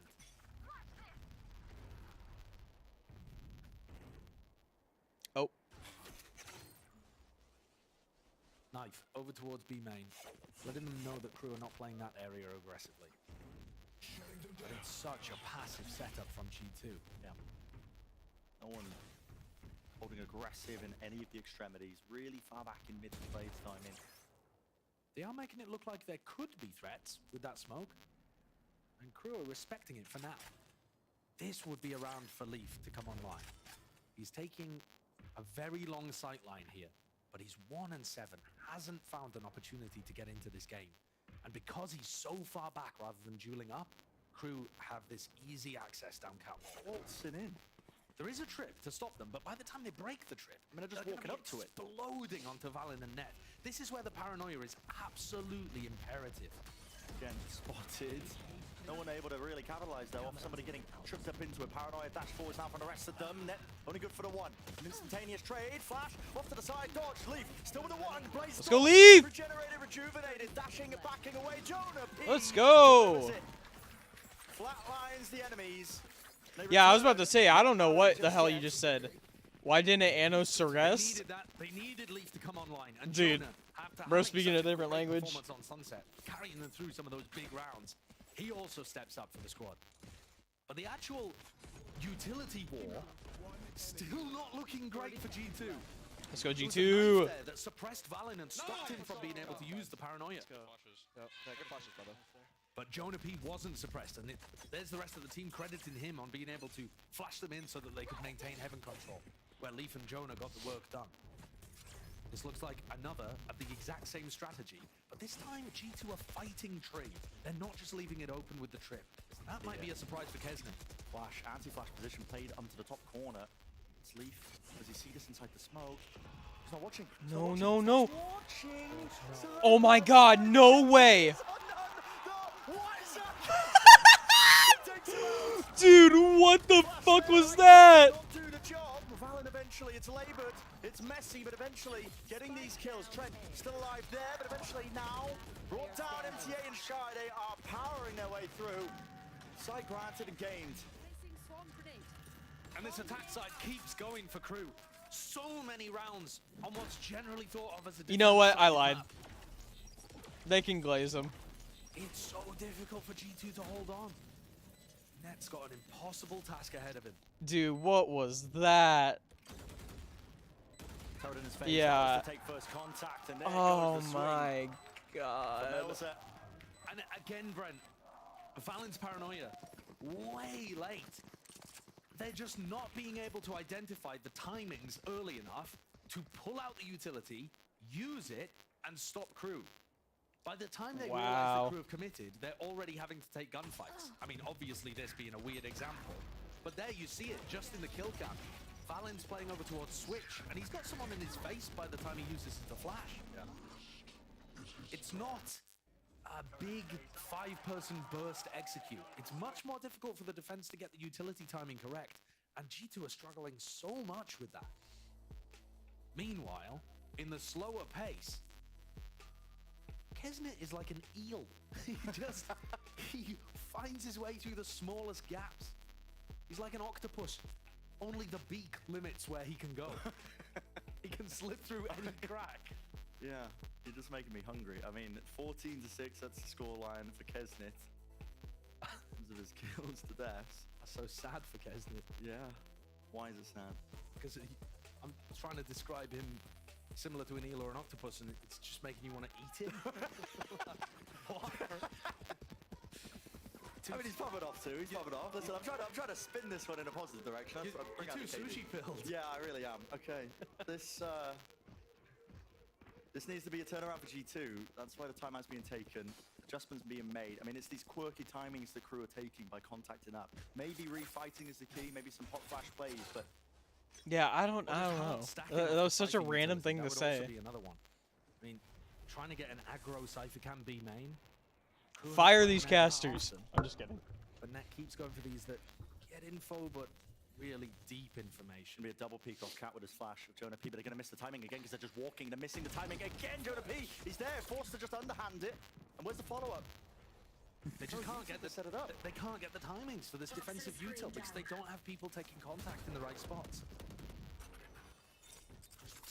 You know, they don't have that alarm bot to play off in mid or a Jet playing aggressively. A lot of noise made. 1 minute now. For this one. The mid control, similar positions being played, but all eyes set towards tree. But again, no one's playing like an early contact position. They're playing to jiggle. The paranoia used way before the commitment comes through. This is pulling the util out. I mean, they fake out the smokes, the TP, just trying to really force them. It's going B split. Yeah, the eel is in mid. The eel is in mid. I repeat.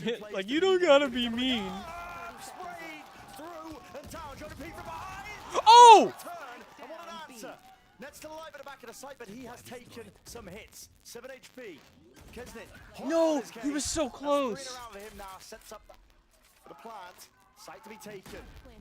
Pull down to Trent. Toxins going up.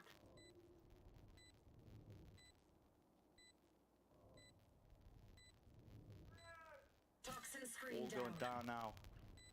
Run out of the resources. No mollies to force the fight. You can hear the jump spot. At least one of them, but it's the double face of Kru. Almost an impossibility. Trying to catch the timing. Oh, Great that was try. close. But not quite there. The Electric Eel and the rest of the squad pulling up to 7. It's absurd what Kesnet is doing. And Shy, too, has just decided to turn up in terms of his fragging in this map. Every duel he takes. I mean, this was a sick play. Don't get me wrong from Jonah P. The timing, amazing. But it's just not enough.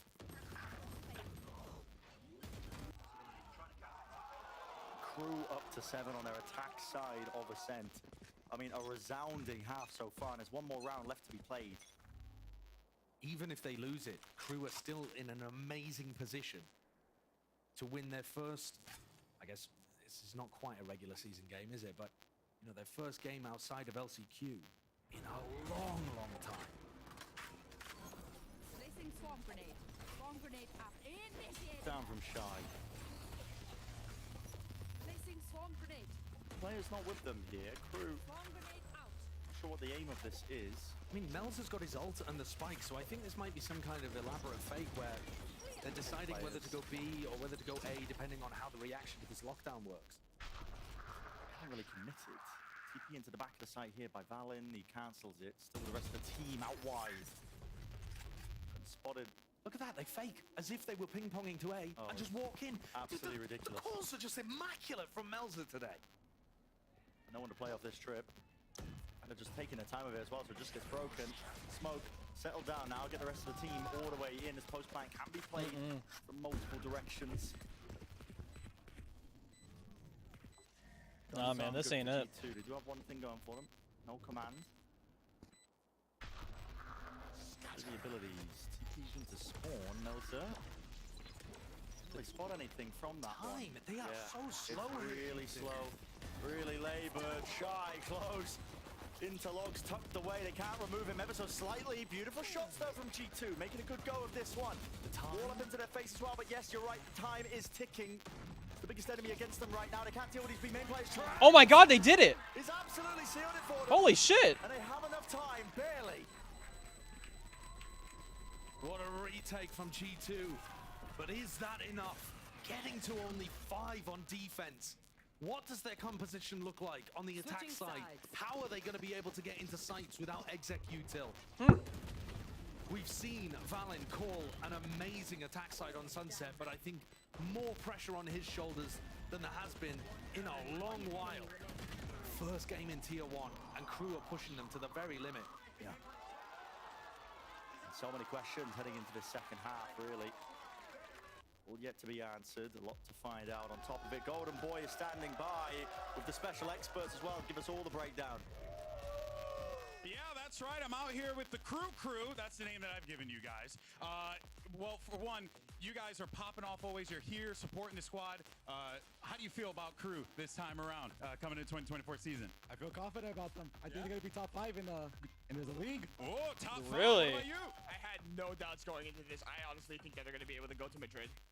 Oh, calling Madrid right here and now.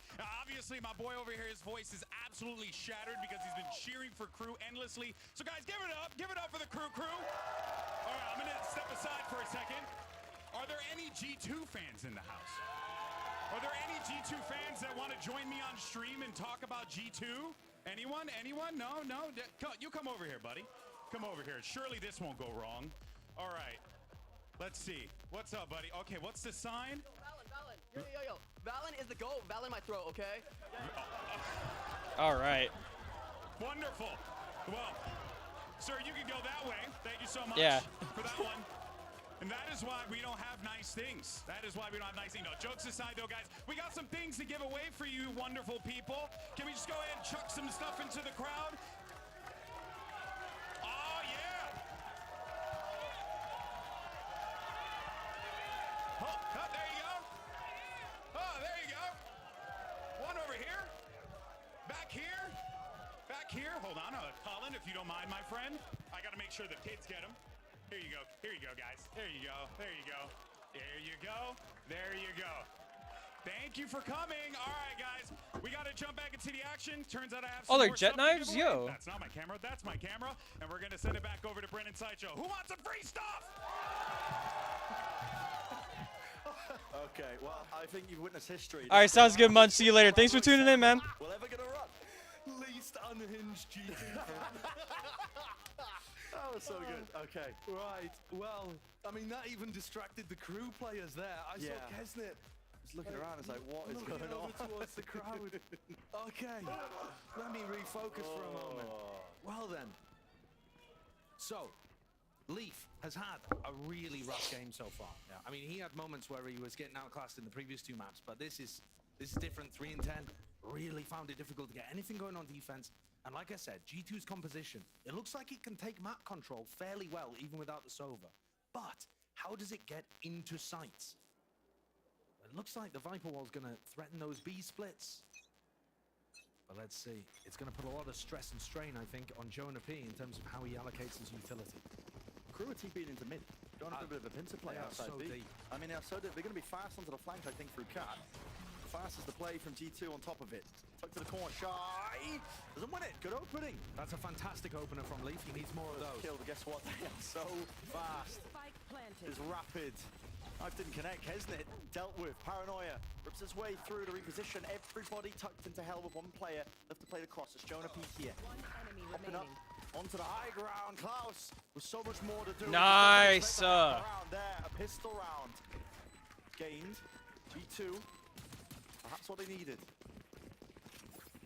Now, in the midst of all of that, an excellent pistol round that keeps G2 in things. Trent has a lineup that lands so that he's got a Viper orb one way between grass and tree. I wonder if we can catch that at some point, but you can see it in some of these replays. That is a really unusual one. Something to keep an eye out for if G2 look like they're going towards tree in any of these rounds.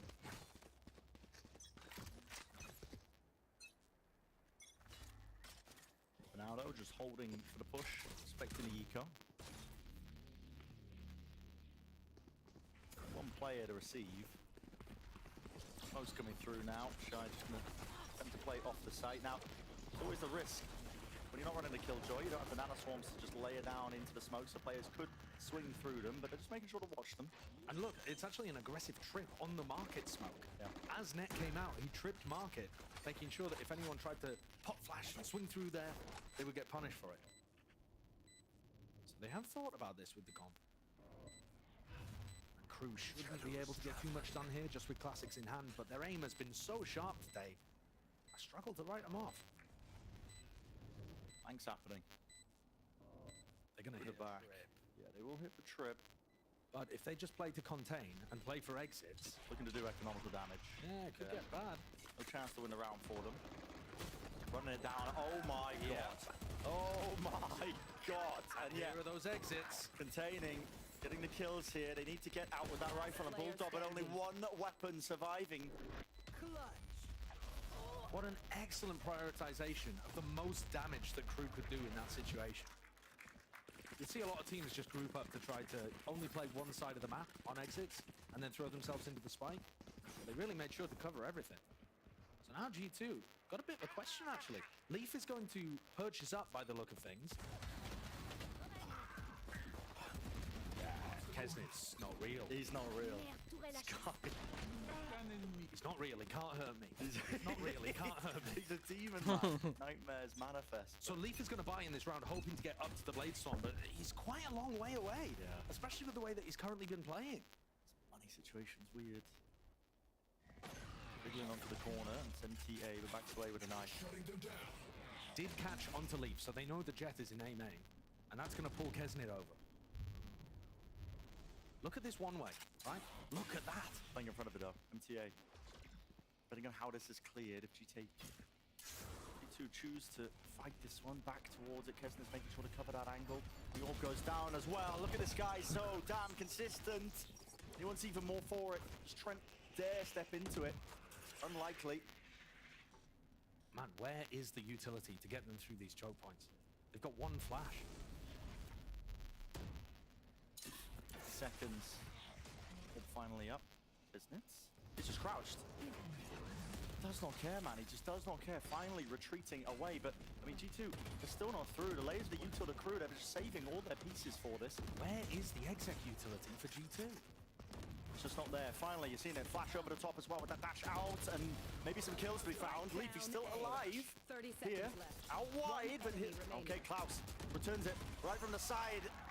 Kru had full containment of that one. They certainly did. They lost Valen early on, so that's one of the paranoias gone. But when they actually hit the site, there's only one high flash coming out from Jonah B. Because they have to use some of that utility to be able to take map control earlier. It's a real worry for me with this composition. If Kru can just bunker down on the sites, I think they're going to be in a great position with the default composition. But the score is close. Having said that, G2 actually decided to buy in the previous round. Like we'd said, Leaf bought fully down, didn't get up to the Blade Storm. And now G2 got, yeah, there you go. I mean, what kind of lineup is that? It's like magnetic when it hits the wall. It's nasty. These players put in so many hours into server time. Find the wildest things. There's some Viper main somewhere going, I've been using that since 1993, actually. That's old tech. Yeah, it's always the Viper mains on the unorthodox maps. They just have the wildest tech.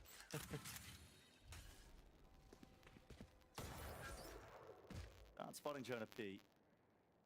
Again, backing away, and it's so slow. The beginning here. Toxins going up. I think one of the win conditions for G2 on their attack side is going to be trying to bait Kru into fighting aggressive in certain areas and giving away picks before they have to hit the site. Especially in mid, where this Viper wall's dangerous. And They dash! What a play. Wow. Kill to be found there. Still, Shy drops down into logs. Is he going to be spotted out? They've removed all of them. What a play indeed. That's amazing stuff. The flash comboed with the paranoia, knowing exactly how to punish that player on lane. And then Leaf getting warmed up, dealing with his counterpart. Ozza still with a lot of utility. He wants to make a go of this one. Picks up a rifle.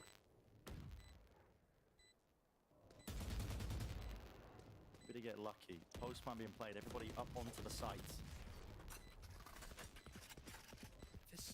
This is just going to be a save. Yep, thinking twice. MTA and Klaus don't have enough money to be able to buy for next, so if they lose the Vandals, they're in a bad spot. Okay, G2. It is ludicrous that G2, and frankly, actually, all of the teams that we've seen in the Americas, are able to get so much value from the eco rounds, when teams are also, I feel like, buying into them less. Yeah, some of them are really maximizing it just because of the threat of that outlaw purchase, but I feel like the game plans that we're seeing from teams on eco rounds are really well fleshed out this year to be able to get that first pick and then snowball it forwards. Kru are going to take a time again. I'll be right back. I'm going to take a piss while they're taking a break. They haven't learned too much about the way that G2 are approaching things, but plays like that, the more that G2 have in their playbook with this composition to be able to generate the first picks or to be able to get into sight, that is going to make up for any downsides of the comp. Perfectly. Even better for them. It's always the way as well with these compositions. You just don't really know, especially when you run something like this, like G2 are running on Ascent, you know, how it's going to be working out on their attack side. It was looking like they were missing the pieces, like getting bogged down super hard before they could even get into the sites. But when they get given main control like that, it looks like they have setups to be able to just explode out, capitalize off the util.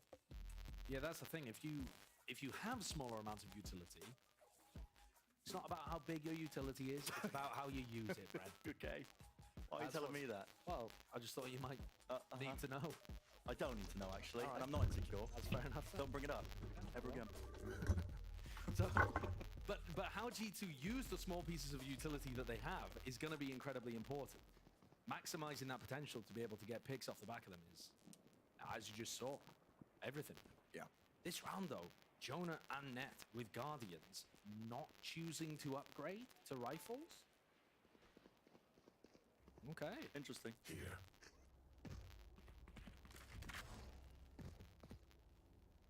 Jonah was feasting with the Guardian on Sunset. Toxins going up. Even keeping that half armor, and he's got 4.2k to him. That's a different lineup. This is the more standard Viper lineup, and you can see them picking it out. Down though, Flash to take control of A main. One player left to anchor the site. That's melted towards the back. MTA, his job's to just hold and contain towards tree. You can hear the players now, and that offloads his utility along with the paranoid. That's a lot of tools used. So much util used there, baited out by Kru. Exchanged, not too much on the other side. Leaf, though, having burnt the dash. Normally, teams are going to reset into an A split after this, if they want to finish A. So this is, if G2 continue all bunched up in A main, this is going to be hard for them to get out through the choke. Mollies might make it easier, though. Where did these lineups land? Eventually to the back of Jenny. Looks like it's in that direction. Here we go, finding it. Molly actually towards the door. So here we go, Ulten flying MTA! There towards hell, an attempt by Kesnit. More than that, he's granted 2 kills to his name. Spike drop down. On top of it, Trent. He's alone. Here's the footsteps. Avoiding the spike for now. He's forced to abandon Jonah. Truly forced. And now Kesnit wraps it up. Pretty neat with the bow on top of it. That's the lead for Kru. Gained once more. Just let them try to capture us. I do think that was a little awkward there for G2 deciding to all pop out. It was an interesting creative idea from Leaf, updrafting on the entry to try to create a high-low setup and let the rest of his team flood in. But a little too late, not quite enough pressure onto the people anchoring. And again, Kru looking really sharp with their rifle skill. The eco is in all sorts of weird positions here. Trent is vying for next with only a sheriff, no armor.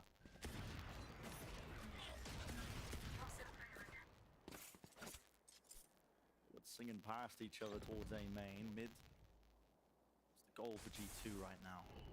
And Net's done a decent job there getting rid of the turret. Have they? I thought for a moment they might have an angle to walk past the alarm bar, but I don't think they do. Kesnit With the dash, lots of targets. It's a rich environment. Alarm bot now there, dashing in the wrong direction, the wrong side. Can't escape from them. Not quite. Leaf. Another attempt for him, but he's not going to be able to get that kill. Still one might be good enough now, especially with Kesnit removed. He's been a star player for this team. These are the mistakes that I think Kru have to avoid. Giving away a pick like that when G2 are just fighting for map control. Not enough duration on the drone. And the camera from net, again, just letting them know, nobody push behind it. Contacting up and out of flash. Kru, Leaf's caught by it. Nano swarms as well. The rest of his team can't follow up through, so this is buying time for Shy. The rest of his squad, Leaf just played this one. Klaus still close to the dice. Out wide, it's been covered. Smoke deep for them to try and pop through. Nice, nice! The right clicks are doing work. Shrapnel straight through him. Melzer, last one left, has to save surely. The economy's weird for both teams, but I think you're right.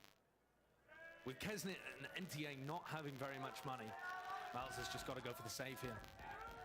And G2 in a 5v4 being able to pop into B. It looked awkward, didn't it? I mean, Leaf was full blind, running through nano swarms, then swings with 30 health. It definitely looked like there might have been an opportunity. Definitely was the timing, I think. Yeah, for somebody to swing pick that up. Klaus or somebody else to sort of like maybe Shy to swing through the smoke, but they get away with it.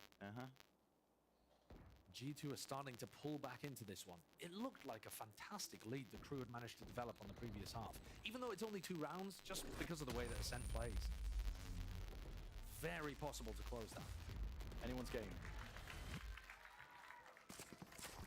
With how tight this game has been, and the fact that we're currently at 9-9 as well, all of those conversations about Kru coming close, but then not being able to get the match win.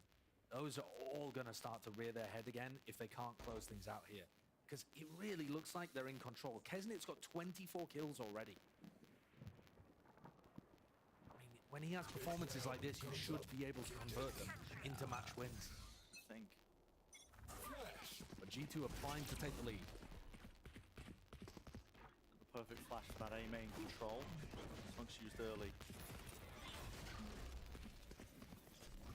Since the eco though, fast play for G2. They want to try and burst themselves into the site. Timmy's doing his best. It really is. Kesnit! That is insane. Talk about nerves.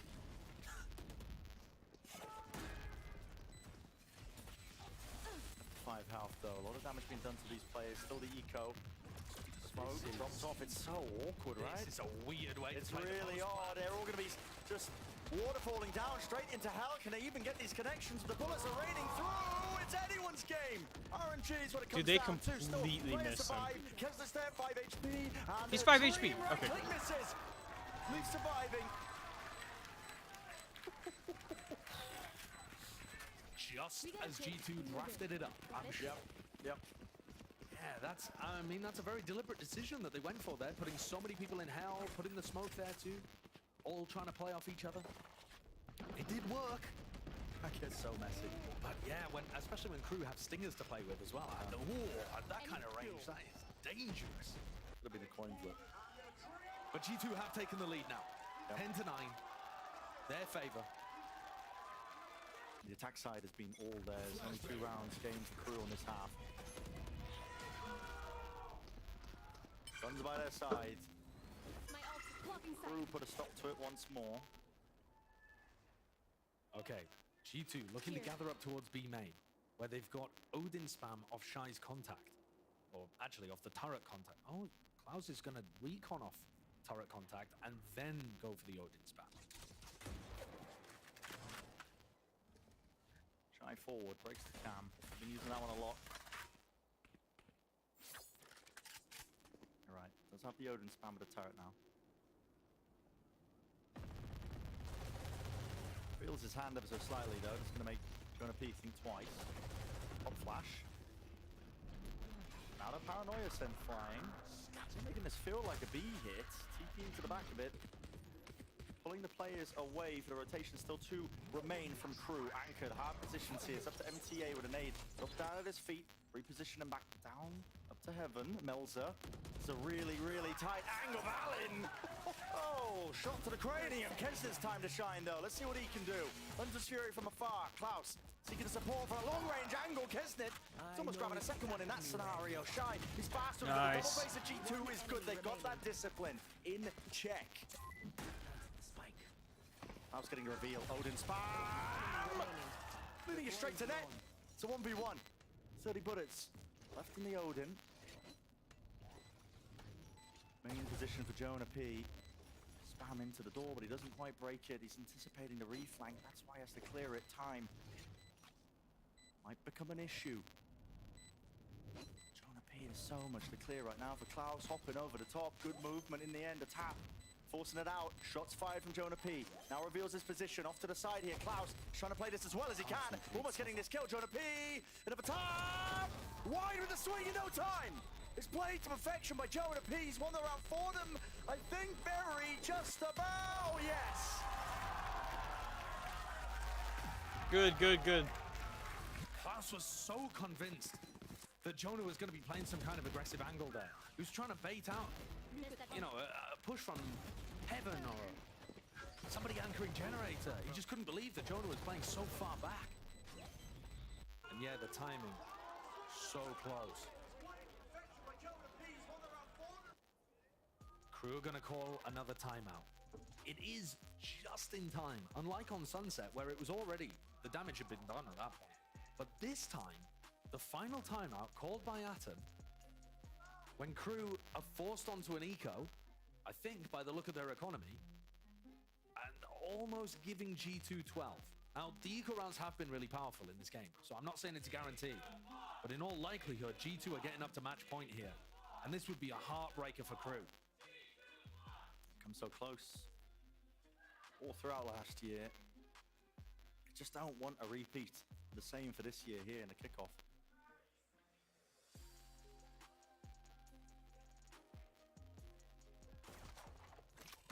Like you said, the money situation looking too good for Kru.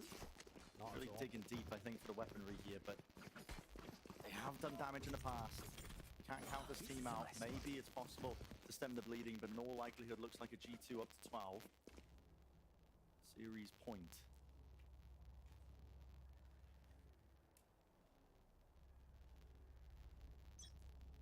Plays to meet him here. Melzer. Repositions actually. Runs his little wee legs there into Wine, so. One suppressed. Rest of the team not interested. It's a nice idea defaulting into a B hit, but it hasn't pulled anyone from Kru away from this three-person setup in B main. Yeah, Shy's on the corner here with the sting. He backs away. Paranoia now. I respect that one. They are sending out Util though. Damage? No way! Wow! Like I said, never count Kru out. This is Guardian spam. Leaf being the casualty there. Be left reeling here. 4v5 for G2 now. They were good for it in the first map. Let's see if they can convert once more. It'll be much more difficult though. Uphill battle. Players to meet them. Still don't have main control. This time cutting noise. Bit of a... And they've bled G2 out of all flash utility. This is my question again. 45 seconds, but how do G2 take steps forwards? Do they just have to brute force entry? Might have to be the case. Waiting for the smoke now. Valen, okay. Paranoid straight through main. Pop flash players. Well, it's all combined. Oh my. Jonah P, I don't think he saw a bloody thing. Kesner's still there though, returning with a fire. The cavalry arriving. Kesner doing his darn. There's still two players to meet them here. 25 seconds left. The Run! G2 gonna start running up to mid, but they're gonna be met. Kru gonna meet them here. Vulnerable, spamming them down. Spike dropped. Net, he's low. There's a door in his way, for God's sake. He's gonna try and burst this one down. Enough bullets for the jumper. 12 seconds left. He does it. Goodbye! 10 seconds. Get a move on, son. Bro, go! Time fairly there, but he's got it. Has to stick this mic now. It's up to Shy. Running with the timing. He knows it. Spam onto the corner. Shy collects the kill and pulls off the almost impossible. These eco rounds have just been so dangerous. Jesus. I thought it was an absolute mad play to go for the defensive reclear there. Because again, theoretically, G2 should find it really difficult to get into sight. So why are you offering them a team fight right before they would be forced to exec? But in all of the chaos, they actually found enough kills. with the lower weaponry. Yeah. And then the scramble from G2. I still think it was a good call to try to go B. They knew that both players were A, but they hit the alarm bot, which vulnerable them. Then the market door was closed. So many obstacles. The 1v1, I mean, it's just mad. Absolutely mad. And now we find ourselves here with only 1 round separating. We said don't count them out with the half-by weapons. Yeah, we said it. We saw it. Made manifest here. Timeout for G2. Has to be called. Have to come up with some corrections. Yeah, and it's not necessarily the end of that round that they'll be discussing. It's their more general game plan. And I think the fact that Kru went for that re-clear is going to be a real thinker for G2. Because actually, if you're able to bait those out, that could be good. Shy's been great today, picking that one up. How many times did he save them in 1v1 situations earlier on today when they had a player advantage and almost threw it? Rhinoceros has been good for it. Yeah. The Rhinoceros and the Electric Eel. What a duo. What a duo. I don't think Kesnit's going to be happy with that nickname. He's going to do his best to make it not stick. He's slippery enough. He can dodge a nickname. Odin spam. A bit early from Klaus there. Just hoping maybe they were opting for the B rush, but it doesn't connect on 20 players. It's once more the mid game for G2. Yeah, they haven't really been in mid this early in the round, I don't think. If they break the alarm bot here, they're creating threats in mid real early. And that's going to pull people towards the center of the map. Maybe make things easier for Net or Trent to get a lure. Honestly, no one reacted to that alarm bot going down. Door closed. Market is now theirs. Kesnit's still feeling safe for the time being. Here. I don't know how he can feel safe there. No, I don't know either. He just is not scared. He's just not scared. I mean, the door's still closed, but if they break the door and B split onto him, what's the escape strategy? Look at the head. That'll do it. Yeah, that'll do it. Door's broken, though. And here's Leaf, comes knocking. Over the top now with a dash and a flash. Maybe the center. No. Went a little bit wide. Shy pulling out the lockdown. Drops it down towards his feet. Needs to push the back. Beautiful paranoia. Yet Jonah P. How has he done that? Treacherous waters. Yet still sails it through with the lockdown destroyed. And a pit on top of it. There's the 12th Let's go, round. G2. Huge performance from Jonah P. Very reminiscent of what he put together on Sunset. He's top of the scoreboard for his squad. Just in front of Leaf, who's made a big fully recovery. blind, man. No, he was the only player that didn't get caught by the paranoia. We might catch it in the replay, but he bailed the rest of his team out. Look at him, swinging forward to cover for the other two, Valen and Trent, I think, who just got whacked by that paranoia. I mean, Jonah's been amazing. He has. He's just been amazing today. Mad consistency across all 3 maps. Kesnit has dropped 30 kills, by the way. And he has Blade Storm staring into Jonah, who has Knife and a null command to take it away. I mean, Kesnit should not be able to make magic happen. And unfortunately, this looks like Kesnit's going to drop 30 in a loss again. I mean, it just looks brutal. Heartbreak.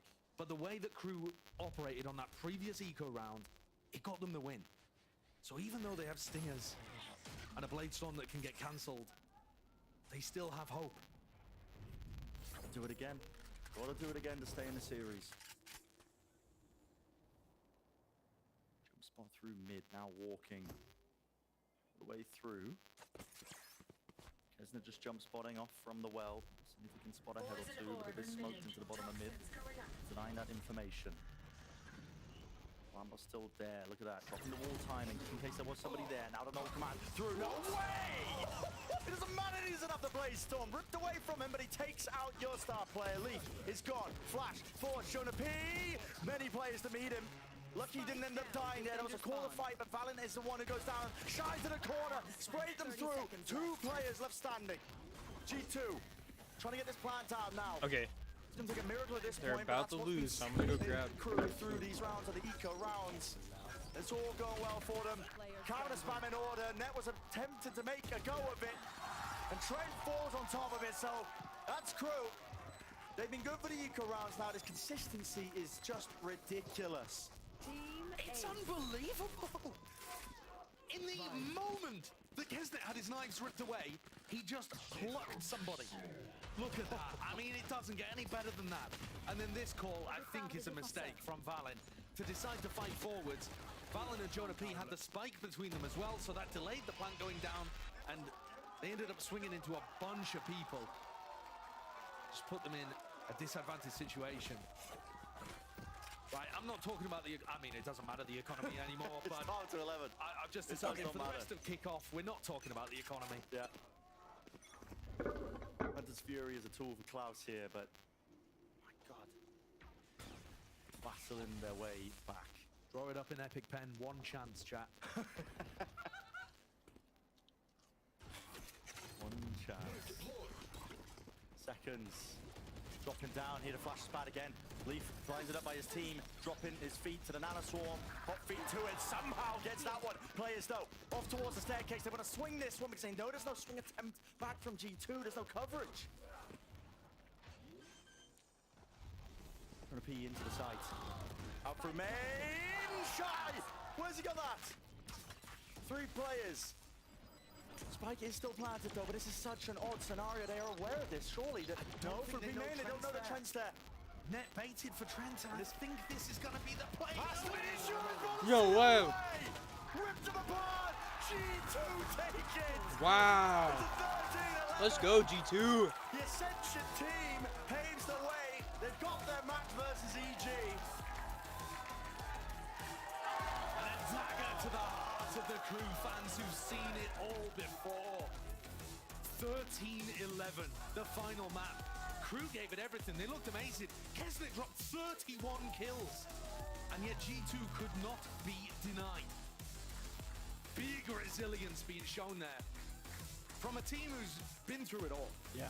Made it to an international event, won Ascension, clawed their way back, and are now 1-0 Wow. against All right. the big dogs.